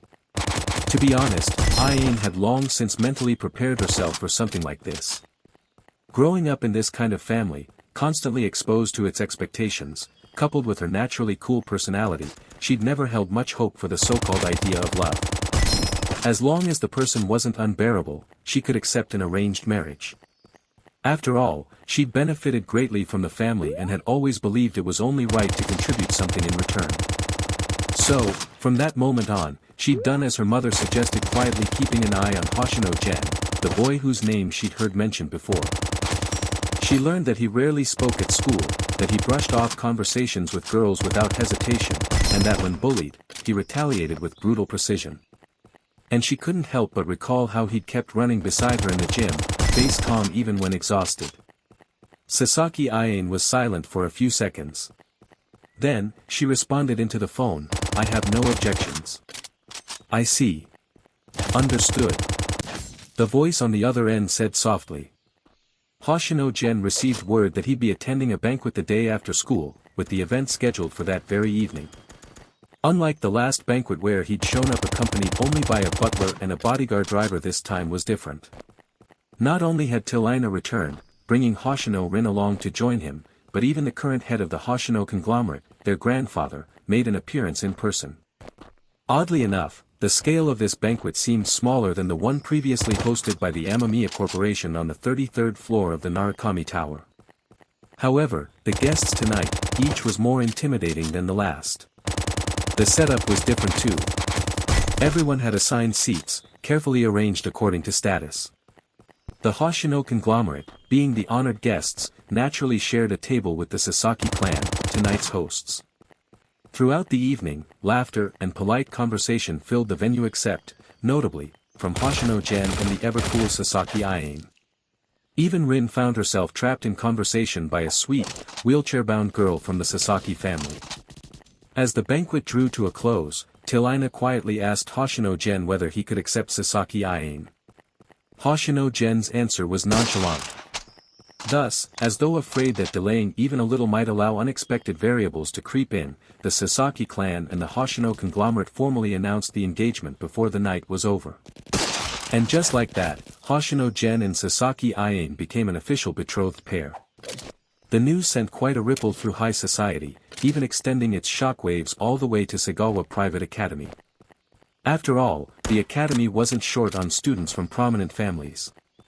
So, the next morning, nearly everyone in Sagawa was left reeling by the revelation that the super genius, ice-cold beauty Sasaki Aine was now engaged to none other than Hoshino Gen, the same Hoshino Gen rumored to have blood on his hands. Huh? For real? That's Sasaki Aine. TCH. I always thought girls like that should only exist in fantasies. Now she's actually shown up in real life, only to get snatched by some other guy. Damn, that hurts worse than getting killed. Well, honestly, if you ignore the fact that Hoshino's got a body count to his name, he and Sasaki actually make a pretty good match. Che, I heard it was an arranged marriage. With how cold and untouchable Sasaki is, bet she got forced into it by her family. Now that you mention it, I can't help but find Hoshino even more annoying. Gossip like this was everywhere in the school, especially between Class 1B, where Sasaki Aine belonged, and Class 1A, where Hoshino Gen was. When Shimizu walked into class early that morning, the buzz was so loud it startled her. For a moment, she almost thought it was already lesson time and everyone was reciting something in unison. Confused, she quietly made her way to her seat, about to ask what all the fuss was about when her friend Suzuki Saami came barreling over. You. Saami leaned hard on Shimizu's desk, eyes wide. Did you hear? Hoshino got engaged to that genius princess from Class D Sasaki Aine. Shimizu's brain blanked for a second, and she blurted out without thinking, which Hoshino? Which princess? Saami let out a dramatic sigh. Oh, come on. Hoshino Gen and Sasaki Aine. I know it's hard to accept, but there's no helping it. They're the perfect pair, handsome guy, gorgeous girl, both from elite families. The engagement's official, it's all been announced. So maybe it's time to let go. But instead of making things clearer, Sawami's words only left Shimizu even more bewildered.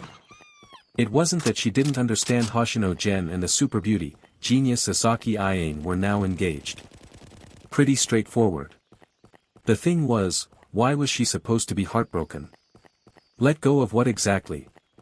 Sure, the news was shocking, but more than that, it felt unreal.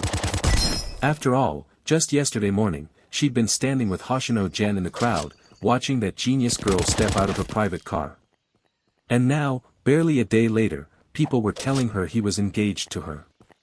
It felt kind of like going to a concert with your friend, both of you gushing over how gorgeous and talented the idol on stage is, then the next day, your friend shows up with the idol and says, by the way, she's my girlfriend.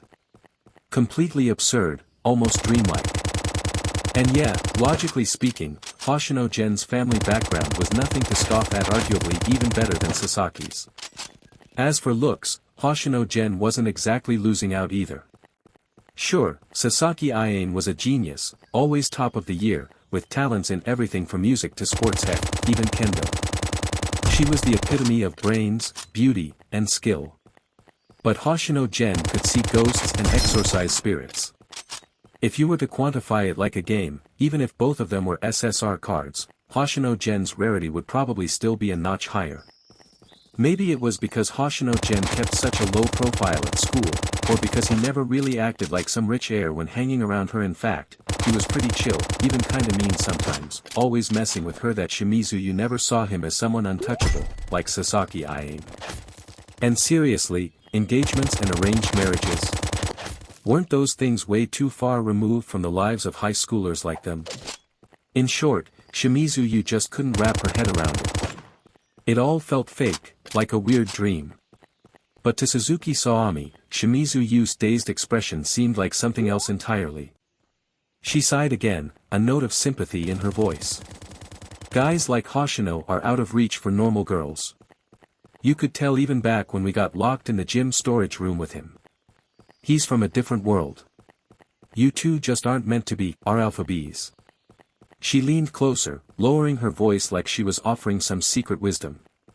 If you're really upset, we can help you find another hottie. You know what they say, the best way to get over someone is to start seeing someone new. What are you even talking about? Shimizu hurriedly cut her off, deadpan. His engagement has nothing to do with me. Why would I be upset? Saami looked skeptical, squinting at her. Wait, you don't like Hoshino? Shimizu rolled her eyes. I'd have to be out of my mind to like him. She pouted, grumbling under her breath, that jerk's got the worst personality and loves picking on people. I bet even that genius princess won't be able to stand him after a while. Soami didn't look entirely convinced, but the bell rang, cutting off any further commentary. She just muttered, "Well, that's probably for the best," before heading back to her seat. As Suzuki Soami walked away, the smile slowly faded from Shimizu Yu's face. She really did believe everything she just said, but when she glanced at the empty desk by the window in front of her, the one that had remained conspicuously vacant even after class started, she couldn't help feeling a little hollow, a little irritated. That guy, he really isn't planning on showing up today, huh? Makes sense though, just got engaged, probably off spending time with his girlfriend, no, fiancé now, right? As for Hoshino Gen, he really didn't have any plans to go to school today. Not that it had anything to do with engagements or fiancés. Sure, Tilaina had suggested over breakfast that he take Sasaki Ayane out to get to know her better, but Hoshino Gen dismissed the idea immediately. He had far more pressing matters to deal with. Tomorrow. We're moving out that soon. In a quiet corner of a cafe, seated at a long table by the glass wall, Hoshino Gen sat with Asaba Shinichi and Takasuji Yusuke. Hearing Shinichi mention the schedule change, Yusuke raised an eyebrow. Something unexpected come up. Something like that. Shinichi casually took a sip of his steaming coffee, adjusting his oversized sunglasses before glancing out at Tokyo's bustling morning streets. He smirked faintly. The village that was occupied by that cult of ghost breeders. It's gone. Not destroyed physically, no. It's been erased completely. Vanished from maps. Where it used to be, there's now just a mountain. Even if you blasted the whole thing flat, you wouldn't find a single trace that a village ever existed there. So, the mission we're taking on in Hokkaido this time includes an investigation as well, huh? Takasuji Yusuke kept that ever-smiling expression of his, like nothing in this world could trouble him. That inscrutable demeanor made it hard to tell what he was really thinking. Snap!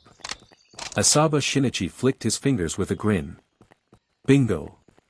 Then, he turned to glance at Hoshino Gen, who was sipping hot milk and seemed a bit lost in thought. With a teasing smile, he asked, "Hey, Hoshino, did you catch what I just said?" Hoshino Gen turned his head calmly. "The part where we have to find the missing village ourselves." "Exactly." Asaba Shinichi laughed. "We head out tomorrow. Any issues? How's the contamination in your body holding up?" "I'll need to keep one last lock in place," Hoshino replied flatly. "Ha, figured as much." Grinning like a fox, Asaba Shinichi fished a tiny bottle out of his pocket and tossed it over. "A little something we cooked up as a byproduct during the development of the ability locks. Consider it a special remedy made from cursed artifacts, so it works by fighting poison with poison. Temporarily suppresses the contamination, but when it wears off, you'll get a nasty backlash. Normally not recommended, but hey, if things go south, you might not have a choice." Hoshino Gen turned the all-white, label-less bottle over in his hand a few times, expression unreadable. Then he quietly slipped it into his pocket without a word. "See? Aren't I nice?" Asaba Shinichi leaned in with a cheeky grin. "Didn't even make a fuss about you burning down my house, and now I even brought you medicine. Wanna be friends?" Hoshino Gen rolled his eyes, downed the rest of his hot milk in one gulp, then stood and headed for the cafe's door. "If that's all, I'm heading out." Sure, go ahead." Asaba Shinichi waved him off nonchalantly. Then, as soon as Hoshino Gen turned his back, he leaned in toward Takasuji Yusuke and lowered his voice to an obviously fake whisper. "Bet you didn't know, Yusuke Hoshino's engaged to the young lady from the Sasaki family. Look at him practically sprinting out the door. TCH. Takasuji Yusuke." Hoshino paused for half a second. Then, with a polite smile, he turned around. "Where do you live now? If I've got time, maybe we can have a little sparring session." "Ha ha ha." Asaba Shinichi waved a finger at him. "No need. After what happened last time, I've realized that brawling in front of someone's house is just so rude. Consider that villa compensation. If you really want to spar, name a place, I'm always game." Hoshino Gen didn't respond. He turned and walked out of the cafe without another word. After he left, a brief silence fell over the room, broken only when Takasugi Yusuke spoke, a bit uncertainly. The Sasaki family, as in the one from the Shiramatsu conglomerate? If I recall, their patriarch isn't exactly a pushover. Who knows? Last time I tried to challenge him, the old man didn't even show. But for someone who used to be a legend in the underworld, to still be kicking after all these years, even if he's not totally senile, he's probably long past his prime. Asaba Shinichi didn't seem concerned. Takasugi Yusuke shrugged, that familiar carefree smile still on his lips. But what he was really thinking, that was another matter entirely. Who decided on Iain's marriage? Somewhere in the outskirts of Kodo Ward, deep within the Sasaki estate's Zen chamber. An emaciated old man, face like dried bark and head crowned with sparse white hair, sat cross-legged before a massive golden Buddha statue. Behind him, the most powerful figures of the Sasaki family, each a force to be reckoned with in the outside world, were all kneeling silently, terrified and still. Ari with Tilda. Is it because I haven't managed family affairs for a few years that you all think I've gone senile? That I'm about to croak? And no, father. The man kneeling at the front, a middle-aged executive, blurted out in a panic, as long as you live, the head of the Sasaki family will always be you. Whack. A wooden mallet struck his forehead with a dull thud. The man winced hard but didn't dare make a sound. He quickly picked up the mallet and respectfully placed it beside the old man. How many times have I told you not to speak without permission? The old man said mildly. Yes, father, the man lowered his head in submission. The old man waved a hand. You, old third. Iain's your daughter. Explain yourself. What made you think trading her off in a political marriage was a good idea? The man in question, a handsome middle-aged gentleman, sighed. He'd known this was coming. Sasaki Tanamasa, Iain's father, took a breath and said, Father, you know what Iain's like. If the family doesn't arrange a marriage for her, she's likely to live alone for the rest of her life. That's your reason for using your daughter as a bargaining chip? Sasaki Shinichiro turned his gaze slowly toward his youngest son. It was cold enough to freeze blood. Sasaki Tanamasa felt a chill run through him like icy water down his spine. He swallowed hard and quickly said. Her engagement wasn't something I agreed to lightly. If it meant sacrificing her happiness, I wouldn't go through with it even if it meant doubling the power of the Sasaki family. But, father, this may sound unbelievable, but the reason I agreed to the union with the Hoshino conglomerate is because, that kid from the Hoshino family, reminds me a lot of how you were when you were young. The room fell into silence. Sasaki Shinichiro's eyes narrowed, and the pressure in the room instantly doubled. Cold sweat beaded on Tanamasa's brow as he braced for punishment, but then, unexpectedly, the old man turned away and closed his eyes. Silence. No one dared speak or move. A long moment passed. Just when everyone started glancing around nervously, wondering what the verdict was, Sasaki Shinichiro finally spoke again. His voice was different this time, tinged with amusement, even a spark of mischief. Heh, like me, huh? If that's true, then, Tanamasa, you've got a sharp eye. A grin tugged at the corners of his mouth. Bring the boy here. If he wants to be my grandson-in-law, he'll have to meet me first. Getting engaged to my little Iain isn't going to be that simple. Then, as if remembering something, he added. Bring Iain too. It's been a while, I missed that little girl. At Sagawa Private Academy, the classroom of Class 1D was a chaotic mess during break time. Most of the noise came from typical high school chatter, but if one listened closely, quite a few voices were whispering about Sasaki Iain and Hoshino Gen. As the undisputed center of attention in the class, Sasaki Iain was quietly seated at her desk, flipping through a book on painting. Sunlight streamed in through the window, flowing over her figure, yet it failed to melt even a fraction of her cool and aloof aura. Her jet-black hair draped smoothly down her back, and her fair skin shimmered like glass under the light. Words like pretty or beautiful were far too bland and one-dimensional to describe her. If anything, she resembled a moonlit fairy, an ethereal being untouched by the dust of the mortal world. Just like now, she seemed utterly unaffected by the chatter around her, as if last night's life-altering event didn't weigh on her mind at all. She moved at her own pace, calmly walking toward her future, undisturbed by anyone or anything. "Ayin-chan," came a cheerful voice from the front of the classroom. It was the young and enthusiastic homeroom teacher. The classroom quieted slightly. Sasaki Ayin lifted her head, a subtle curiosity flickering across her flawless, sculpture-like face. The teacher didn't offer any explanation, simply beaming as she gestured for Ayin to come over. Ayin closed her book and rose calmly from her seat. Just as she stepped away, a boy who had been leaning on someone else's desk chatting turned around to leave. In that moment, Ayin passed right in front of him, a lock of her silky hair brushing against his face and carrying a soft, intoxicating fragrance. She didn't notice. Her gaze was fixed straight ahead as she walked past, but the boy froze, staring at her cool, delicate figure as she moved away, gulping nervously as his face flushed bright red. Smack! A friend behind him slapped him on the shoulder, teasing, "Stop staring, she's someone else's fiancé now." Ayin stepped out of the classroom, still puzzled. But when she saw the elderly butler dressed in a suit and white-haired standing just outside in the corridor, her confusion only deepened. Fortunately, the old butler who had watched her grow up didn't leave her in the dark for long. He smiled gently and said, "Young miss, please pause your school day for now and return to the manor with me. Your grandfather wishes to see you." "Grandfather wants to see me?" Ayin blinked in surprise. There didn't seem to be anything strange about her grandfather missing her and wanting to see her.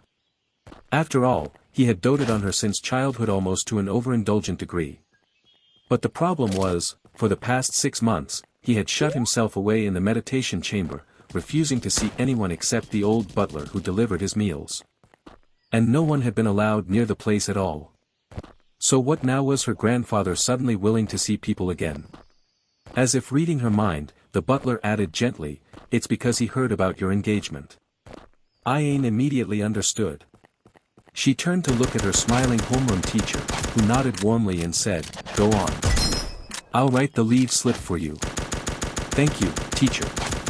Ayin nodded politely. "Oni-chan, you're not going to school today."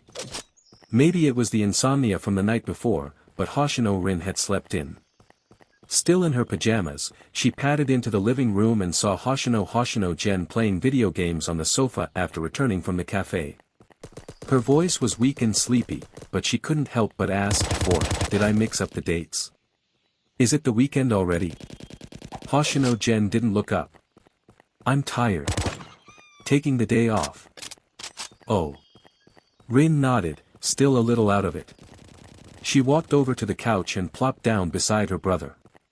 After a moment, she glanced at the small space between them, then scooted closer, almost leaning against him. "RAS." Hoshino Gen shot her a side glance but said nothing. He simply shifted away slightly and kept playing. Rin puffed out her cheeks and moved even closer. This time, Hoshino Gen didn't move. He paused the game and turned to look at his unusually clingy little sister, expressionless. Rin didn't flinch. Instead, she recalled the many times she tried to get close to her brother, only to be brushed off or rejected. Her lips slowly puckered into a pout, and her peach blossom eyes turned red around the rims. Eventually, tears welled up and spilled down her cheeks like delicate glass beads. Tears streaming, she whispered in a soft, wronged voice, "Oni-chan, do you hate me?" Hoshino Gen froze. A big question mark practically floated above his head. What the hell was wrong with this crybaby today? His silence seemed to make things worse. Rin's voice became even more pitiful, and paired with her pearl-like tears, even pitiful seemed too weak a word to describe her state. "Why?" she sniffled, on the verge of a full-on sob. Hoshino Gen rolled his eyes. He couldn't make sense of his dumb sister's brain at all. Just then, the doorbell rang. He looked at Rin, who was still sniffling and had no intention of answering the door inside, putting down his controller and getting up. At the door stood an elderly man dressed like a butler. The man gave a polite, gentlemanly smile. "Young Master Hoshino, sorry for the intrusion. I am the butler of the Sasaki estate. I wonder if you might have a moment to come with me." Hoshino Gen raised an eyebrow. Where to? Oh, you see, the head of the Sasaki family, Mr. Sasaki Shinichiro, heard about your engagement to his granddaughter. He's quite curious about you and would like to meet, if you're willing. He wasn't at the engagement party last night. Hoshino Gen's expression shifted as he cut in with a polite but cold smile. If he didn't have time to attend his own granddaughter's engagement, why would he have time to meet me now? Sorry, but my time's valuable too. It's just an arranged marriage, not a slave contract. Don't expect me to come running on command. If he wants to meet, let's wait until our schedules align. His words didn't match the politeness of his smile at all, but the butler remained unfazed, still smiling as he reached into his breast pocket. He took out a small box and opened it, revealing a jet black jade ring. Mr. Shinichiro figured you might not want to come, he said, so he asked me to show you this. He said if, even after seeing it, you're still not interested, then he won't insist. Hoshino Gen's gaze sharpened instantly. A vessel, and a high-quality one at that. What did this mean? Did the Sasaki family have people like him too? Or, was that old man, Sasaki Shinichiro, one of them? Sasaki Iain's grandfather had to be at least 60. Still alive and kicking. People in their line of work didn't live long. In both of Hoshino Gen's lives, the only one in the trade who could be considered long-lived was his master. Now he was genuinely intrigued. His eyes flicked with interest as he turned to the butler. Wait here. He didn't close the door, just turned back inside to grab a pair of shoes from the cabinet. In the living room, the background game music was mixed with Rin's muffled sobbing. Hoshino Gen glanced back and met his sister's tear-filled eyes. He paused for a second, then turned away and stepped out the door. Outside the apartment building, the old butler opened the rear door of the Rolls-Royce for Hoshino Gen and gestured for him to get in. Hoshino Gen didn't hesitate. He stepped in without fuss. Seated on the other side of the back seat, Sasaki Iain turned her head toward him as he entered, their eyes meeting through the morning light slanting in through the window. Good morning, Hoshino-kun, Iain spoke first. Her expression remained calm and composed, her voice as cool and distant as ever. Not the slightest hint of change could be found despite the new relationship between them. Just like that unexpected encounter at the gym, she regarded him like a stranger whose name she happened to know, nothing more. Hoshino Gen gave her a polite smile, then leaned against the window, his gaze wandering outside as the car began to move. For some reason, he glanced up at the apartment building, to the floor his family lived on. The morning light reflected in his mismatched eyes, shimmering with unusual ripples. Roughly 30 minutes later, the car came to a stop outside an estate on the outskirts of Kodo Ward, the Sasaki family residence. The butler led Hoshino Gen and Sasaki Iain from the car through the estate, past rows of meticulously trimmed hedges and garden paths, until they arrived before a private dojo nestled behind the villa. Just as Hoshino Gen stepped up to the dojo's closed gate, a sudden slicing wind roared through the air. He instinctively tilted his head. An instant later, a violent gust swept past his cheek, followed by a sharp thunk, ringing with the metallic vibration of tempered steel. A hole had been blown through the dojo door. He felt something warm slide down his face. Reaching up, Hoshino Gen's fingers came away stained with blood. When he turned around, his eyes settled on a marble pillar outside the dojo. An entire katana blade had embedded itself into the stone. The old butler had vanished at some point, leaving the scene without a word. Hoshino Gen stared quietly at the sword buried in the pillar. Iain, standing nearby, looked utterly stunned. Her gaze flicked from the blood on his face to the sword lodged in stone, her expression frozen with confusion. She clearly hadn't caught up with what had just happened. Then, with a deafening crash, the dojo doors swung open. From inside the wide, sunlit dojo strode an elderly man in a plain white kandogi, holding a katana that shimmered faintly with an eerie glow. His face lit up with a mischievous grin, eyes locked on Hoshino Gen. Old Third's got good taste, I could smell the bloodlust from miles away. Come on, boy. Let's see what you're made of. Hoshino Gen's eyes narrowed, and the air around him turned sharp. But the old man Sasaki Shinichiro paid no mind. He turned to his bewildered granddaughter, laughed heartily, and said, Iain. If you don't want your future husband tricking you like a fool, you'd better watch closely. Learn everything you can. Without warning, he slashed through the air. A white arc of energy blinding and sharp tore through the dojo like a blade of compressed wind, howling as it rushed straight for Hoshino Gen. Without hesitation, crimson light surged to life. A black and red katana, a demon blade, manifested in Hoshino Gen's right hand, blocking the slash head-on just in time. The impact shook the air. A shockwave burst outward, tossing Iain's hair wildly as she stared, wide-eyed and speechless. Hoshino Gen took a step back as the pressure kept mounting. Even with the demon blade between him and the attack, he could feel the sting of the cutting energy on his skin. It was that sharp. Any ordinary weapon would have shattered. And him? He would have been split in two. A with tilde and B.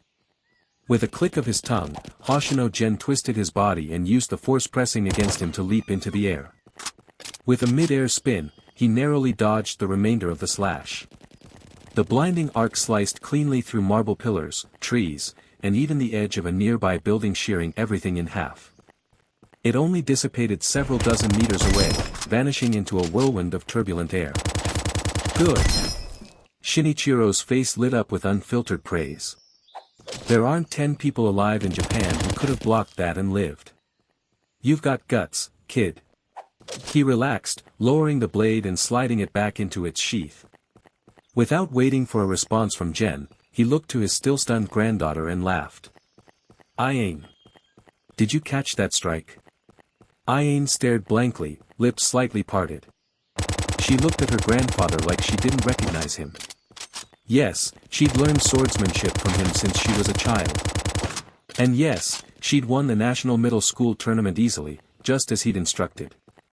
But no one ever taught her how to slash out a blade of energy. That wasn't supposed to be real. That was fantasy novel stuff.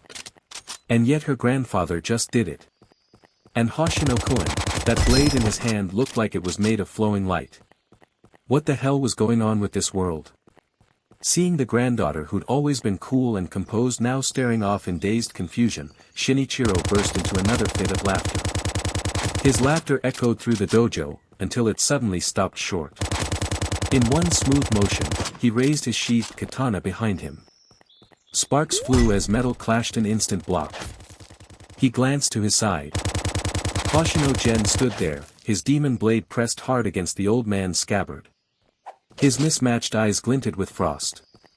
Hey, old man, you really think a few half-assed compliments are gonna smooth things over after you tried to kill me?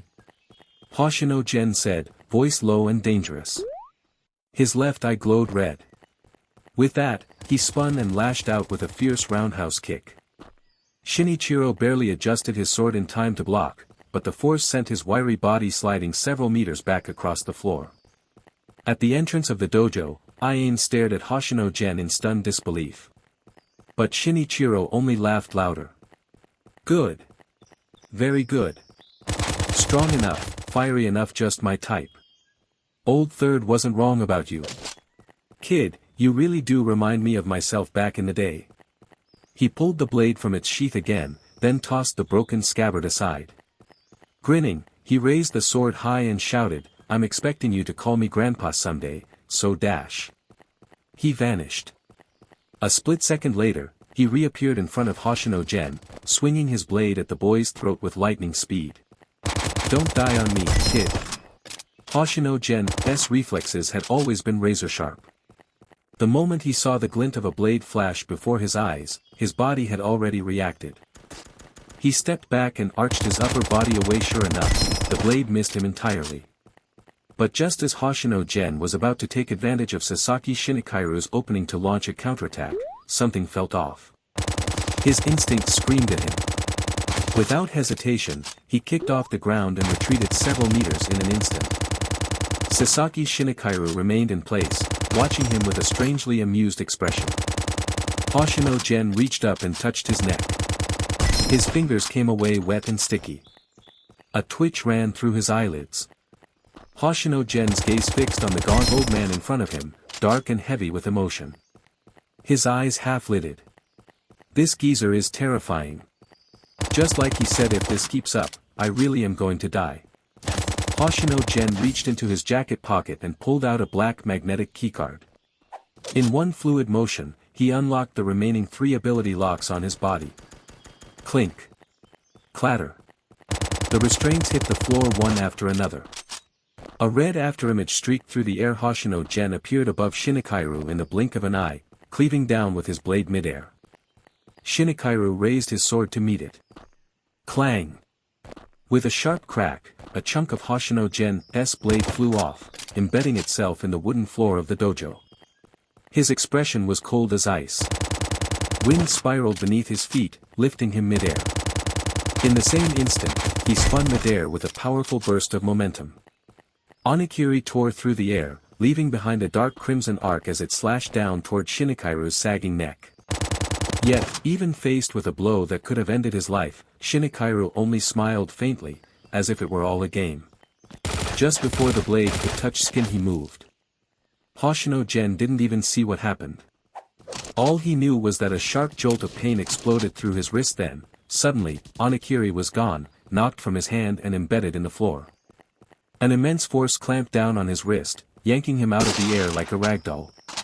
Then, a crushing blow to the stomach. Another to the back. Pain erupted across his body, and with it, a rush of dark emotion burst from within. Malice surged up like a flood, tinting the crimson in his left eye ever deeper. Thud. A knife hand strike slammed into the back of his neck. And then darkness. Thump. Hoshino Gen collapsed to the ground, unconscious. Shinakairu tossed aside the broken blade in his hand and reached up to touch his own neck. His palm came away stained with blood. Kids these days are seriously scary. He muttered, more in awe than anger. He looked down at Hoshino Gen lying on the floor and sighed, shaking his head. Then, with his hands behind his back, he began walking out of the dojo, all composed like some venerable master, R.O. Epsilon. Only to freeze 2 steps later as a sharp crack came from his spine. His face twisted in pain, and he clutched his lower back. Itch my back. Aang, quick. Call a doctor. When Hoshino Gen came to, he found himself lying in a room that could only be described as girlish. Soft light filled the space, and a pleasant floral scent lingered in the air. Plush toys of all kinds occupied every corner within view. You're awake. This is my room in the manor. No one's really visited in a long time, and most of the guest rooms haven't been maintained because regular staff are forbidden from entering this area. A cool voice drifted in from beside the window. Hoshino Gen turned his sore neck toward the voice. The window was open. Afternoon sunlight spilled in at a slant, setting the white curtains fluttering in the breeze. Sitting quietly in a chair by the window was a girl with flowing black hair and doll-like beauty, reading a book whose title Hoshino Gen couldn't make out. As if sensing his gaze, Sasaki Aang closed her eyes briefly, then shut her book and turned to look at him. Are you still in pain anywhere? She asked calmly. Hoshino Gen didn't respond. He pushed himself up on one arm, sitting upright on the bed. His abdomen, back, wrist, and neck all still throbbed with pain from where he'd been struck earlier. But he noticed his wounds had been tended to. A bandage was wrapped around his neck, and a small adhesive patch covered the cut on his face. Even the ability locks he'd unlocked were back in place. He assumed a doctor must have treated him while he was unconscious. Until Aang's next words shattered that assumption. I only did some basic first aid after you fainted. If you want, I can call a doctor to give you a more thorough examination. Hoshino Gen fell silent. Then, finally, he spoke. How long was I out? About 7 hours. It's 5 in the afternoon now, Aang replied coolly. Her demeanor was completely calm, as though the chaotic, reality-breaking battle she'd witnessed that morning had never happened. But that was exactly who Sasaki Aang was. The world might contain elements that defied logic and science, but so what? She had lived 16 years already. The hidden side of the world had likely brushed past her more times than she realized. Her life hadn't fallen apart because of it then, so why should it now? If she'd endured the world as it was before then, she could just as well continue to do so going forward. Hoshino Gen, of course, had no idea what she was thinking. Nor did he care. He pulled off the blanket, swung his legs over the side of the bed, and put on his shoes. Picking up Onigiri, which had been left leaning against the bedside, he made for the door. But Iain's voice stopped him. "If you're feeling alright, grandfather asked me to take you to see him once you woke up." She paused for a beat. "He said it's related to the contamination." There was a subtle edge of curiosity in her otherwise serene tone, perhaps wondering what that term meant. No matter how composed she seemed, anyone would be curious when hearing about something they'd only ever seen in fantasy stories. Curiosity was, after all, a deeply human trait. Hoshino Gen turned his head, glancing back at her. Iain was still wearing her summer uniform from Sagawa Private Academy, neatly tied shirt, short skirt, flawless skin, flowing black hair, slender legs, graceful figure. The kind of girl that would stop anyone in their tracks. But what Hoshino Gen was thinking about had nothing to do with her. If that old man was that strong, then he must have had more than a few run-ins with ghosts in his day. And yet he was still alive. That meant his strength went far beyond just combat. He must have had knowledge, experience, and preparation that couldn't be measured in raw power alone. Like, for example, how to deal with contamination, something that plagued every exorcist sooner or later. As for losing today, well, maybe he'd been trained a little too well by his master in his previous life. Getting beaten up by these freakishly strong old guys wasn't something that bothered him much anymore. Life wasn't some overpowered fantasy where the protagonist always wins. And honestly, this time, he'd underestimated his opponent. His temper flared after the initial sneak attack, and he wanted to use the opponent's own strength against them. In the end, he failed by attacking where he was weakest, and losing was only to be expected. There's nothing to complain about. It's not like he's invincible, nor has he ever thought of himself as invincible.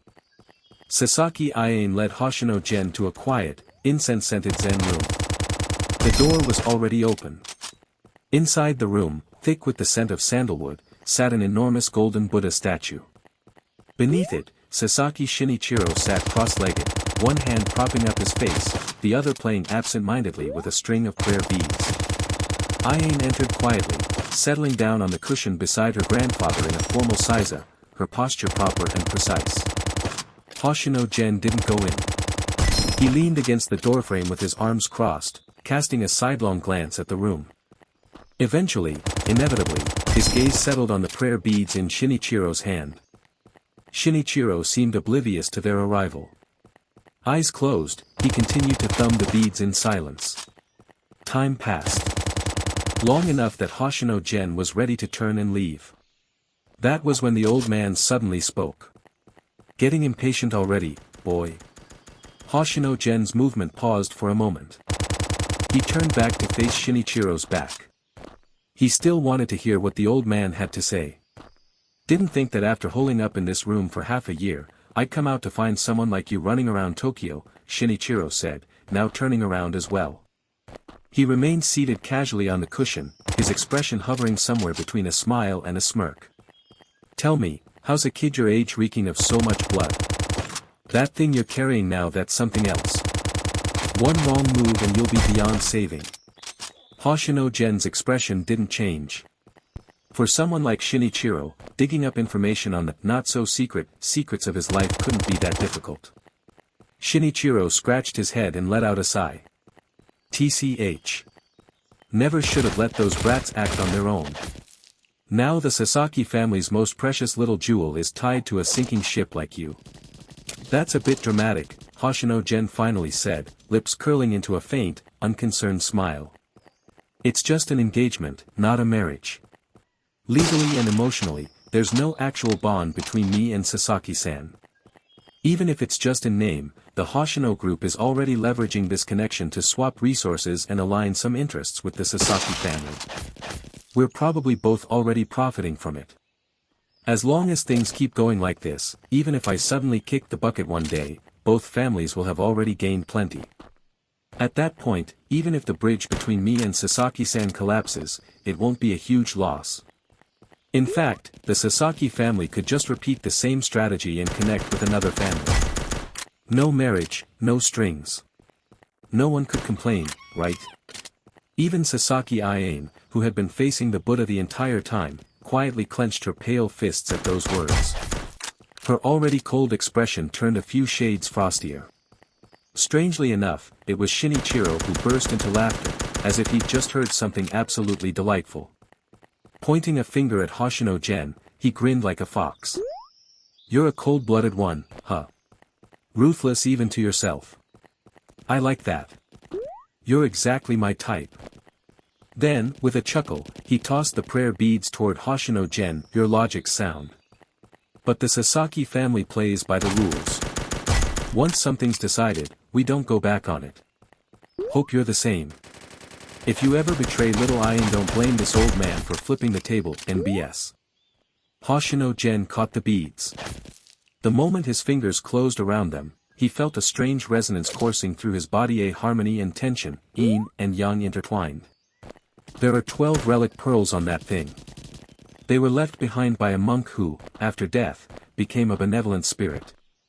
He never harmed anyone, never did evil. Even after death, he chanted sutras for 30 years. When I was on the brink of madness, corrupted and defiled, I encountered him. He sacrificed himself to save me and entrusted me with those beads. I've spent 15 years in quiet cultivation since then. Never let them out of my sight. Shinichiro's smile deepened. "Take it as a little dowry for Iane, from me to you. Heard you've been cozying up with the Asaba and Takasuji kids, planning something big. If you die out there, the Sasaki family would take a serious loss." Hoshino Gen stared at the beads for a long moment. Without saying a word, he finally slipped them onto his left wrist. "Heh," Shinichiro chuckled for some reason, then waved a hand dismissively. "Alright, it's getting late. I won't keep you for dinner. Iane, go see your fiancé off." Turning back to the Buddha, he closed his eyes and fell silent once more. Iane's lips twitched imperceptibly, but she still obeyed. She stood up and quietly exited the Zen room. Hoshino Gen glanced back one last time. Shinichiro's figure, dwarfed beneath the massive Buddha, looked so small. For a fleeting moment, Hoshino Gen saw the shadow of another old man overlapping with him. He opened his mouth to speak but nothing came out. Following Iane, they walked together through the nearly empty Sasaki estate. At the gate, a chauffeur was already standing by the Rolls-Royce that was always used to pick up Iane. Hoshino Gen got into the car, but just as he was about to shut the door, Iane stopped him from the outside. The girl met his eyes, beautiful, but distant. Her voice was frosty. "Hoshino-san, I don't know if people like you, with special abilities, view the world differently than the rest of us. But if we're going to spend any time together in the future, please, at least try to respect my perspective." With that, she closed the door for him and turned away without another word. Hoshino Gen watched her back disappear beyond the estate gates. Not until the car started moving did he finally look away. "Sasaki," he murmured, toying with the prayer beads before closing his eyes and leaning back in his seat with a long exhale. By the time the car approached the apartment complex where the Hoshino family lived, Hoshino Gen was gazing absently out the window. Then, his eyes suddenly sharpened. Dragging a suitcase, wearing a baseball cap, and radiating a low, disheartened energy as she climbed into a cab. It was Hoshino Rin. That girl, where's she going? Work? Doesn't look like it. No way she'd skip the agency's car service for a random cab. Especially with luggage. While his thoughts spun, the taxi had already driven off. Hoshino Gen's eyes narrowed slightly. After a pause, he spoke up to the driver who was just about to pull up in front of his building. "Wait. Could you follow that taxi that just left?" The chauffeur blinked. As a Sasaki family employee, technically, his only job was to deliver Hoshino Gen back to his home. But, he was well aware of who Hoshino Gen was. So he didn't ask questions. Without hesitation, he turned the car around and smoothly began tailing the yellow cab down the street Tokyo Haneda International Airport. Inside a sleek black Rolls-Royce, Hoshino Gen leaned against the car window, his gaze calm as he watched the massive terminal buildings in the distance. After following all the way here, he more or less understood where that little sister of his was heading. She hadn't taken the agency's car, so it was unlikely she was going on a business trip. And with a suitcase that size, it didn't look like a casual vacation either. After all, when they'd gone to Switzerland together not long ago, Hoshino Rin had only brought a mini carry-on. But this time, it looked more like she was moving. Back to the UK. Hoshino Gen rested his chin on his palm, watching the yellow taxi that had been tailed all the way here pull up near the airport entrance. Slowly, he closed his eyes. Well, maybe that's for the best. If she leaves, the house might finally return to the way it used to be peaceful. He opened his eyes again, just about to instruct the driver to head back, when his phone suddenly rang in his pocket. His mouth, halfway open, closed again. He pulled out the phone and glanced at the caller ID. "Mother." He answered. Talina's voice immediately came through the speaker. "Jen, where are you right now?" Hoshino Gen was silent for a moment. Instead of answering, he countered with a question. "What's wrong?" "I just got a call from Rin. She said she's going back to the UK. Do you know what's going on? When I asked her, she just kept crying." "What happened?" Talina's voice was thick with confusion and a trace of barely concealed anxiety. "I'm outside Haneda Airport. I can see Rin just got out of the taxi and is walking into the terminal," Hoshino Gen replied flatly, his eyes downcast, voice devoid of emotion. "You're with Rin. That's great." Talina let out a visible sigh of relief, but quickly added, "So what on earth, never mind. In any case, could you go to London with her? I could tell from her voice earlier that she's really not doing well. I don't feel safe letting her travel so far alone, not in that state." Hoshino Gen hadn't answered yet when Talina continued, "I just checked Rin's booked a flight to London that leaves in half an hour. I'll buy you a ticket on the same flight. I'm counting on you to look after your sister." "All right." Amid the boarding announcements, Hoshino Rin found her seat in business class.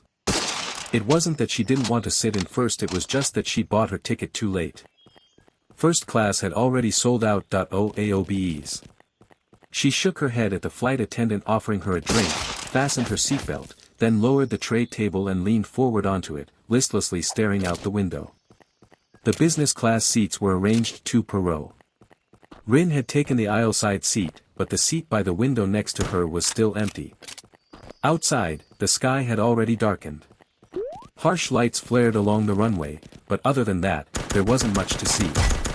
She pouted faintly, wiped at the corners of her eyes as more tears threatened to spill out, then turned her head away and resumed her dazed posture on the tray table. In the row ahead, a gentle-looking woman in her 30s appeared with a girl of 6 or 7. A mother and daughter clearly seated apart due to a last-minute booking were trying to ask a young man by the window if he'd switch seats so they could sit together. Unfortunately, the young man barely glanced at them before shaking his head and returning to whatever he was doing on his phone. The woman looked visibly anxious but had no choice. She helped her daughter into her seat, fastening the seatbelt while softly telling her not to wander around and to call the flight attendants if she needed anything. It was clear she wasn't comfortable leaving her young daughter alone. Rin didn't pay the situation much attention.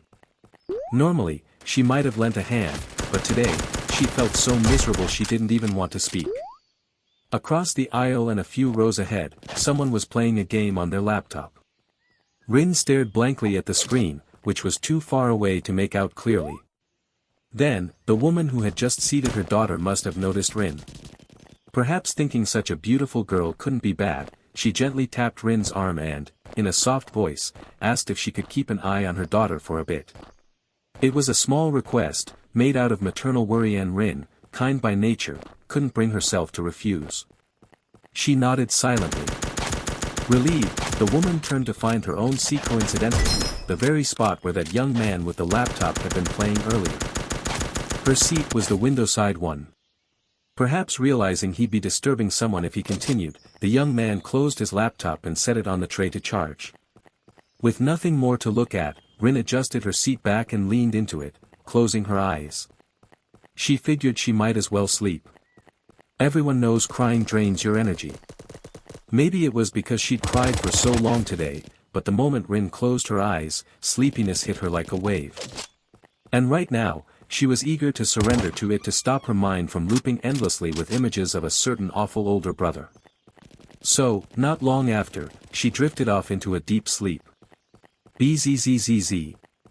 When Hoshino Rin woke up, the steady drone of the engines filled her ears. It was the dead of night, and most passengers were still asleep. Aside from the hum of the plane, the cabin was nearly silent. Instinctively, Rin turned to glance out the window. 10,000 meters above ground, the moonlight bathed the thick clouds below. The sky was deep and clear, spangled with stars like a dream. As she stared at the ethereal nightscape, Rin suddenly sniffled. Was it just her imagination? She thought she smelled something, burnt. Apparently not just her. One of the flight attendants walking through the cabin quietly whispered to another, "Do you smell something, burning?" Rin glanced around and her eyes were quickly drawn to something. The laptop. The one still plugged in and charging. She'd been staring at it before she fell asleep, so she hadn't forgotten. And now, a corner of that laptop looked swollen. The moment that thought crossed her mind. Boom! A violent explosion erupted from the laptop's direction, shockwaves blasting outward. Boom! Anyone who had taken high school chemistry seriously would know just how terrifying a lithium battery explosion could be. There was once a test where a battery with an aluminum alloy shell, a lithium manganese oxide cathode, and a 50Ah capacity was intentionally overcharged. The result? A violent explosion that blackened a 3-meter-high ceiling, blasted a gaping hole half a meter across into the wall, and shattered every window and door in the room. And a performance-focused laptop typically carries a lithium battery with a capacity ranging from 5,000 mAh to 9,000 mAh, storing roughly 75 to 150 kilojoules of energy. For comparison, an old-fashioned 100G hand grenade contains about 72 kilojoules. Even if a laptop battery couldn't fully release all that stored energy in a single blast, its destructive force was nothing to scoff at. Now imagine that level of explosive energy striking the interior wall of a plane soaring at 10,000 meters already under immense pressure and far more fragile than it would be on the ground. At that altitude, the cabin is pressurized to around 55 kilopascals, meaning each square meter of wall withstands over 4.4 tons of force at every moment. Hoshino Rin stared in stunned silence at the small hole left in the inner wall after the explosion. The window had vanished. Screams and the clatter of loose objects were immediately drowned out by the howling wind and piercing cold that surged through the cabin. Oxygen masks dropped from the ceiling. Her ears throbbed with pressure. The cabin had lost its seal. And that wasn't the worst of it. She barely registered the pain in her ears as her eyes locked onto the window. No, the breach. Cracks were spidering outward from the shattered frame. In just a blink, those cracks gave way with a sickening rip as the pressure difference tore at the walls. What began as a small hole had become a gaping rupture. It was like a black hole had opened beside them. Wind and pressure clawed at every object and every person. Rin's body lurched forward with terrifying force, her forehead slamming into the back of the seat ahead. Pain shot through her skull. Thankfully, the seatbelt held her in place unlike the chaos erupting around her. The violent wind, the plane shaking out of control, debris hurtling through the air, terrified passengers crying out at all pointed to one grim truth. This wasn't the start of a plane crash. It was the crash. Rin had been far enough from the explosion to avoid the blast and the worst of the deadly wind funneling through the breach. But the people who'd sat closest, like the laptop's owner, and the woman with a little girl seated beside him, hadn't been so lucky. Their seatbelts had been damaged by the explosion and failed to protect them. Rin watched in horror as the shattered remains of their bodies were sucked out of the plane and flung into the starry night sky that, just minutes ago, had seemed so surreal and dreamlike. Mommy dash. Through the scream of the wind, Rin thought she heard a child's wail. She couldn't be sure it was buried under the deafening chaos, but her doubt was crushed the next moment. She hadn't misheard. Because right before her eyes, the little girl who had just lost her mother unclipped her seatbelt and stood trying to run toward the hole. She thought her mother was out there. That she could follow. There was no need to run. The moment the child rose from her seat, the wind caught her like a paper doll and flung her forward straight toward the hole. Smack! Before Rin could think, she had already unbuckled her own seatbelt.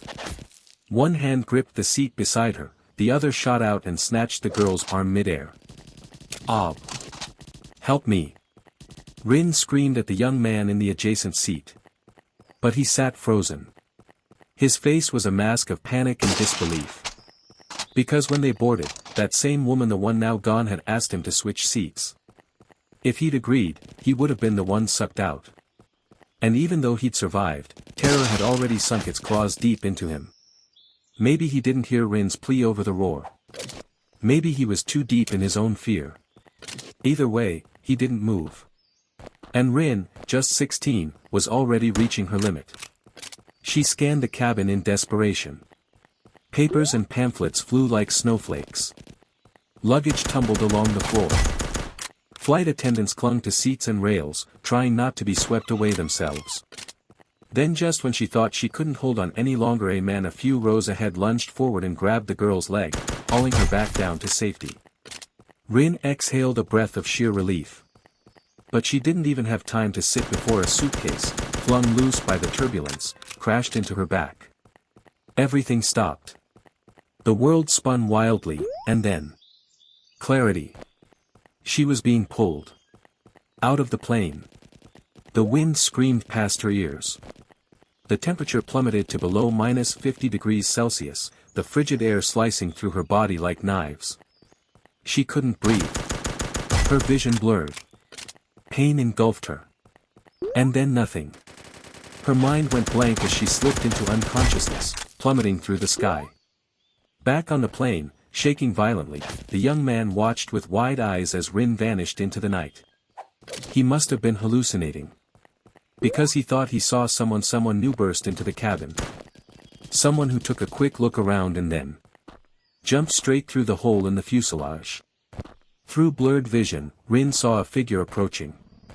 She was sure she was hallucinating. She must be dying. That's what this was, a death dream. Otherwise, why would she see him here? Why would she see her brother in the sky? But the feeling was so real. The grip on her shoulder. The arms cradling the backs of her knees. She was being held. By her brother. Hoshino Gen caught her just above the clouds, talismans glowing on his legs as they slowly burned away. He glided across the storm winds, holding his little sister close. Her eyes were vacant, tears spilling up and over her cheeks and onto his face. His feelings were a storm of their own, unfamiliar, inarticulable. He sighed, a sound swallowed by the wind, and the surface of his skin split open with a faint white glow, like a cut in fabric.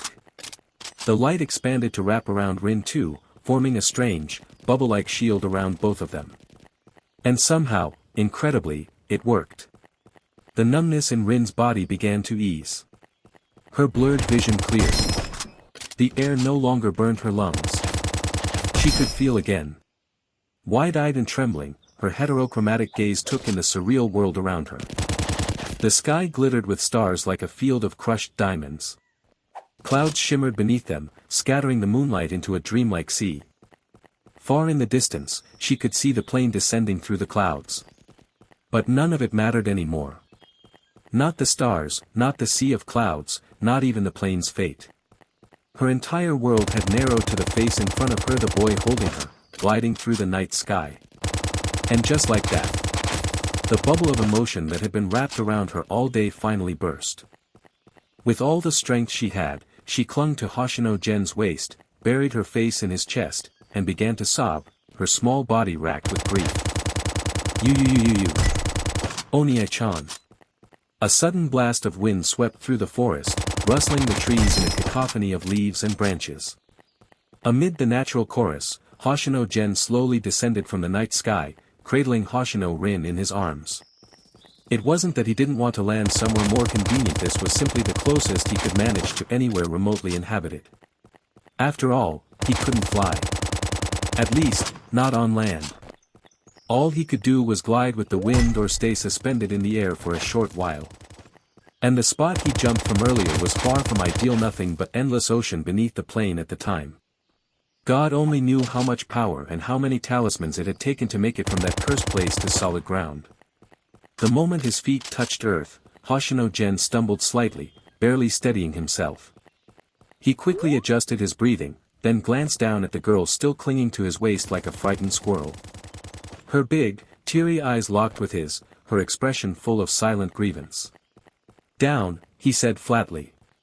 Rin immediately let go, wiping at her eyes as she stepped away, fingers fidgeting nervously in front of her. Her voice was soft and pitiful. "Oniai-chan." Hoshino Gen flexed his arms a little to shake out the soreness, then pulled out his phone as he started walking. "I spotted a town from above. Not far. We'll head there and spend the night." "Okay," Rin answered obediently, her voice carrying a slight nasal tone. She jogged a few steps to catch up and quickly latched onto his arm, walking beside him. Hoshino Gen glanced at her but said nothing. Checking his location on his phone with one hand, he saw that they were in the northernmost part of Hokkaido, some 1,500 kilometers from Tokyo. How fitting. He was supposed to head for Hokkaido tomorrow anyway, but fate, it seemed, had brought him here ahead of schedule, albeit in a rather unexpected fashion.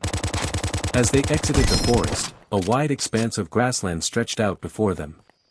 A narrow country road wound through the field like a ribbon, its edges hugged by wild grass. The moon was especially bright tonight. The clouds, the contours of the land, even the colors of the grass and the outline of the distant town were illuminated with a clarity that defied the absence of streetlights and neon signs. This countryside, even in the dead of night, glowed like midday. A cool breeze rippled through the grass, carrying with it the scent of earth and wild greenery. Rin, still dressed in thin summer clothes, shivered lightly, but she didn't complain. Instead, she pressed closer to her brother, clinging tightly to his arm, and gazing at the surreal moonlit landscape around her. She couldn't help but wonder, was this real, or just a dream? Drifting between reality and fantasy, she followed Hoshino Gen into the town. It wasn't hard to find a 24-hour inn, and they settled on one that was reasonably decent. Only when they were at the front desk, checking in, did Rin finally start to feel like she'd returned to herself. 2 rooms, Hoshino Gen said to the clerk behind the counter. Rin peeked up at his face, then quickly lowered her gaze. She didn't say a word and even let go of his arm. Given the season, there were barely any tourists in town, so plenty of rooms were available. Their rooms ended up right next to each other. Hoshino Gen's room was closer to the stairs, so he got there first. But when Rin followed him to the door, she didn't move to her own. Hoshino Gen glanced back as he unlocked the door. "What are you doing?" Rin looked down, tugging lightly at the hem of his shirt without saying anything. But her meaning was clear. Hoshino Gen understood. He knew his sister was a coward at heart, and after what happened today, she was probably too scared to sleep alone. He didn't mind. He pushed the door open, turned on the light, and walked in. Rin quickly followed, locking the door behind her and securing the safety chain. The town wasn't much bigger than a village, and even the best room in the inn was simple at best. A clean bed, a TV and air conditioner mounted on the wall, and a wicker chair on the balcony. Oh. Hoshino Gen wasn't picky, especially in times like this.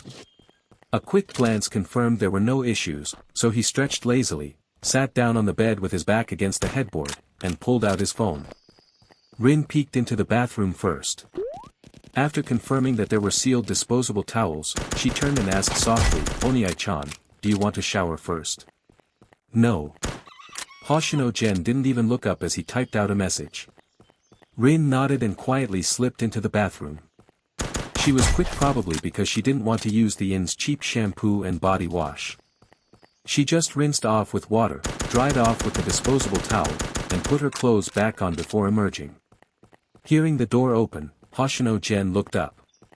"Give me your room key. I'll head next door once you fall asleep." "Okay." Rin obediently fished the card out of her pocket and handed it to him. Then she crawled into bed, pulled the covers over herself, and lay down. Hoshino Gen reached over to turn off the light and went back to his phone, screen glowing faintly in the darkness. Rin curled up under the covers, lying on her side facing him. The dim room was lit only by the pale light of Hoshino Gen's phone, casting soft shadows over his features. She stared at him for a long while before finally whispering, "Oniai-chan, why did you show up then?" I was on the same flight, he replied. Mother called and asked me to accompany you to the UK. Oh. Her curiosity satisfied, Rin was quiet for a bit. But not for long. Oniai-chan, who are you talking to? She asked again. A friend, Hoshino Gen replied, still typing. Sasaki-san. No. Another girl, then. A guy. Hoshino Gen gave her a look, seeing the familiar signs of her turning into a little chatterbox again. He put down the phone. Are you going to sleep or not? Rin didn't answer. Instead, she quickly leaned over to peek at his screen. It wasn't just one person he was talking to, it looked like a group chat. There were only 3 people in total, judging from the avatars. Keywords like Hokkaido, vengeful spirit, and village popped out from the conversation. Rin formed a rough idea of what it was about, but she didn't care much. Having confirmed that it wasn't a girl he was texting, she settled back onto her pillow, looking up at Hoshino Gen with her big, innocent eyes. Hoshino Gen ignored her and returned to his chat, discussing tomorrow's plan and exchanging intel with the others in the group. The room fell quiet for a long while. Then Rin spoke again. Oniai-chan, will you hold my hand? I feel a little cold. Before he could answer, Rin had already grabbed his hand and pulled it under the blanket, wrapping her small, warm hands around it. She didn't seem like she had any intention of letting go. Hoshino Gen's fingers twitched slightly, but he said nothing. He let her hold on, eyes fixed on the faint glow of his phone screen. Time passed. So much that Hoshino Gen thought she must have finally fallen asleep. He looked away from the now dark screen and turned to his side. Moonlight poured in from the balcony, illuminating the entire room. And there, lying beside him, Rin was still wide awake, her pretty eyes fixed on him. A faint blush tinted her cheeks. Noticing his gaze, Rin's eyes became dazed. Oniai-chan. Shut up. Go to sleep, Hoshino Gen replied flatly. At his words, Rin snapped out of it, flustered. She buried her face in the covers, but even though her hands had grown hot, she still didn't let go of his. This time, the silence lasted longer. Because Rin really did fall asleep. Hoshino Gen looked at her peaceful sleeping face in the moonlight, then slowly pulled his hand free and rose from the bed. But he didn't go to the room next door. Instead, he stepped onto the balcony and sat down in the wicker chair, staring up at the night sky. A pond that had lain calm for 16 years at last, a single ripple stirred its surface. The screen shimmered faintly with the image of a city street, its edges blurred like a dream. But rather than the bustling brilliance of Tokyo, this place felt more like a quiet little town in Hokkaido, a place Shimizu you had once visited on a family trip with her parents. It seemed to be around dusk. The horizon was painted in intoxicating shades of red and violet, as if the sun were bidding a passionate farewell. Standing before a shop window display, Shimizu adjusted her uniform, not the typical JK school uniform, but a crisp police uniform, a pale blue shirt tucked neatly into a navy pencil skirt. She straightened the small brimmed hat perched atop her head, tugged lightly at the tie resting against her chest, then smiled at her reflection in the glass with quiet satisfaction. The girl in the reflection was no longer a 16-year-old who hadn't quite grown into herself. Instead, the mirror revealed a beautiful woman, mature, elegant, and confident. Her long, wavy hair cascaded like silk, her makeup was subtle yet enhancing. Her skin was pale and flawless, her nose straight and delicate, brows arched gracefully over almond-shaped eyes, her lips tinted a soft rose. Those who knew her understood she was a real police officer. Those who didn't might easily mistake her for an idol filming a drama on the street.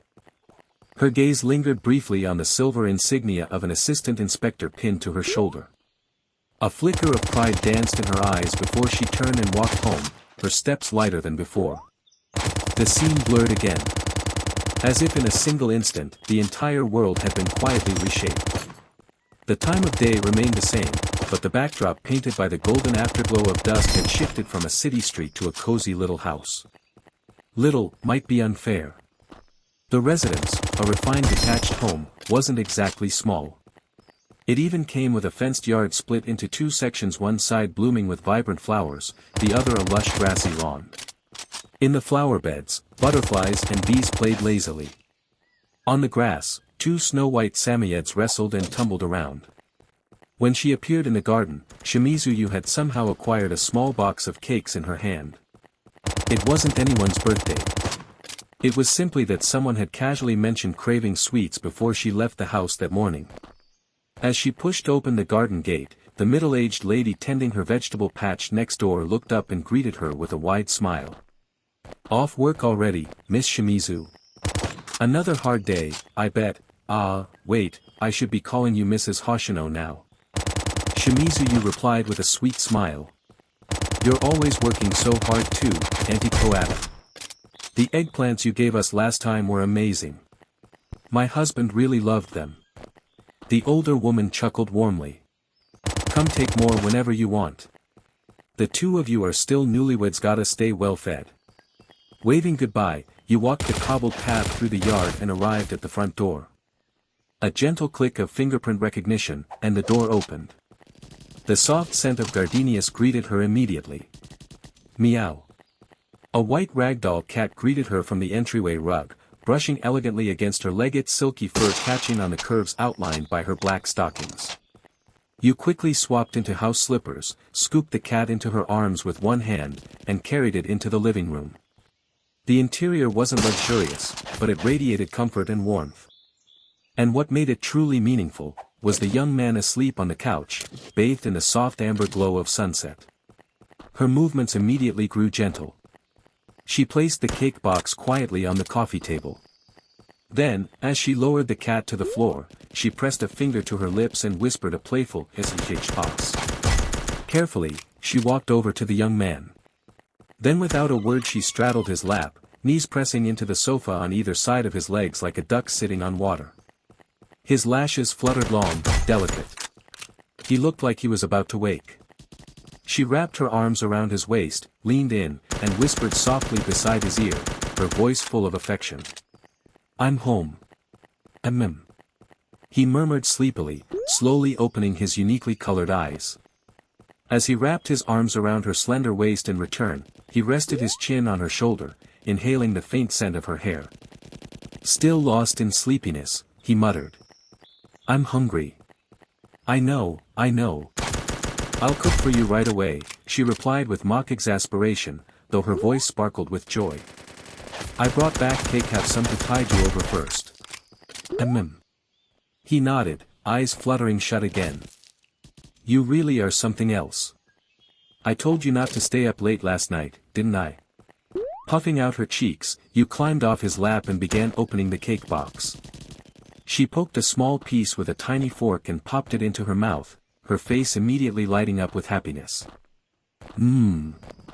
Totally worth it. I'm getting this again next time." With that, she sat beside him, carefully forked the strawberry perched atop the cake, and held it out in front of his mouth. A piercing scream shattered the dream-like glass, and the hazy world was consumed by a burst of white light. Shimizu shot upright in bed, eyes wide.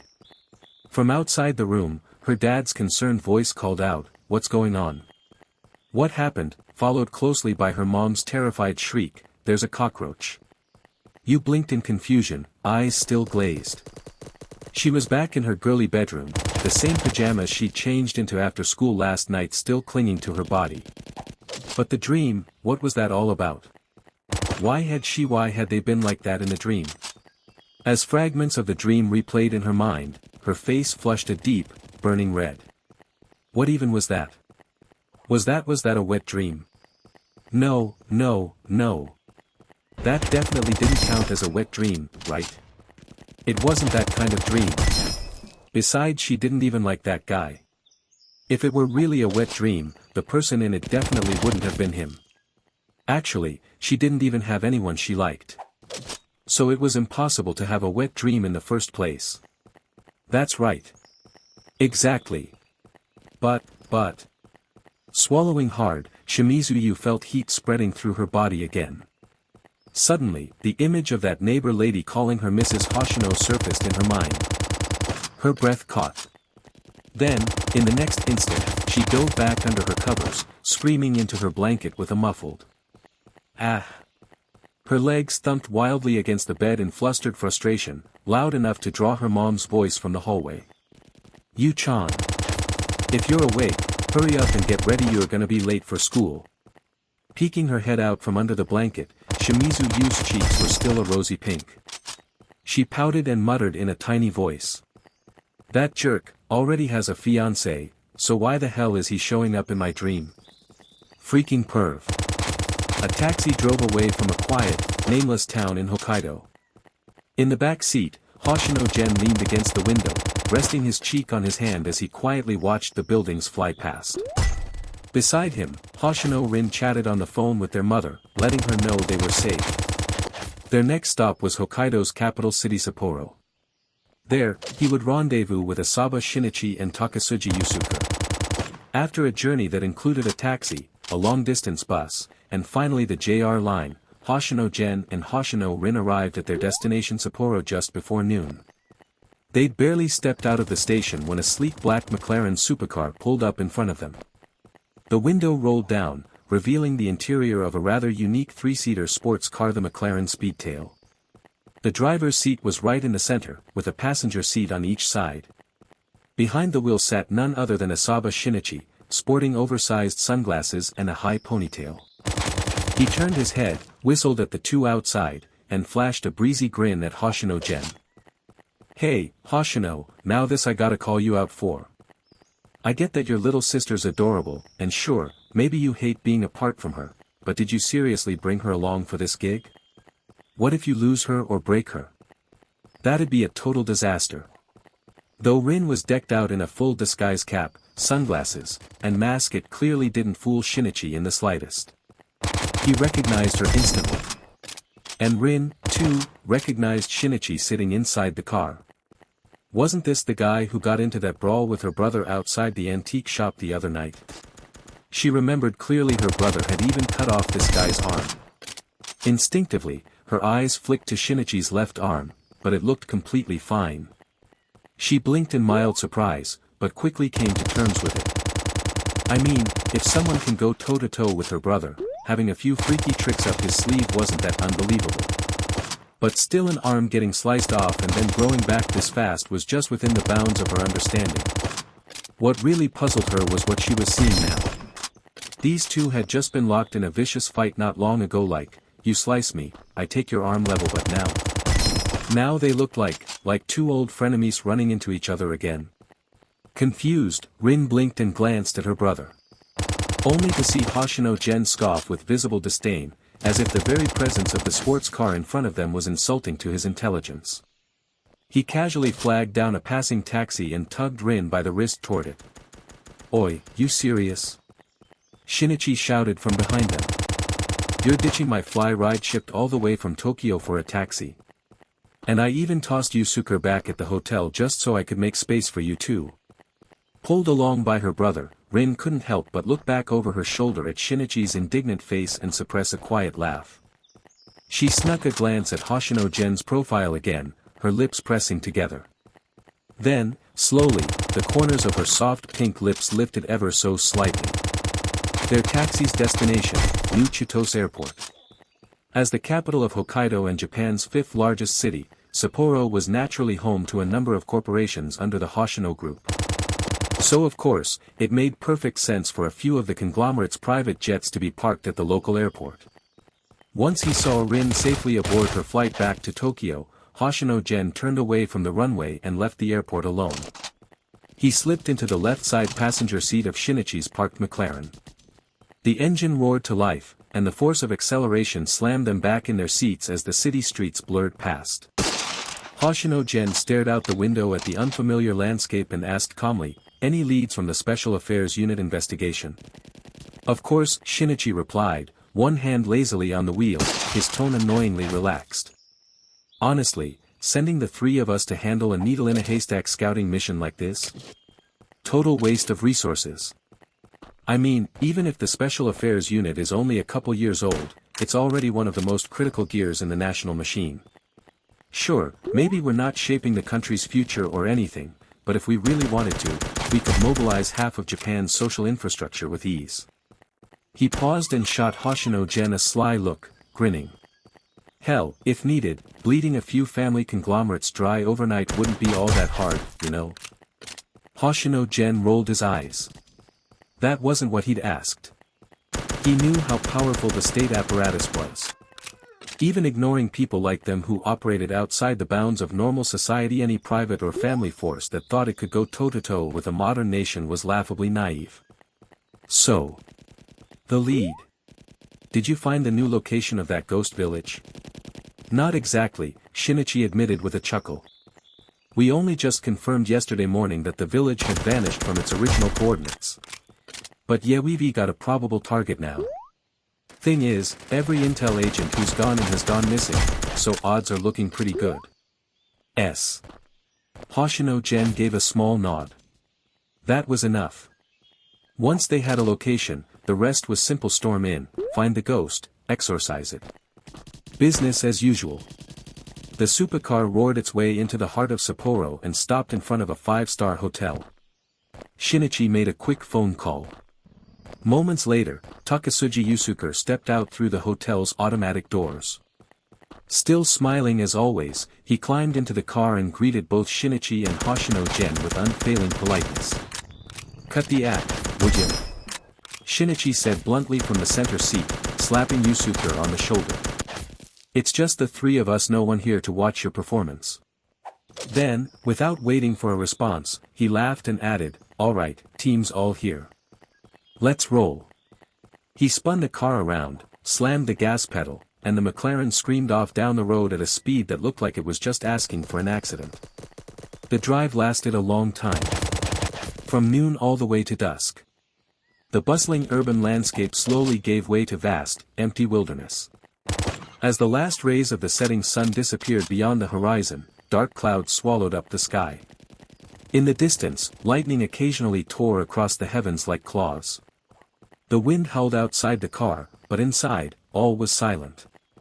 In the right-hand passenger seat, Yusuke leaned back with arms crossed and eyes closed, resting.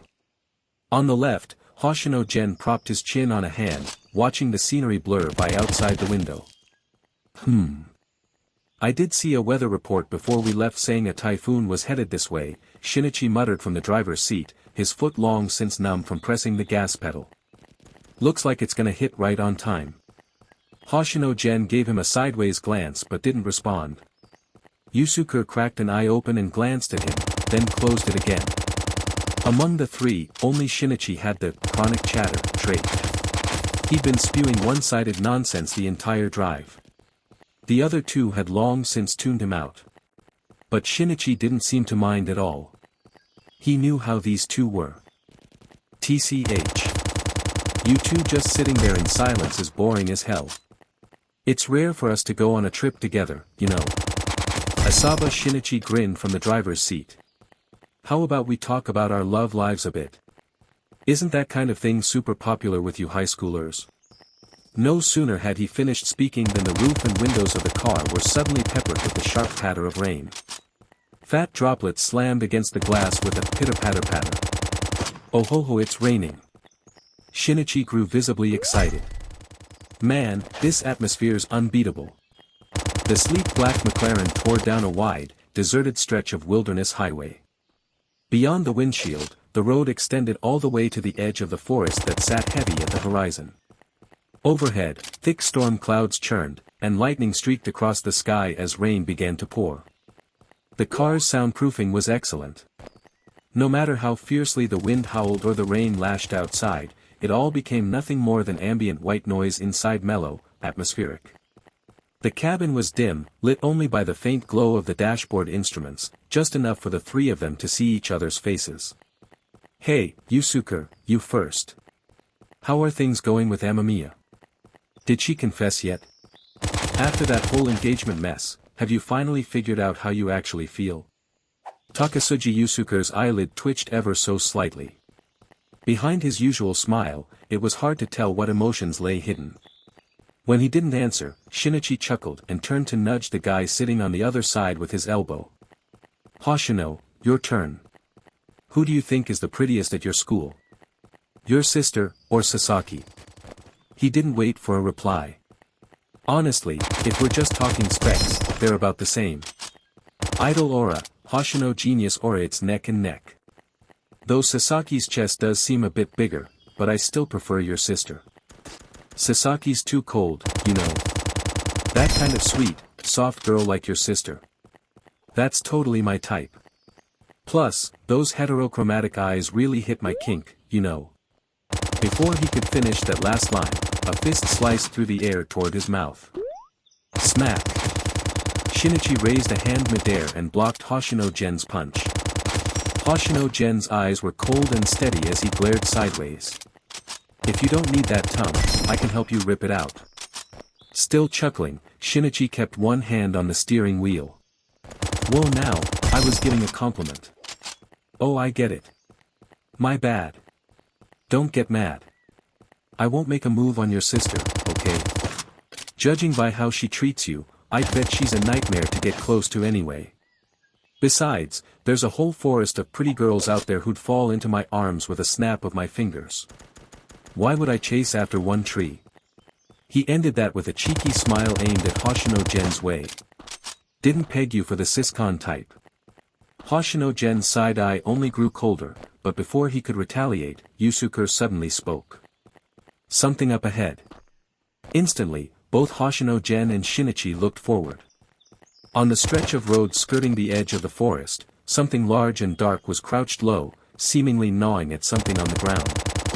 Hoshino Gen retracted his raised fist and squinted toward it. The car was fast, but not so fast that they couldn't make out what it was in a few seconds. It was a massive Hokkaido brown bear.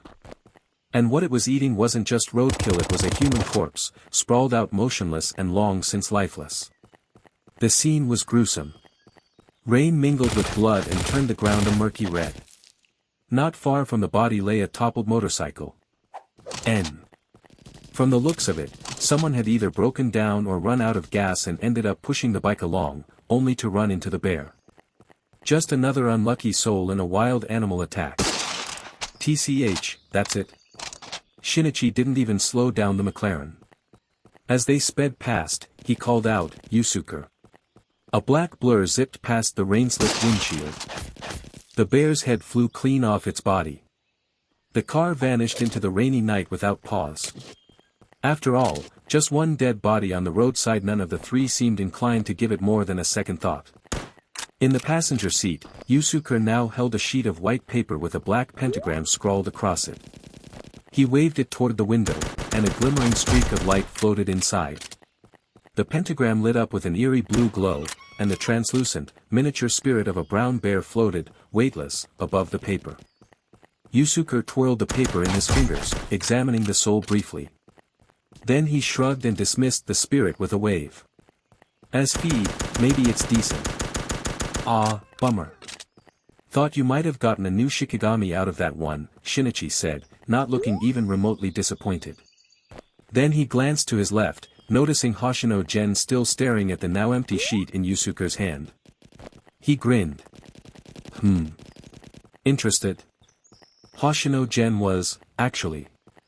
It had only lasted a moment, but he had clearly seen Yusuke extract the soul from that barren animal. That was significant. Animals weren't like humans. Especially ordinary ones that hadn't awakened to higher consciousness. They had souls, sure, but no spirit. Which meant after death, they left behind nothing but a body. And yet, Yusuke had pulled something out. That either meant the bear had somehow awakened, or it meant this was Yusuke's unique ability. Hoshino Gen's suspicion didn't last long. Yusuke, still smiling, turned toward him and offered an answer of his own accord. Curious, Hoshino-kun. It's a unique ability of mine. I see the world a little differently than you guys do. As he spoke, he opened his eyes a little wider. At first glance, they looked ordinary, but in the dim light of the car, Hoshino Gen caught a faint ring of pale gold glowing around Yusuke's pupils. In my eyes, this world is one of true animism. Everything has a soul. Hoshino Gen raised an eyebrow, his expression just for a second showing a rare flash of surprise. By 8 p.m., the McLaren finally pulled into a small town drenched in rain. Maybe it was the weather, but the air in the town felt damp and clingy, almost suffocating. As they drove deeper in, the car's speed dropped. All three of them were peering out the windows now, taking in their surroundings. The place was called Kawasui Town, nestled in the southwest corner of a small city called Furano. Remote, underdeveloped. Judging by the old buildings and squat little homes, most of the town's young people had probably moved away long ago. And tonight, with the rain pouring down, the streets were utterly empty. Lights flickered behind windows, but not a single soul was out. The place we're suspecting is that abandoned village just outside the town we passed a moment ago. We've been on the road all day. Let's get some rest tonight and check it out first thing tomorrow. Asaba Shinichi said this while pulling the car up in front of a ramen shop, one of the few still open in this area. He killed the engine, grinning as he called to his two companions in the front passenger seats, Hoshino Gen and Takasuji Yusuke. Out you go. Let's eat something, I'm starving to death over here. Naturally, Hoshino Gen had no objections. He hadn't eaten much on the bullet train at noon, and now it was past 8 in the evening. He was well and truly hungry. As he pushed open the door and stepped out, the rain instantly poured down on him. Not being the type who enjoyed cold showers, he darted straight into the ramen shop beside them. Yusuke and Shinichi were no faster than him, and the moment all three stepped inside, their gazes were immediately drawn to a small charm hanging in the shop window. It was a tiny doll made of woven straw. Perhaps from being there too long in the region's humid air, what was once golden straw had now faded into a dull, moldy yellow-brown. There wasn't anything particularly wrong with the charm, not in any supernatural sense, at least, but to see something with that kind of vibe hanging so openly as decoration in a ramen shop window, it felt undeniably eerie. Welcome. Their entrance caught the attention of a girl who had been cleaning up inside. She looked about fresh out of high school, with a neat appearance. An apron was tied around her waist and a tall chef's hat sat on her head, suggesting she was both a server and, possibly, the cook. Of course, it was also possible this was her family's place. "What would you three like to eat?" she asked warmly. At the sight of new customers, she dropped the broom and peeled off her gloves, hands clasped at her waist as she beamed at them. I'll have a bowl of udon with extra toppings, please, cute lady." Shinichi laughed as he spoke, already heading for the table by the window. "I'll have the same," said Yusuke, smiling as he followed behind. The girl turned her gaze to the last man standing, Hoshino General. He hadn't moved. He stood in silence, meeting her gaze. The girl, however, didn't seem the least bit offended by the cold reception. She simply continued smiling patiently, waiting for him to order. After a beat, Hoshino Gen offered a practiced smile. "Tonkatsu ramen, please." "Got it. One moment, I'll bring it right out," the girl chirped energetically and trotted off into the kitchen. Hoshino Gen watched her disappear behind the Norin curtain, the smile quickly fading from his face. Then, he walked over to join the others at the windowside table. There were no other customers in the shop. No sign of any other staff either. With the girl now in the kitchen, that left just the three of them in the room, and none of them were speaking. Even Shinichi, usually a chatterbox in a car, had gone quiet. The only sound was the steady patter of rain. "Hey, there's a ramen place here." Suddenly, a voice shouted from outside, followed by a flood of hurried footsteps. The door opened, letting in a group of 5, 2 guys and 3 girls, all looking like college students. "Ugh, I'm dying here. This town is so behind the times. No delivery services, no Wi-Fi, not even a gas station. The one inn we finally found doesn't even serve food. Why did I agree to come suffer in a place like this?" The first one through the door was a short-haired girl with a bold, tomboyish look and an equally bold personality. She stripped off her soaked raincoat as she complained loudly. "Ranobes. Stop grumbling, Ryuko. We're all here because we want to help Saya-chan, right? And she did promise to treat us to a fancy meal afterward. Isn't that right, Saya-chan?" The next to enter was a long-haired girl with soft waves, a curvy figure, and fox-like eyes that should have made her seem seductive, but her aura was surprisingly gentle and intellectual. "Why, yes. I'm really sorry for the trouble, everyone." Trailing beside her was a petite, frail-looking girl with big round glasses. She spoke in a soft, timid voice. See, Ryuko. You were all fired up before we left, remember? Going all, whoever chickens out is a dog. And now look at you, first one to complain. A tall, broad-shouldered guy with a buzz cut laughed out loud as he teased her. Iwato, you little wanna fight? That's not the same thing at all. Ryuko, the short-haired girl, glared at him with fire in her eyes. Okay, cut it out. There are other customers here. A girl from the group tried to calm things down, but Ryuko made a face at Iwato before scanning the room. Her gaze landed on the table where Hoshino Gen and the others sat and her eyes widened. Oh. Look at that hot guys. 3 of them. As soon as she said it, her expression flipped to cheerful and she gave them a big thumbs up. Hey, handsome guys, that McLaren out front, is it yours? Super cool ride.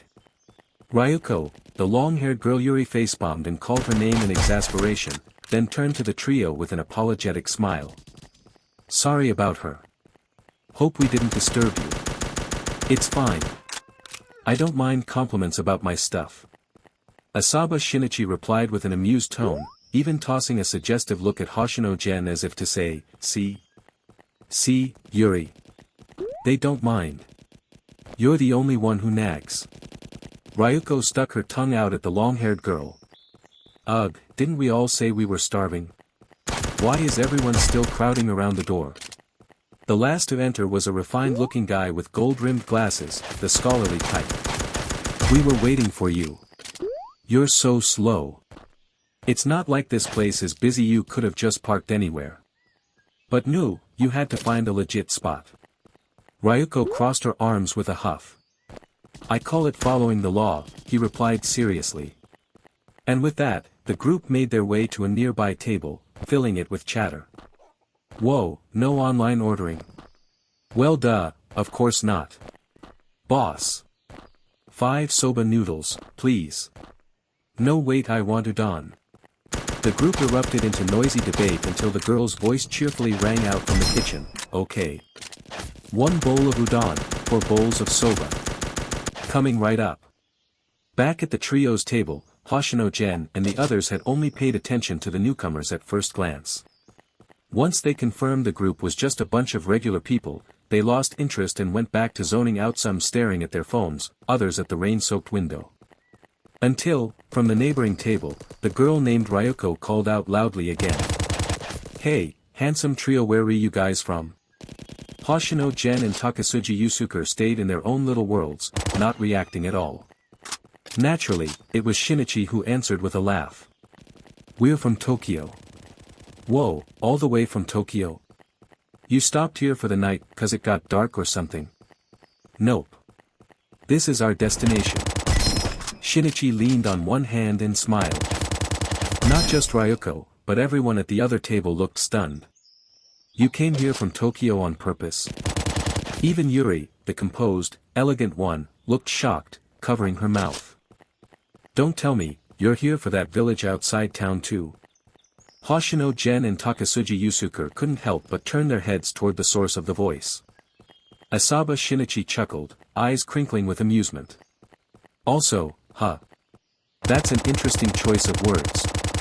It's because we're here to do a feature on that village too. Ryuko's eyes sparkled as she looked at the 3 of them. You guys came for the same reason.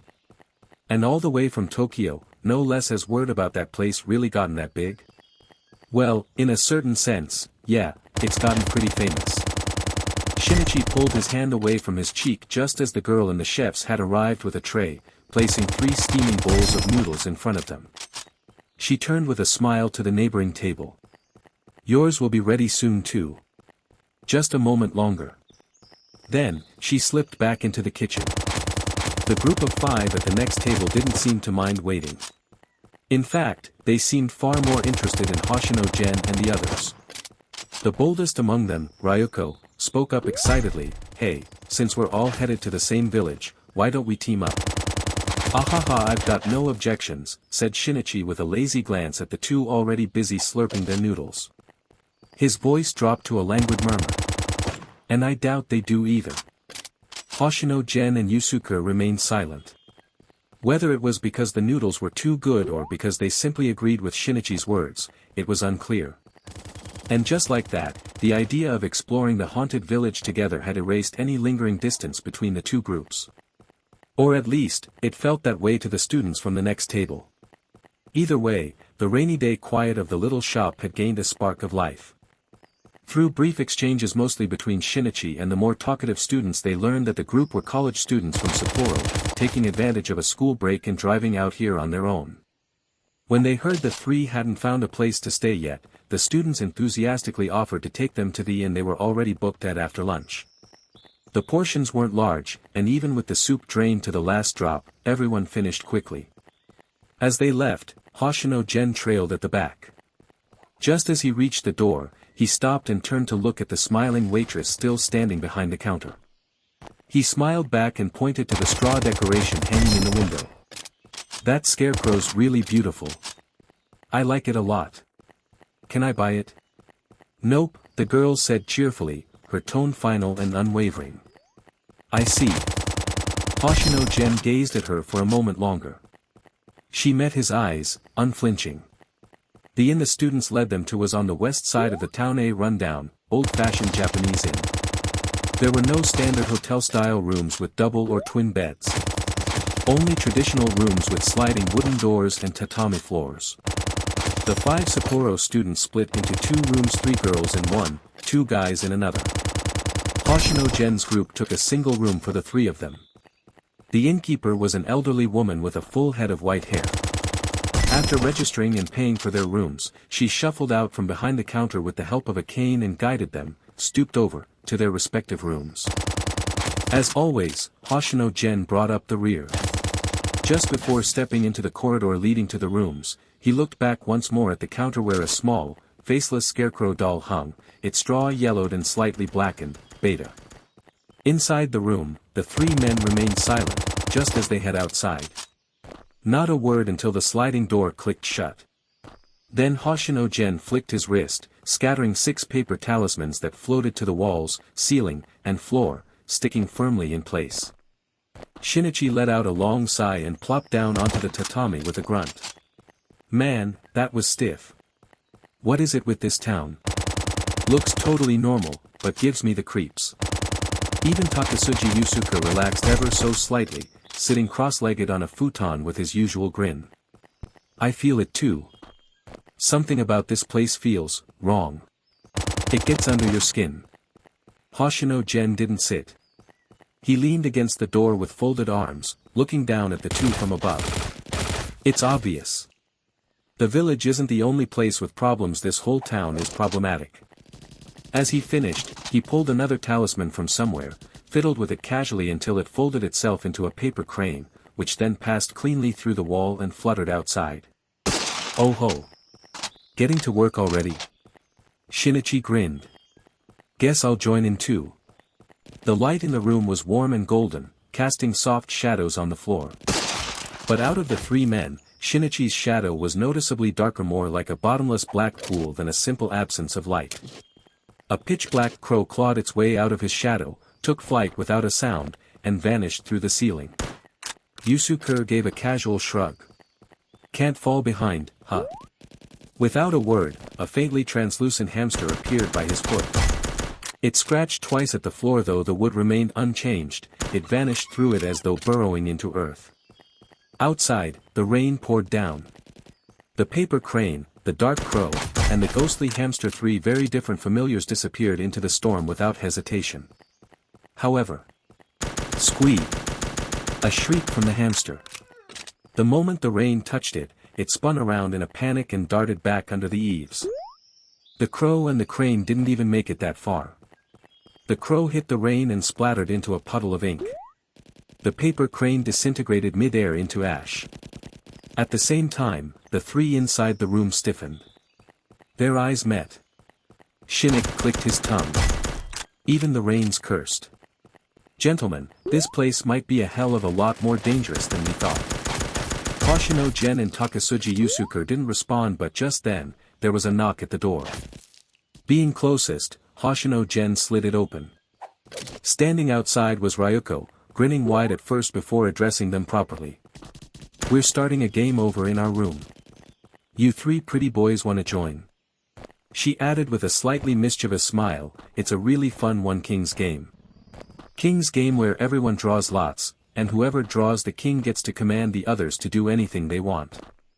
Usually played in nightclubs or at parties, it's essentially a flirty, tension-charged social game popular with young people."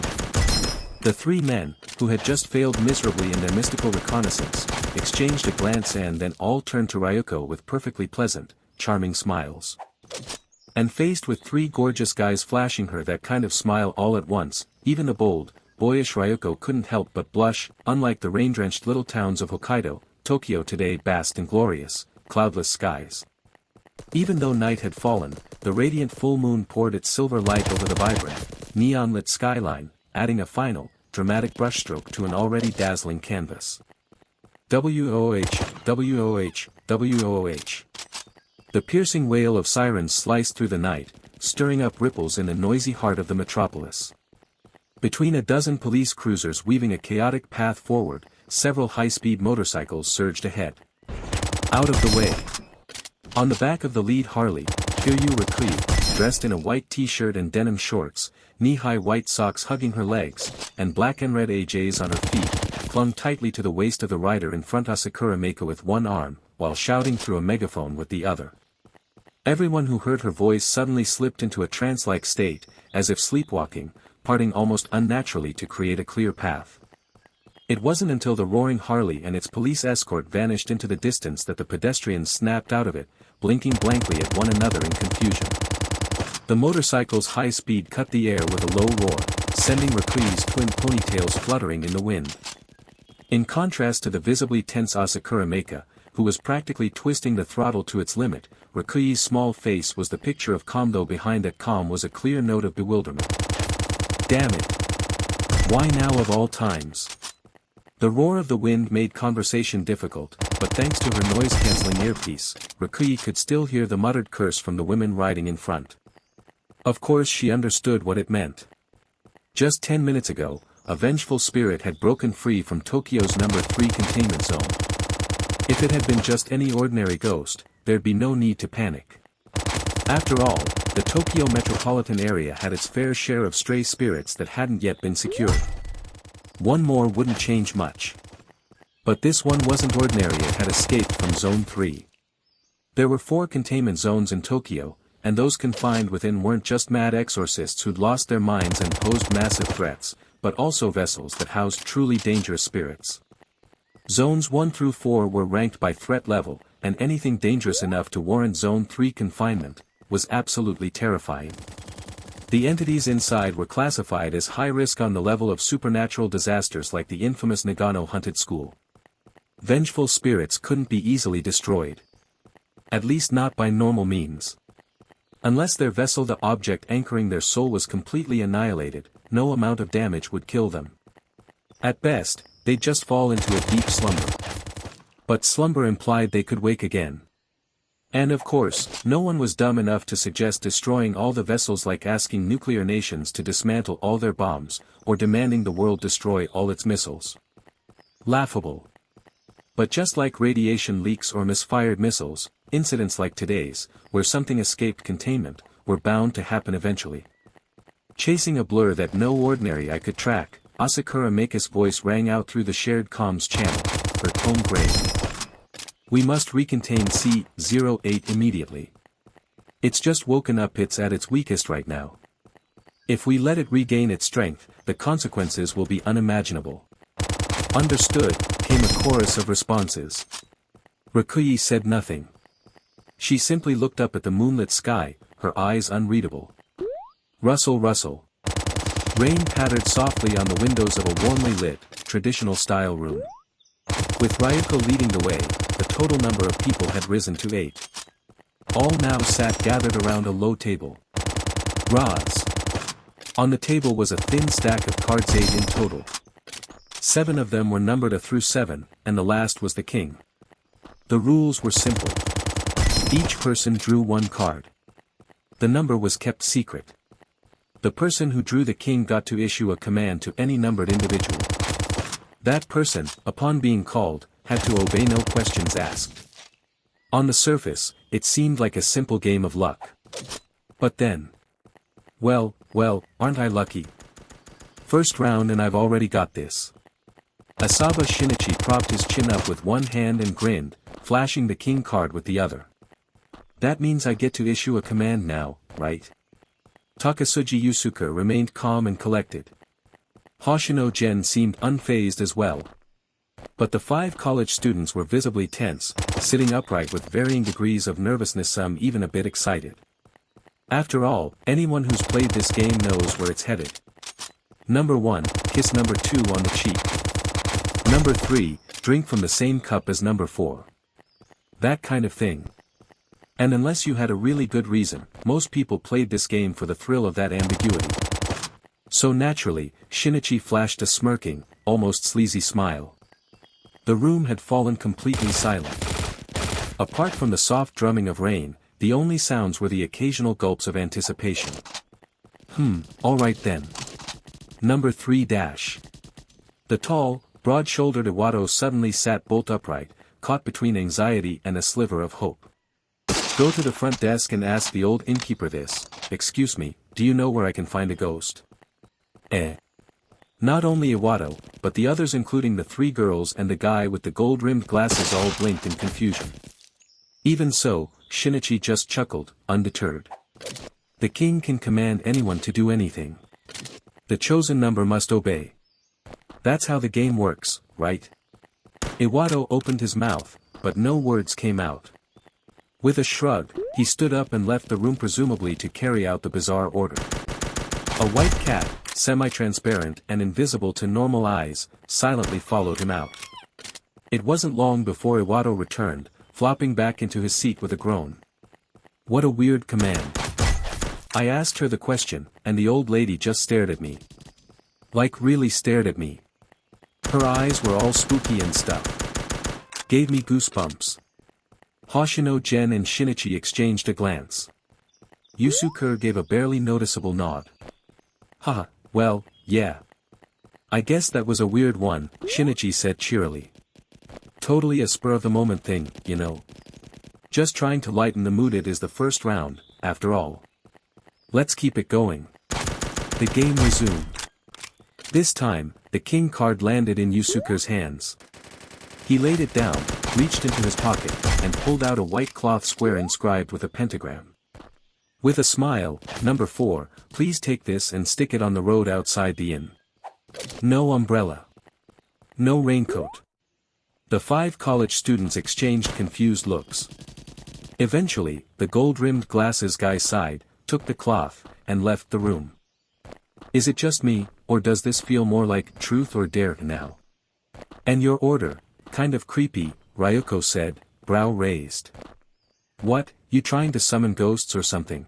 Takasuji Yusuke nodded with a grin. Pretty much. The 3 of us are all really into ghost stories and the paranormal. That's why we came all the way from Tokyo. Isn't that why you're here too? We are so not here for that. Iwado huffed, rolling his eyes. Only weirdos like you would enjoy creepy stuff like that. We're just tagging along to help Saya with her research, okay? Research? Shinichi tilted his head with interest. I think I heard you mention that earlier. So, Miss Saya's writing something, paranormal.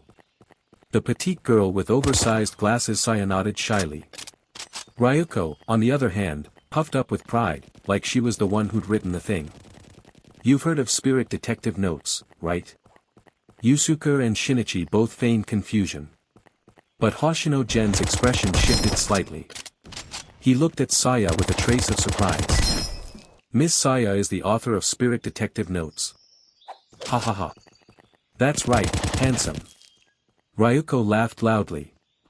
Our dear Saya is the genius behind that super popular paranormal novel. Just then, the glasses guy returned. His clothes were a little damp, though not soaked, likely from sprinting outside, tossing the cloth down, and dashing right back.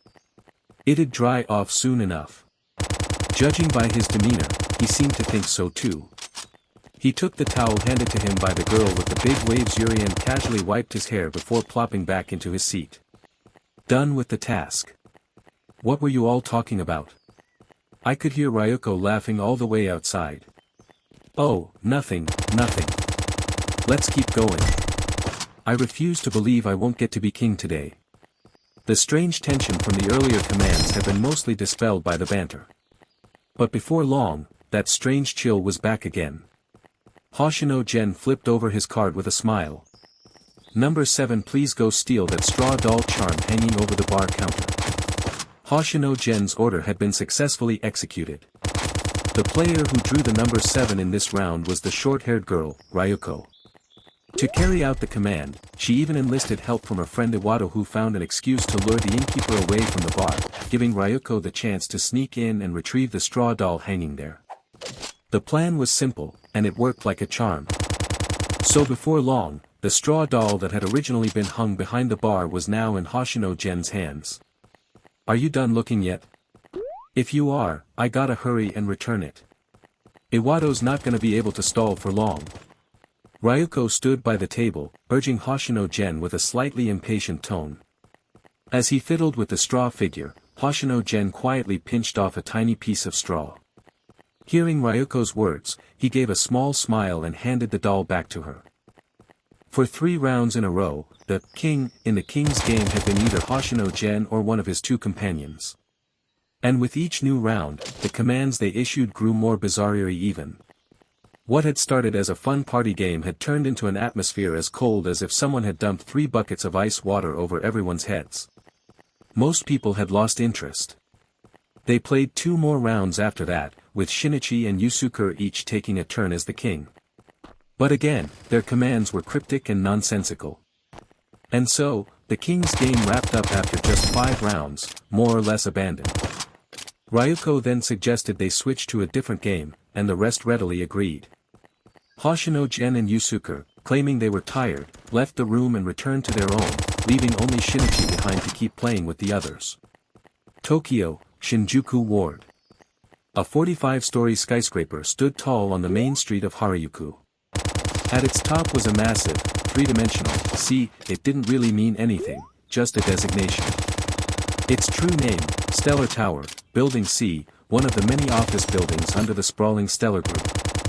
The Stellar Group's reach extended into virtually every sector: food, clothing, housing, electronics, real estate, even heavy industry.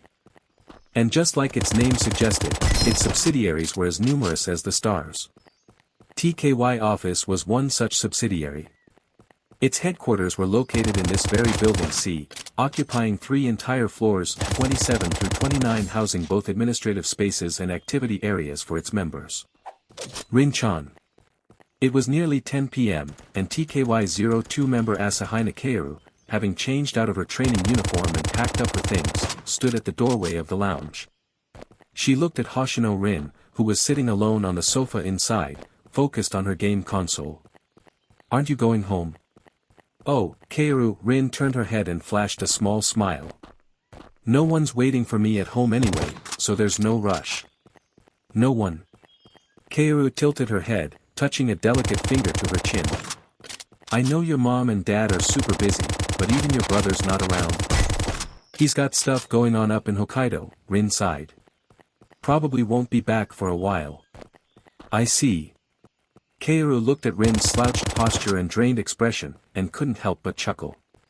So your big brother's away, and now Rinchan's all lonely, huh? Rin pouted, her lips soft and pink. Of course I'm lonely. There's not a single soul at home. In that case, how about coming over to my place tonight? Kaoru offered, smiling. My mom's out on a business trip too, so it's just me. Rin's eyes sparkled. Really? Totally. Just don't complain, my humble peasant home is too plain for a princess like you, Kaoru joked. But Rin didn't care. She dropped her controller, grabbed her blue seashell-shaped purse, and cheerfully skipped over to Kaoru, looping an arm around hers. Together, they took the elevator down and left Stellar Tower, climbing into the agency's car reserved specifically for Hoshino Rin, and headed off in the direction of Kaoru's home. Anobi's. Midway through the drive, there was a brief moment of chaos. A swarm of police cars and motorcycles roared past them in a blur, sirens blaring. One motorcycle nearly clipped the side mirror of their car, but thankfully, nothing happened. Rin and Kaoru tensed for a second, startled by how close it came.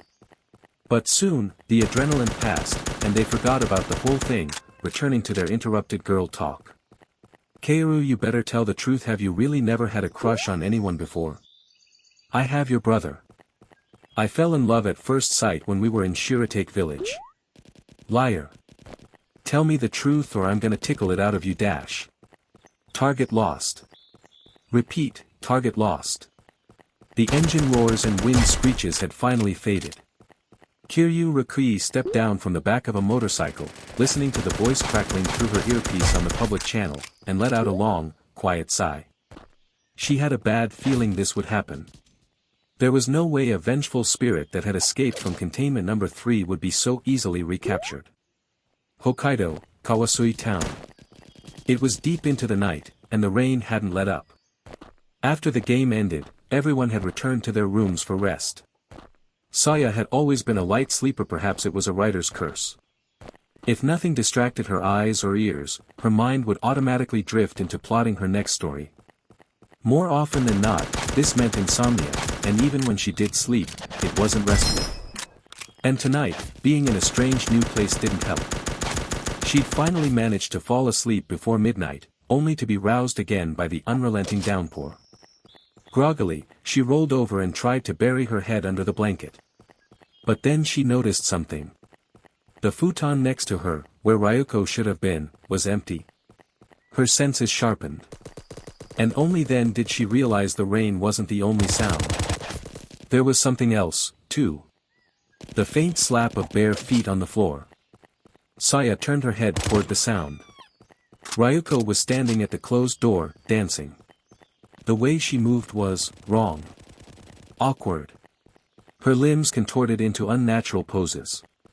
And she was crying. Silent, helpless sobs as she danced. Saya swallowed. She felt goosebumps rise across her entire body. This was too eerie. Ryuko. But Ryuko didn't respond. She just kept dancing. Crying harder and harder. Moving more and more wildly. Lost to everything around her. Is this sleepwalking? Saya didn't know whether she truly believed that, or if she was just trying to comfort herself. But as she stared at her best friend so eerily strange in her behavior, she was genuinely scared, and deeply worried. Still, there was a possibility that Ryuko was really just sleepwalking. After all, even though her eyes were open, red-rimmed and full of tears, Saya knew that most sleepwalkers do keep their eyes open. It's just that what they see doesn't get processed by the brain in any rational way. Saya's breathing was unsteady as she stared at Ryuko, not daring to make a sound. If this really was sleepwalking, any sudden noise could shock her awake and cause serious harm. But if it wasn't sleepwalking? Saya's teeth chattered softly, and her whole body froze. She had no idea how much time passed before Ryuko suddenly stopped dancing. Saya tensed. Ryuko stood perfectly still in front of the door, her posture ramrod straight, head slightly bowed. Then, she slowly reached out, slid open the shoji door with a mechanical motion, and stepped out into the hallway in that same stiff, unnatural way. Gulp. Ryuko's footsteps gradually faded away. Saya stared wide-eyed into the pitch-black corridor beyond, then finally collapsed back onto her futon like a marionette whose strings had been cut. Her face was drenched in sweat, and she gasped for air. Truthfully, she had already realized midway through the bizarre dance that this wasn't sleepwalking. Ryuko's expression while she moved it was just too vivid. Too alive. There was no way someone in a dreamlike trance could show that kind of expression. Saya lay limp on the bedding for a few more seconds, but then, through the sound of the rain, she heard knocking from the hallway. Knock, knock, knock. Saya bit her lip, grabbed the thick black-framed glasses beside her pillow, and crawled over to the other futon, where the curly-haired Yuri was still sound asleep. She shakily reached out and shook her by the shoulder, voice trembling as she whispered, "Yuri. Yuri, wake up." Yuri's eyelashes fluttered as she groggily opened her eyes, clearly still half asleep. She squinted up at Saya and murmured, "What's wrong? Don't sleep anymore." "Ryuko. Ryuko's acting weird," Saya urged, flustered.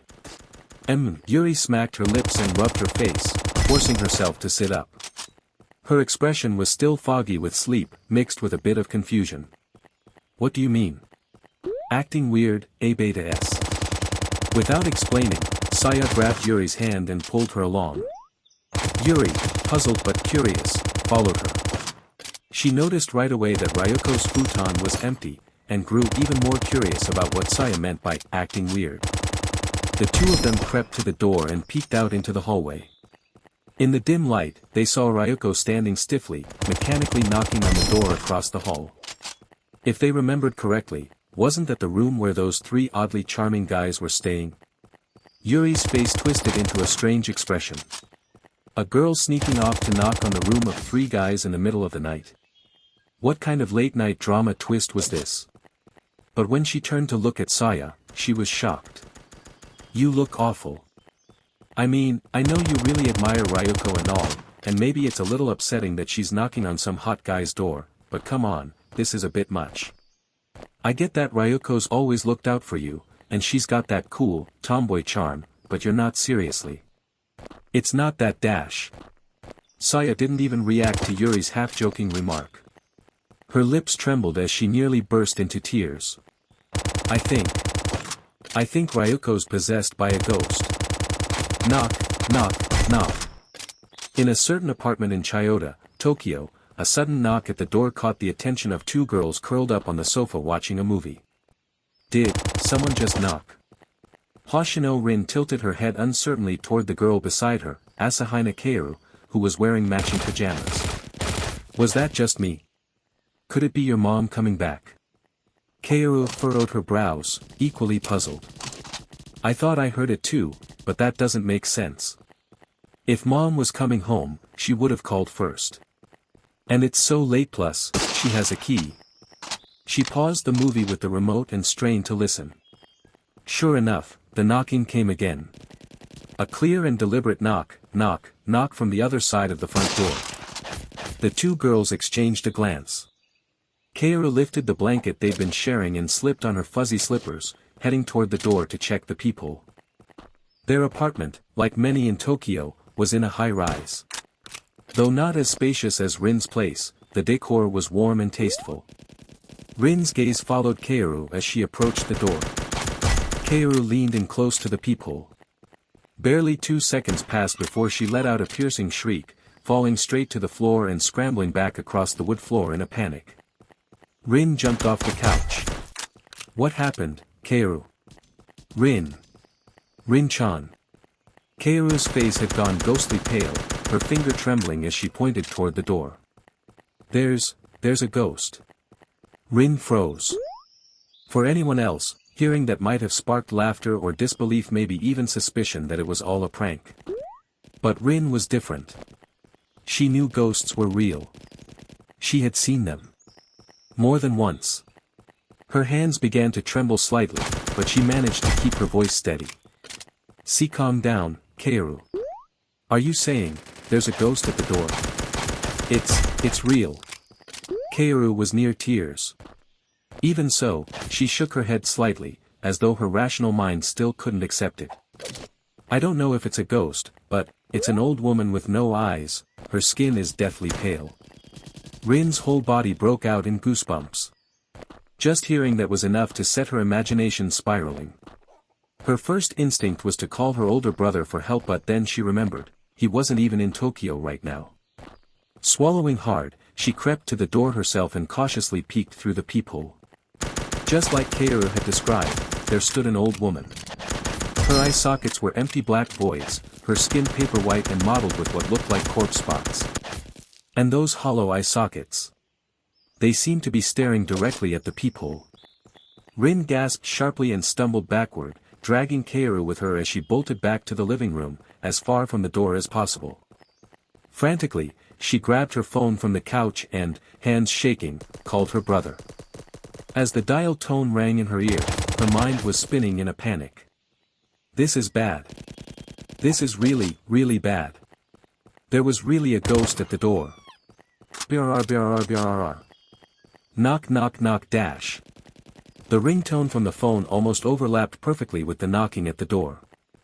Hoshino Gen kept her eyes fixed on the door, torn between fear that the vengeful ghost outside would barge in any second, and desperate hope that her brother would pick up the call. On the other end of the couch, Asahina Kaoru was already falling apart emotionally. She whimpered quietly, on the verge of tears but too afraid to cry out loud. Idol or not, she was still just a 16-year-old girl. Even though she'd seen some bizarre things during her time in the entertainment industry, this was way beyond what she could mentally handle.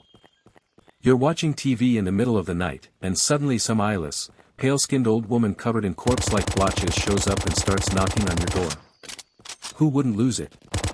Unlike Rin, who had already encountered ghosts more than once under her brother's lead, Kaoru had always been a firm believer that ghosts and supernatural stuff were just fiction. The fact that she hadn't completely snapped yet was already a miracle in itself. Maybe it was that instinctual desperation people get when they're drowning, clutching at even the flimsiest lifeline. In the chaotic mess that was her mind, Kaoru suddenly remembered something, some tiny sliver of hope. Rin-chan, she stammered, her voice trembling, that spirit summoning game your brother made us play back in Shiratake Village, was it really just a magic trick? Doesn't he have anything that can fight off ghosts? Almost the instant she finished speaking, the knocking came again for the 4th time. Knock knock knock. Both girls flinched in unison. Rin stared anxiously at her still dialing phone screen, her expression tight with urgency. She didn't answer Kaoru's question directly but spoke quickly, "I'm calling my brother." "Kaoru, you call the police." As she spoke, Rin gritted her teeth and bolted toward the entryway. Her bag was on the shelf to the left of the front door. Inside it, she always kept the talismans her brother had given her back in Shiratake Village. She was terrified, absolutely, but she was ready if the ghost broke in, she'd fight it head-on if she had to. And as if Murphy's Law had decided to be cruelly punctual, just as Rin grabbed her shell-shaped bag and was turning back toward the living room. The door opened. It wasn't a knock. It was the click of a lock that might as well not have existed. The eyeless old woman pulled the door open, fully revealing herself to the 2 girls inside. "Ayah!" Kaoru shrieked and immediately burst into loud sobs. "Rin-chan, run!" Rin felt the icy presence of the ghost envelop her entire body. Her muscles seized up, her blood felt like it had stopped flowing, and even her joints moved like they were packed with jelly. From the black hollows where her eyes should have been, the old woman wept black tears. The ghost was only 2 meters away, staring directly at Rin. Tears welled up uncontrollably. So terrifying. "BRP. What's wrong?" The phone in Rin's hand vibrated. It had connected. And in the very moment she heard her brother's voice, so familiar, so desperately needed, she felt her body lighten, as if freed from invisible shackles. A Nigerian Nairobi. In one fluid motion, Rin dug into her bag, pulled out a talisman, and without hesitation, bit her finger, letting blood drip onto the paper. With a low hum, a fireball crackling with searing heat formed in the palm of her right hand. Tears still in her eyes, she hurled it straight at the ghost and then turned and ran for her life. "Onia-chan, help me." Boom dash. The fireball exploded behind her with a thunderous roar. Still standing behind the sofa, Kaoru, who had been on the brink of a complete breakdown just moments before, was now utterly dumbfounded, tears still streaking her cheeks. Her mouth hung slightly open as she watched Rin, who had just hand-cast a fireball right into a ghost's face and was now sprinting back. She couldn't tell what was more shocking, that ghosts actually exist, or that her fellow idol teammate was a freaking magical girl who could conjure fireballs out of thin air. Rin-chan. Kaoru said in a daze, voice wobbling. But Rin didn't have time to deal with her friend's shock. Even though the ghost had taken that fireball right in the face, it didn't look harmed at all. In fact, it looked angry now. And it was stepping into the house.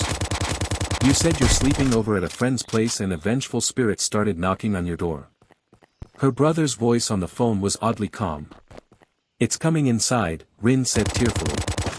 What do I do, Oniai-chan? I think I just heard something explode. Did you use one of the talismans I gave you? I did, but it didn't work. I see, listen carefully. Among the talismans I gave you, there's one with black writing on it. Grab your friend and lock yourselves in a room. Activate that talisman and stick it on the inside of the door. Stay put and wait for help. And then, faintly, she heard her brother mutter, Chi-chan, go help them out. Clack. While the siblings spoke, the ghost, still moving in that slow, grotesque manner, crossed the entryway and stepped into the living room. Suddenly, the paused movie on the TV screen flickered violently, replaced by static snow. In the midst of it, a young girl in a blood-stained red dress appeared. Around her slender neck was a horrifying wound. Chi-chan. On screen, she glared menacingly at the eyeless ghost now in the living room. The old woman, black tears still streaking her face, slowly twisted her neck around almost 160 degrees to look at Chi-chan on the TV.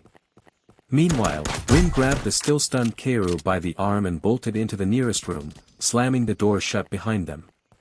Frantically rummaging through her talismans, Rin found the one with black writing. She pressed a bloodied finger to it, then slapped it onto the door with all her strength. Finally, her body gave out. She collapsed to the floor, sitting duck-style against the door, gasping for breath. Elsewhere, long, pitch-black nails like solidified shadows pinned Ryuko to the wall of the room, still crying uncontrollably. Standing in front of her, Asaba Shinichi glanced back toward Hoshino Gen, who was leaning casually against the wall, phone in hand. I think I heard your little sister's voice just now, Shinichi said with a chuckle. Something going on? Hoshino Gen gave him a wry smile. Nothing much. Someone asked me to file a complaint with your special affairs unit, said there's a vengeful spirit causing a public disturbance in the middle of the night. Oh, so that's what it was, your little sister ran into a ghost, huh? I thought it was something serious. Asaba Shinichi let out a melodramatic sigh, looking as if he was genuinely disappointed. Then he couldn't help but burst out laughing. I knew you were a siscon. As he spoke, he even wiggled his eyebrows and added with a mischievous grin, so, how does it feel to bring bad luck to your own family? For ordinary people, getting too close to someone like him, someone drenched in the aura of vengeful spirits with a mind half corrupted by their influence, greatly increases the chance of being targeted by malevolent entities. This was common knowledge, more or less. Which is exactly why Hoshino Gen had taken precautions tattooing protective gold sigils on Shimizu Yu when he hired her as his assistant, and handing out piles of talismans to Rin when they were at Shiratake village. From the very beginning, a voice in the back of his mind had told him not to care. They were the ones who insisted on getting close to him, after all. If anything happened, it wasn't his responsibility. They weren't children. They should be held accountable for their own choices. But maybe it was that small, flickering light still buried deep within his already blackened soul, chasing instinctively after the warmth. Or maybe it was the echoes of his late master's teachings that hadn't yet been drowned out by corruption. Whatever it was, in the end, he chose to quietly set up a few safety measures for those who kept getting pushed away and yet still chose to stay by his side. Where is it? Shinichi's voice cut in again. He was holding a phone, glancing at Hoshino Gen as he asked. Hoshino Gen nodded, already understanding what Shinichi meant, and turned his attention to the call. Where are you right now? Chiyoda Ward, Tamayamacho.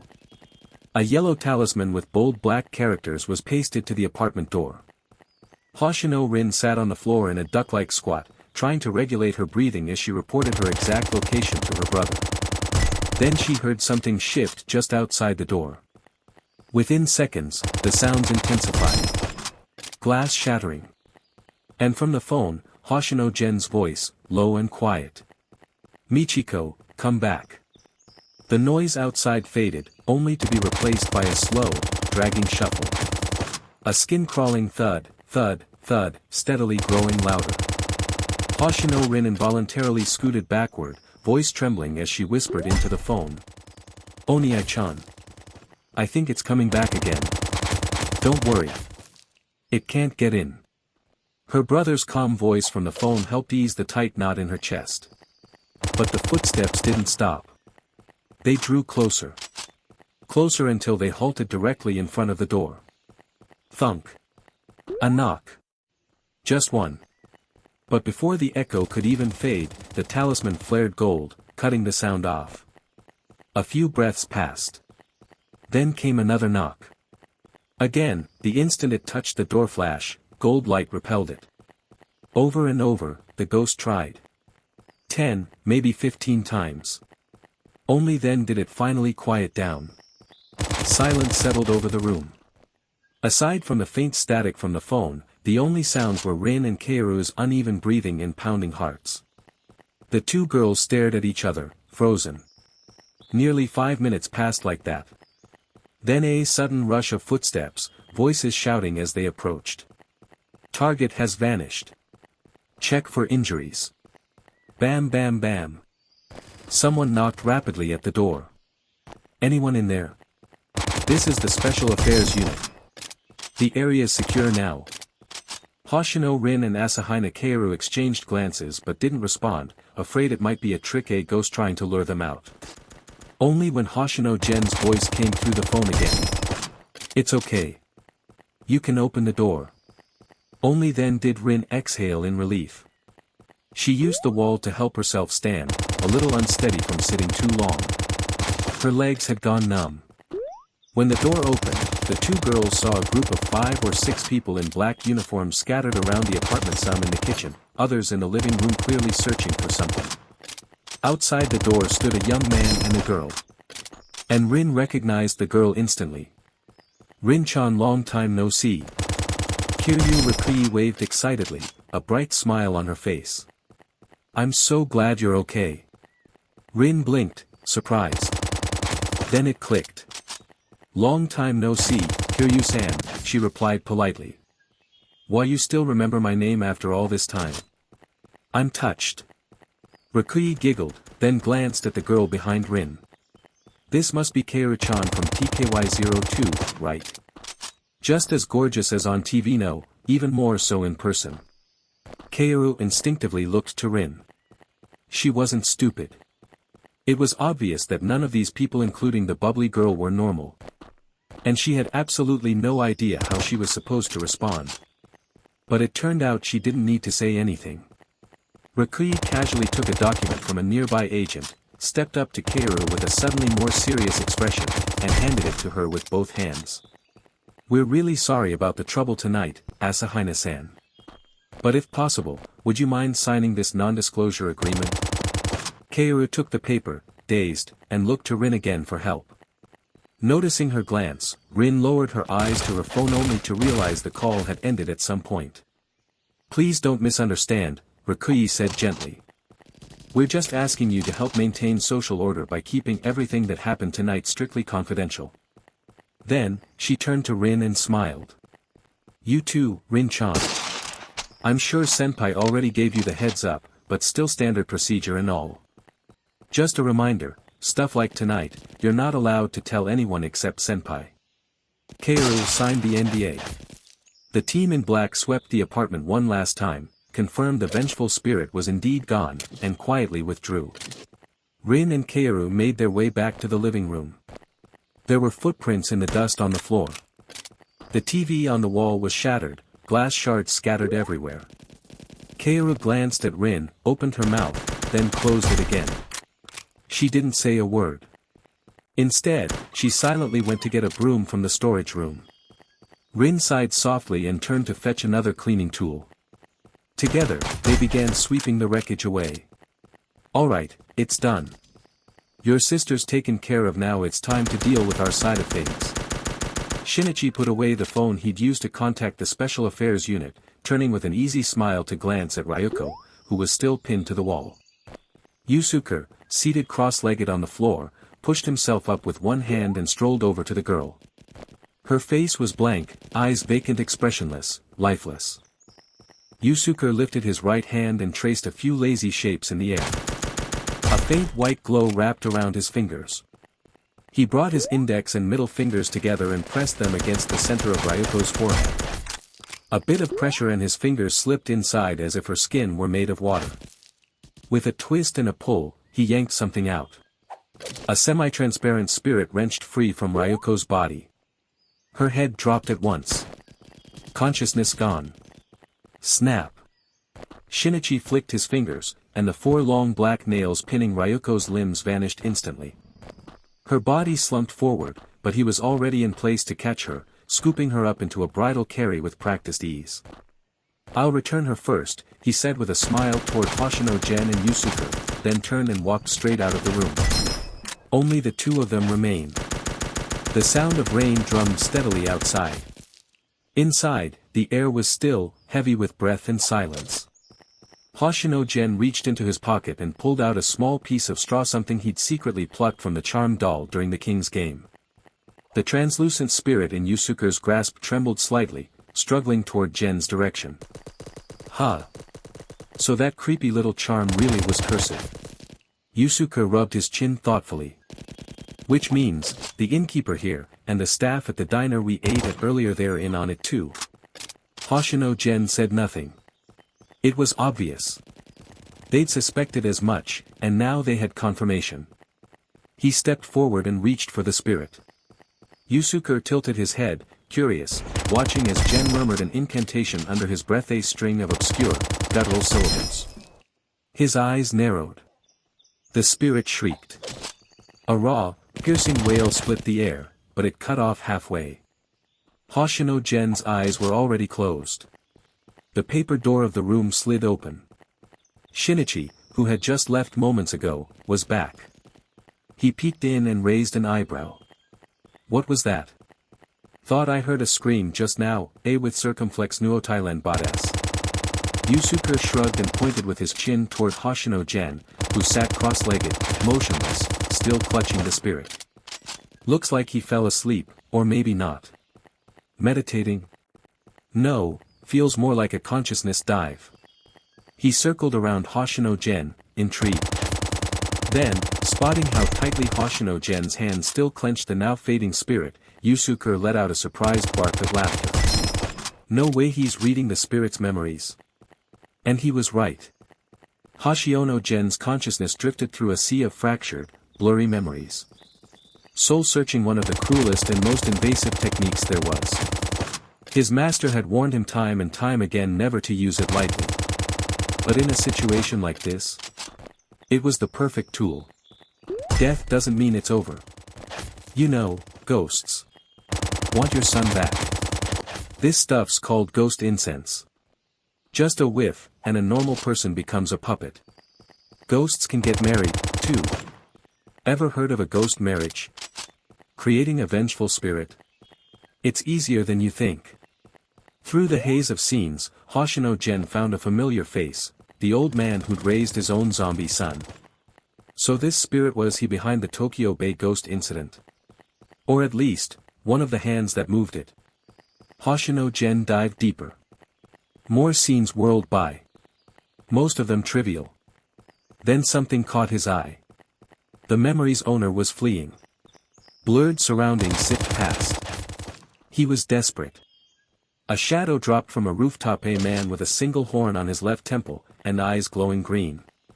Taketsuji Yusuke.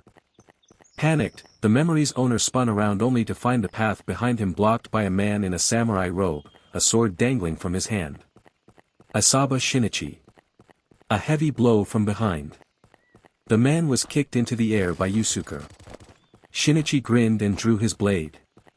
A clean arc through the air. The memory fragmented. And then a frozen image of a headless corpse hitting the ground. Hoshino Gen hesitated, then dove even deeper. Now the scenes were warped, soaked in crimson. Nearly unintelligible until he hit bottom. There, the final memory played. Figures in black robes, heads bowed, hoods up, encircled the scene. One stood in the center, his back to the memory's owner. Darkness surrounded him. Then he turned, and said quietly. "You've exposed us." The black deepened, swallowing everything, but those eyes remained. Cold. Mad calm. And they weren't looking at the memory's owner anymore. They were looking at him. Hoshino Gen. The spiritual space shuddered, splitting at the seams. Hoshino Gen pulled himself out of the search. His lashes fluttered. Eyes opened. The spirit in his hand let out a soft, final wail, then scattered into translucent dust and faded away. So. Shinichi's voice came immediately, close to his ear. What did you see? Hoshino Gen exhaled and sat up straighter. I saw you two kill him. After death, he turned into a ghost and ended up in some hidden place. He met a bunch of people in black robes, probably some kind of cult. One of them, looked like the leader, was pissed he exposed their existence. I'm guessing they stuffed him into that straw doll as punishment. Oh. That guy. Shinichi grinned. What a coincidence. Then his expression shifted, eyes lowering, smile thinning. Well, now that we've got a lead, we can't afford to lose it. So, what do you two think? Do we raid the ramen shop now and grab the other straw doll? Or take a breather first? Hoshino Gen was already in a corner of the room, slumping against the wall. That soul search took a lot out of me. If you want to move, go ahead. I need rest. Huh, splitting up in a horror setting? That's how you die first. Shinichi's grin returned as he looked over to Yusuke. Hey, Yusuke. You rest too. I'll take the night watch. The pale moonlight streamed gently through the window, casting a soft glow over the dimly lit bedroom. The bed in Asahina Keiru's room wasn't small, 1.5 meters wide, spacious enough for two slender girls to sleep side by side without crowding each other. Hoshino Rin, lying on the inside near the window, opened her eyes slightly and glanced at Keiru, who was sitting up against the headboard, scrolling through her phone. Keiru, it's really late. Aren't you going to sleep? Keiru didn't look at her. Her voice was soft. I'm picking out a new TV. Otherwise, I won't have a good excuse when Mom comes back. I see. Rin murmured, then fell quiet again. Since those people from the special unit left, she and Keiru hadn't really talked much. Keiru hadn't asked, and Rin didn't know what to say. But looking at her now, aside from the slight pallor in her face, Keiru seemed otherwise okay. Rin thought, she must be scared, after what happened tonight, how could she not be? In the end, she couldn't keep quiet. Keiru, about tonight dash. Rin-chan, those things, we're probably not supposed to talk about them with normal people, right? Keiru interrupted softly, still scrolling. Otherwise they wouldn't have made me sign that agreement. Then she finally turned her head to look at Rin. She smiled gently, her eyes glistening. Rin-chan, you know, I used to be really envious of you. No, jealous, actually. The chances I had to fight so hard for, you didn't even have to lift a finger, people would just bring them to you. The things I poured endless effort and sweat into, all you had to do was say a word, and everyone would scramble to put them at your feet. I worked harder than anyone else, but people always surrounded you. I kept telling myself, this world just isn't fair, don't be jealous of her. But whenever I saw the rest of us struggling with everything we had for something, while you could just watch from the side and still have it all, I couldn't help it. I told you in the car earlier that I fell for your brother at first sight, but that wasn't true. At least, not really. What I did want, was for your brother to fall for me. Not because I liked him, but because I thought if that happened, maybe I'd finally have something that you have. But. Keiru wiped the tears running down her pale cheeks. This world is so incredibly unfair. I'm sorry, Rin-chan. I know I'm a really dark person. Nothing like the Keiru you see in the team, or on screen. I'm sorry. Rin stared at her in a daze, bathed in moonlight and wiping her tears. She hadn't expected it at all that this was how Keiru saw her. Her so-called good friend. She felt disoriented. Shocked. And, kind of heartbroken. After a long pause, Rin let out a sigh and sat up too, her waist-length, silky black hair tumbling down around her shoulders.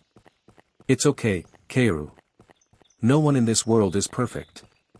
Everyone has a darker side, dark thoughts too, we all do. Even as idols, what the audience sees on stage and on screen is just what the agency wants them to see. Have you ever seen any of our teammates be exactly the same off stage as they are on it? The fact that you're willing to open up and show me the part of you you least want others to see, that's already really brave.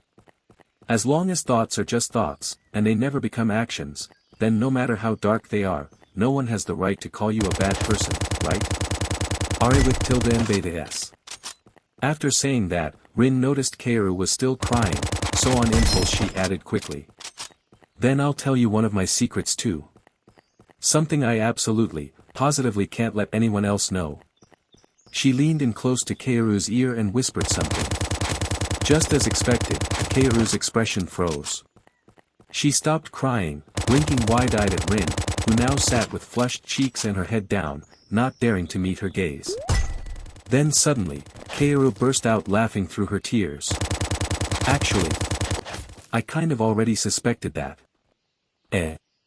Now it was Rin's turn to look stunned. She stared at Kaoru in disbelief. No way. Was I that obvious? Kaoru wiped away the last of her tears, smiled, and gently shook her head. Don't worry. I don't think anyone else noticed. Just me. Rin let out a huge sigh of relief, then put on a mock-angry face and threatened. That's my biggest secret, you know. If you tell anyone, I'll tell them about Dark Kaoru. With that, she dove back under the covers, her face bright red. Kaoru felt her nose sting again, tears threatening to fall once more. She lowered her head, whispering. Thank you, Rin-chan. Hearing that from inside the blanket, Rin quietly let out a long breath, and finally closed her eyes in peace. Hoshino Gen slowly opened his eyes. The Washitsu-style room was already bright not from the lights, but because morning had come. Oh, finally awake. Took you long enough. Come wash up and have breakfast. He heard the voice as soon as he stirred, and looking over, sure enough, there sat Shinichi and Yusuke at a low table with food laid out. Shinichi gestured with his chin. Toiletries are on the windowsill. Yusuke just picked them up from the self-serve convenience store. It's safe. Go ahead and use them. Hoshino Gen rubbed his temples. They were throbbing and staggered to his feet. Did anything else happen last night after I passed out? Shinichi shrugged. Nothing major. Just that girl, Ryuko. She wouldn't wake up no matter what, so a few of her friends came by, demanding to know what happened.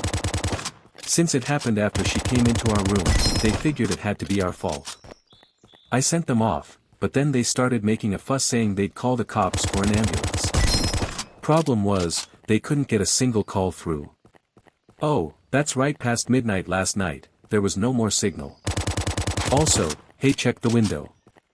Hoshino Gen turned around and instantly noticed something was wrong. Fog. A thick, suffocating fog blanketed the world outside. Visibility was frighteningly low, barely 5 meters, if that. That fog's just like yesterday's rain. It'll really mess with our ability to investigate anything. The breakfast from the self-service convenience store was mediocre at best. After finishing his morning routine, Hoshino Gen sat down at the low table, picked out a sandwich, and polished it off in a few quick bites. He'd slept, he'd eaten, now it was time to get down to business. The three of them left the mess inside the room behind without a second glance, walking toward the inn's exit as if they had no ties to the place. But as they passed the door to the neighboring tatami room, a voice called out to stop them. Where do you think you're going? It was Iwado, the big, burly guy, glaring at them furiously. You made Ryuko like this and you're just going to run away like nothing happened. Inside the room, all 5 university students from Sapporo were present.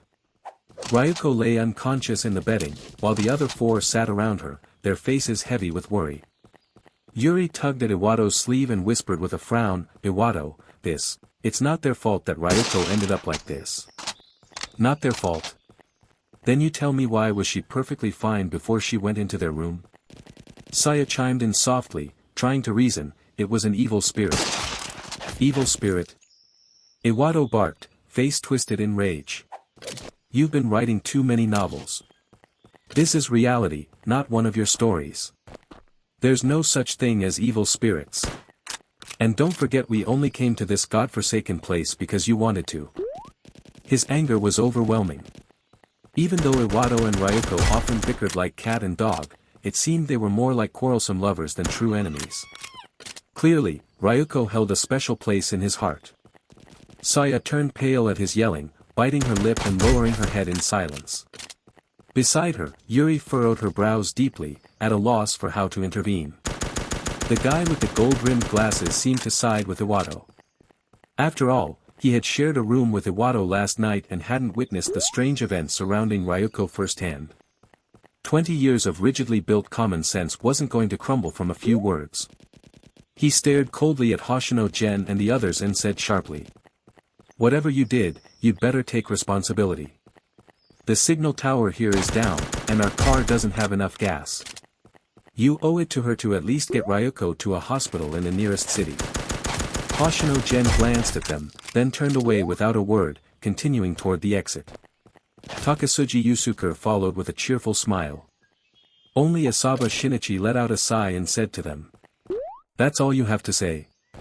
I already told you yesterday, Miss Ryuko will wake up within 3 days, tops. Why the rush? In fact, her condition might have saved your lives. Even if you're too ignorant to be grateful, isn't it a bit much to start throwing accusations at us?" He shook his head in mock helplessness and made to leave. "You bastard!" Iwado roared, his eyes bloodshot with rage. He charged forward, swinging a fist. "You're the one who started it," Shinichi chuckled, baring his teeth in a grin. The moment Iwado reached him, Shinichi moved with speed too fast for the naked eye spinning and landing a precise side kick into Iwado's gut. The next second, everyone in the room watched in shock as Iwado, now a mere blur, was launched backward at least 10 times faster than he'd charged in. He crashed hard into the far wall with a deafening bang, then slid down limply onto the floor. The tatami room fell dead silent. Shinichi smiled warmly. "He shouldn't be dead. You might want to check though. Anyway, we've got things to do. Later." With that, he jogged off to catch up to Hoshino Gen and Yusuke, who had already walked ahead. "Hey! Come on, you two. You just left me behind." Shinichi protested as he caught up. "I'm starting to suspect that if real danger comes, you'll ditch me just the same. Are with diaresis new BS. We figured you had the best relationship with them," Yusuke said with a grin. "You'd be the best one to smooth things over." "You sly bastard," Shinichi muttered. "Hoshino, when we drive later, let's leave Yusuke to walk." Their voices faded into the distance, but the university students could still hear the banter echoing faintly. Back in the room, the guy with the glasses stared in shock at the collapsed Iwado. Saya's face was ghostly pale, her hands trembling.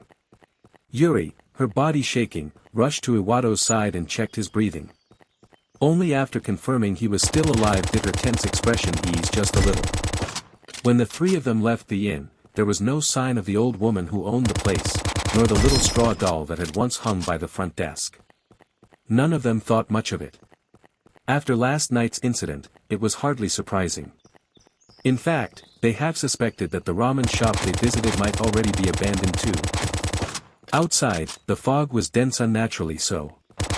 Even when Hoshino Gen used a talisman to summon a gust of wind, it only cleared a small area around them for a few moments before the fog crept back in as thick as ever. Playing it safe, they drove at a crawl, with Shinichi behind the wheel. But even after half an hour of slow driving, the fog ahead was thicker than ever. Yusuke finally couldn't help but ask. "Was the ramen shop really this far?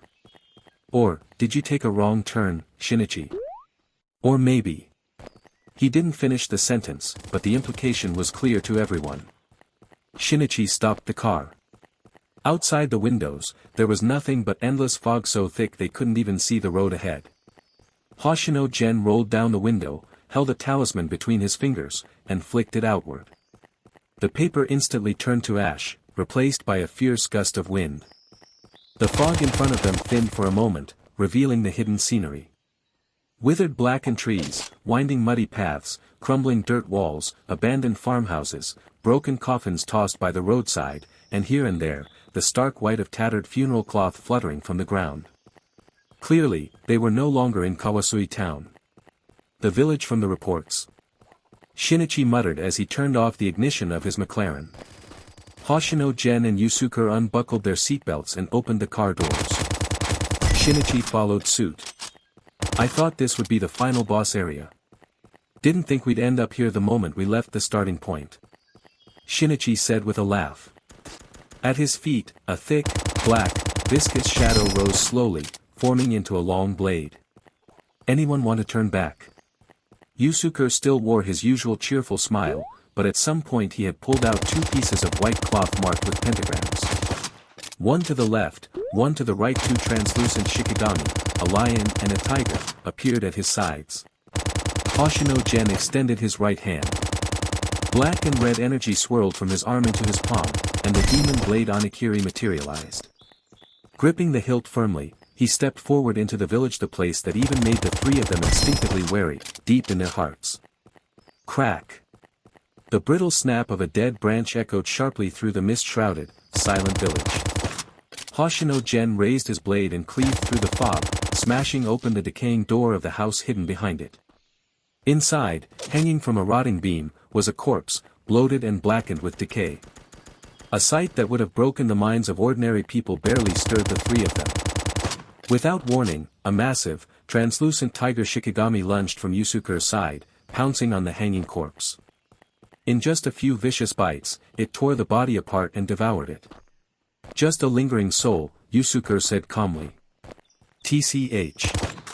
Shinichi tapped the hilt of his blade against his forehead in irritation. Why is it nothing but scraps along the way? Hoshino Gen paid them no mind. He stepped into the abandoned wooden house, slashing at the beam with a single stroke. The blackened hemp rope snapped and dropped into his hand. The stench of death clung heavily to it. The tiger shikigami that had just finished its meal circled Hoshino Gen, baring its teeth at the rope and occasionally exhaling a foul breath with an aggressive snarl. Shinichi leaned closer. What's wrong with it? Something off about the rope. A talisman fluttered from Hoshino Gen's waist into his hand. With a flick of his fingers, he pressed it to the rope. Instantly, flames burst forth. The seemingly lifeless rope writhed and twisted madly, forcing Hoshino to throw it to the ground. When the fire died out, a charred, severed silver-banded snake lay where the rope had been. Whoa! Transformation magic? Or an illusion? Shinichi said, eyes widening in amazement. He barely finished speaking when Yusuke's voice sounded from outside the door. Watch your step. Without hesitation, Shinichi drew his blade and stabbed downward. A wet, meaty sound followed. A golden-banded snake lay pinned to the floor by his blade. Hoshino Gen and Shinichi scanned the surroundings and finally realized the entire room was crawling with golden and silver-banded snakes, their bodies coiling and writhing together, slithering through the mist with ominous hissing. Ugh, gross. Shinichi rubbed at the goosebumps rising on his arms, jabbing his elbow into Hoshino Gen. Hurry up, Hoshino. Burn them. This is disgusting. Maybe sensing the invaders' hostility, the snakes suddenly scattered, rushing low along the ground toward them from all sides. The tiger shikigami roared, smashing a nearby snake's head with a swipe of its paw. Hoshino Gen tossed several talismans into the air, which exploded into roaring fireballs. At the same time, Shinichi suddenly turned his head toward the window and saw a terrifying, disheveled human face pressed against the grimy glass. Yusuke. Window. Don't let it get away. Shinichi shouted, darting forward without waiting for a reply, his blade flashing. Glass shattered as he struck, but the face outside had already pulled back. That's when Shinichi realized, from the neck downward, the creature wasn't human at all. It was all snake, its body alternately banded in gold and silver. Roar! The lion shikigami, which had been sticking close to Yusuke, sprang forward, sinking its jaws into the serpent-bodied creature. A horrifyingly human scream tore from the monster's throat, so real it sounded exactly like a woman in agony. Shinichi vaulted through the window, his moon-colored blade slashing in an arc at the monster's neck. But just as he and Yusuke moved to strike together, the creature suddenly fell silent, its body splitting apart into a swarm of silver and golden snakes, scattering in all directions. Beta-S. Shinichi's strike hit nothing but air. Meanwhile, back inside the burning house, the writhing mass of snakes gathered in the flames, converging into a new humanoid serpent. A talisman floated up before Hoshino Gen's eyes. He formed a sword hand gesture and tapped it lightly. A bolt of lightning shot forth, striking the newly formed monster. Panicking, the serpent turned to flee, but the tiger Shikigami had already blocked the doorway, its jaws yawning open as it lunged. Surrounded, lightning behind, tiger ahead, the monster once again burst apart into a flurry of golden and silver snakes. But by now, the floor had been coated in an inky, viscous darkness. As the snakes hit the ground, black spikes erupted upward, impaling them. Hoshino Gen looked out the shattered window. Shinichi had taken off his sunglasses, his red eyes gleaming with a demonic light. The shadow covering the ground was pouring out from beneath his feet. The impaled snakes were caught by crows of shadow, which plucked them up and flung them toward Shinichi's feet. The pile grew, until they merged together into a massive, yet barely twitching humanoid serpent. Hoshino Gen left the burning house and joined Shinichi and Yusuke, all three of them watching the creature as it grew more transparent, until it finally burst apart into motes of light, leaving behind only a single golden ring and a silver one. Shinichi picked them up and flipped them casually in his hand, grinning. Heh, finally made a catch. Our first vessel. You guys want it? Neither Hoshino Gen nor Yusuke spoke. After all, it was Shinichi who had put in the most work. Then I won't be polite about it. Shinichi tossed the two rings onto his shadow. Instantly, the shadow swallowed them whole. Crash! With a deafening roar, the burning house collapsed behind them. None of them even glanced back. They simply moved deeper into the mist-choked village. Tokyo, Kodo Ward, outskirts, Sasaki family estate. Sir Shinichiro. A middle-aged man in a sharp black suit bowed deeply to the old man sipping tea on the rattan chair.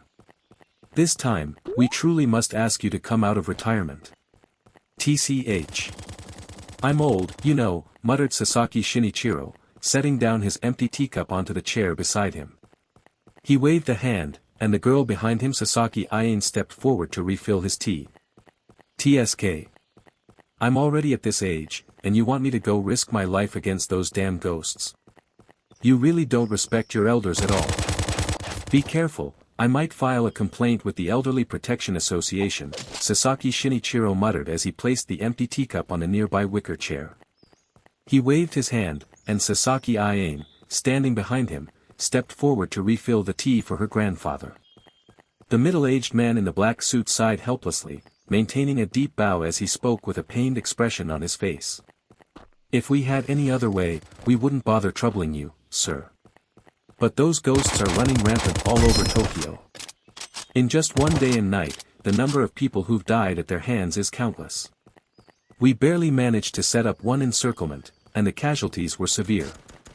Right now in Tokyo, the only person we can rely on is you, sir. The mist-shrouded village was silent. Above the ruins of a collapsed wooden hut, the last flickering embers finally died out. Everything returned to the original, oppressive stillness. A long time passed before a faint rustling stirred beneath the charred wreckage. From a crack between blackened splinters, a silver-banded snake, no longer than a forearm, slithered out. Its cold, crimson eyes fixed on the direction where the three figures had disappeared. Flicking its tongue once, the serpent quickly turned and slipped away, disappearing into the dense, swirling fog. A savage bolt of lightning tore through a vengeful spirit covered in countless blade wounds, scattering it into dust. Among the shower of falling sparks, Hoshino Gen reached out and caught a small Japanese porcelain doll before it hit the ground. Elsewhere, a rotting corpse spirit was torn to pieces by two Shikigami lion and tiger. Yusuke sifted through the mess and picked up a porcelain teacup from the carnage. Nearby, Shinichi stood, clutching his demon blade close, eyes locked on a shadowy wooden pavilion looming faintly within the mist. This was already the third wave of vengeful spirit that had ambushed them. Including the human-faced serpent in the ruined hut earlier, they had encountered 6 vengeful spirits in total. If 6 vengeful spirits were scattered across an entire city, it wouldn't be worth mentioning. But if 6 vengeful spirits had gathered here organized, deliberate, that was something terrifying. Shinichi glanced back at the two who had just finished cleaning up their enemies. Clicking his tongue, he casually pointed the sheathed blade toward the distant pavilion. Feel that? Chilling to the bone, Yusuke replied, withdrawing his shikigami and fixing his gaze on the pavilion. Yeah, chilling, Shinichi grinned, excitement flashing crimson in his eyes. But after a quick breath, he forcibly tamped down the violent urge welling up within him. Much as I'd love to charge in swinging, let's play it safe for once.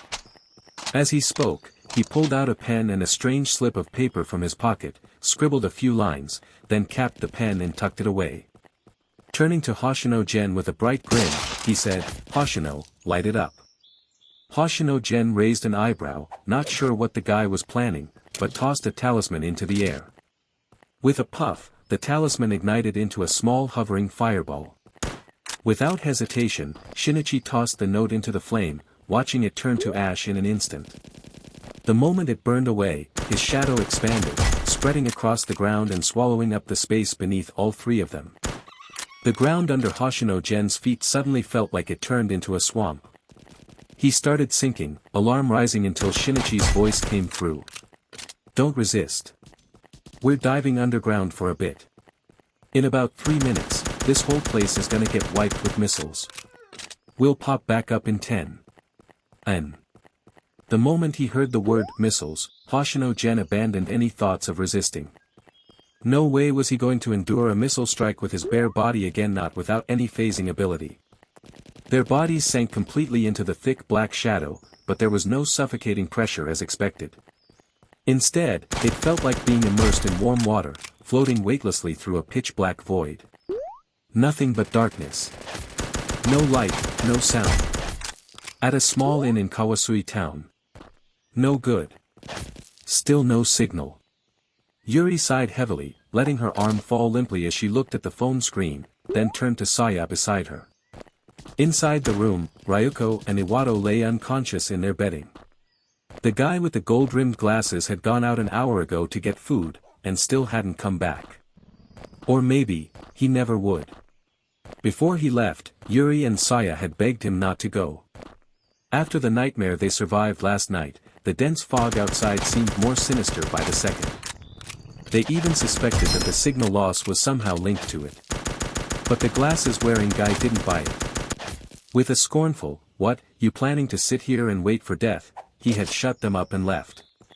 Now Saya sat kneeling on the floor, head bowed, face twisted in guilt. Because no matter how you looked at it, it was her fault they ended up in this hellish place.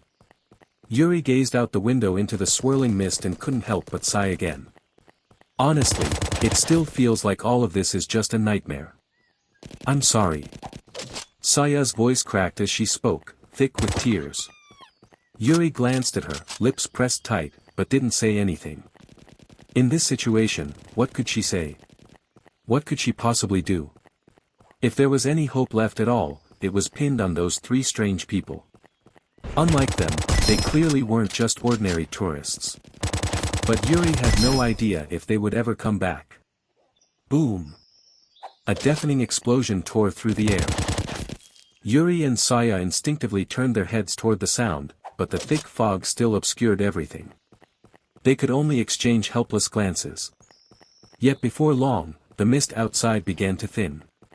Visibly so. Yuri sprang to her feet and rushed to the window. Boom! Another thunderous blast. And just like that, it was as if some invisible wind had swept through, blowing the fog away completely. For the first time in what felt like forever, the outside world came into focus. It felt like a blind person suddenly regaining their sight. An overwhelming urge to cry out in relief welled up. But before that relief could bloom, the third explosion struck. This time, Yuri and Saya saw it with their own eyes. Beyond the town limits, a column of fire shot into the sky, smoke billowing in its wake. Boom! Something trailing flames plunged into the smoke, detonating with another earth-shaking roar. No doubt about it. They were being bombed. Missiles. In the pitch-black void, time seemed to stretch endlessly. Eventually, Hoshino Gen felt his body begin to rise. Before long, a glimmer of light returned to his vision. His head surfaced from a shadow stretched across the ground. At some point, the mist had completely cleared. What awaited him was devastation. The entire area was nothing but scorched ruins and craters. Where the pavilion once stood, only a smoldering, smoke-belching heap of blackened rubble remained. Looks like the missile strike had really happened. And Hoshino Gen could guess why. Vengeful spirits weren't afraid of physical attacks. But humans were. Whether or not there had been anyone else here before, after a bombardment like this. This village, now nothing but a graveyard of ash and fire, was left with only 3 living people. And the rest were ghosts. Everyone knew this incident was orchestrated behind the scenes. The sole purpose of the bombing was to eliminate any hidden figures lurking within the village. On the charred ruins, the stench of gunpowder hung thick in the air. The dense white mist had been utterly obliterated by the explosions. In its place, black smoke now billowed from every corner of the ruined village. At first, Hoshino Gen didn't think much of it. Smoke rising after a missile strike was hardly unusual. But soon enough, he caught a different scent amidst the smoke, something beyond just gunpowder. And he wasn't the only one. Shinichi and Yusuke, who had likewise emerged from the shadows beneath their feet, followed Hoshino Gen's gaze and focused on the spot where the old pavilion had once stood. The smoke rising there wasn't dispersing. Instead, it was gathering, growing denser and larger, as if the smoke from the entire village was being drawn there from every direction, forming a massive, boiling black cloud. "I'm guessing that thing's about to turn into something nasty and start hunting us down," Shinichi muttered with a click of his tongue. "Like, I don't know, a giant vengeful spirit straight out of a nightmare." Before he even finished speaking, 6 talismans floated into Hoshino Gen's palm. Raising his hand toward the cloud, he formed a sword finger seal, and the talisman spun rapidly in front of him like a 6-pointed star wheel. Chi. For once, he chanted softly before casting. Instantly, a torrent of furious lightning burst forth, searing the air with a scorched stench as a blinding beam of energy shot toward the black cloud. The roaring thunderclap echoed, and in a flash, the lightning crossed 100 meters, striking the cloud. In that instant, brilliant white light crackled within the black mass, just like a real thunderstorm brewing inside. "Whoa!" Shinichi whistled in awe. "Not bad." But Hoshino Gen didn't spare him a glance. The 6 talismans at his fingertips were already turning to ash, a clear sign of their rapidly depleting power. Yet no matter how fiercely the storm raged against the black cloud, it barely seemed effective. It continued devouring the smoke drifting in from all across the ruins. Suddenly, violent flashes of lightning erupted within the cloud. A heavy boom followed. Hoshino Gen's talisman was shattered completely, the lightning flickered out, and a visible shockwave blasted out from the cloud, whipping the 3 men's clothes into a frenzy. "Ugh dash!" Shinichi gagged loudly. Hoshino Gen and Yusuke both immediately held their breath. No wonder. The stench was unbearable. Thick, rotting, putrid-like corpses burning and decaying all at once. Woo, ah. Ugh, nn. Ooh, woo dash. Amid strange groans and whimpers, the black cloud dove toward them like a massive eagle with a long, trailing tail. As it closed in, the 3 could finally see what lay inside: twisted, misty corpses and vengeful spirits, writhing and struggling, hands outstretched. Whether in a plea for help or an attempt to drag others in was unclear. It was like the river of 3 crossings from the underworld. "It's coming." Yusuke trembled all over, excitement shaking him to the core. Every cell in his body seemed to cheer at the overwhelming dread crashing down on them. None of them tried to dodge. Even though the black cloud loomed like a mountain, even though from their vantage it looked as if the sky itself were collapsing upon them. Roar dash. Gra dash. Twin roars rang out. The translucent lion and tiger Shikigami descended once again. The tiger pounced straight onto Yusuke, merging into his body. His eyes flared a ghostly green, and the gentle scholar-like softness of his features twisted into something wild and ferocious. Ariwith circumflex entilandbot. Swinging himself onto the crouching lion Shikigami's back, he turned toward his comrades. Around Hoshino Gen, over a dozen talismans floated and whirled. The demon blade Onigiri in his right hand shimmered with molten red veins, like flowing lava. Shinichi drew his blade and let it drink deeply of his blood. Muramasa transformed into Murasame, and the abyss-like shadow at his feet seemed ready to tear free from the two-dimensional plane at any moment. In less than a second, all three had prepared themselves for the head-on collision. And then, the hellish black cloud crashed into them. There was no deafening explosion, no dramatic shockwave. Not even much noise at all. It was like a gust of wind sweeping by, carrying away a few scattered leaves. The three were gone, vanished on the spot. The black cloud skimmed low along the ground, crushing and obliterating everything in its path, dragging dust and debris with it as it rumbled away into the distance. Tap tap tap tap. Urgent footsteps echoed. The guy in the gold-rimmed glasses burst into the room, drenched in sweat and gasping like an exhausted beast. Saya and Yuri turned to him in shock. They had genuinely thought he wasn't coming back. Outside, missiles. We saw. The town outside got bombed by missiles. Yuri quickly moved to support him as he looked about to collapse. You were out there so long, where did you go? Why are you only coming back now? Huff, huff. Huff, huff. Catch your breath first, don't rush, Yuri soothed. The fog had lifted, cell phone signals were back, and she had even managed to contact the outside world just moments ago. She wasn't quite as panicked anymore. But the man shook his head frantically and gasped out. Outside, Huff, there's no one, Huff, the houses, stores, apartments, all empty. This place is a ghost town. I couldn't find my way back, Huff. I got lost in the fog. He hadn't even finished speaking when Saya let out a sharp cry. Yuri immediately turned around. What's dash? She didn't finish her sentence.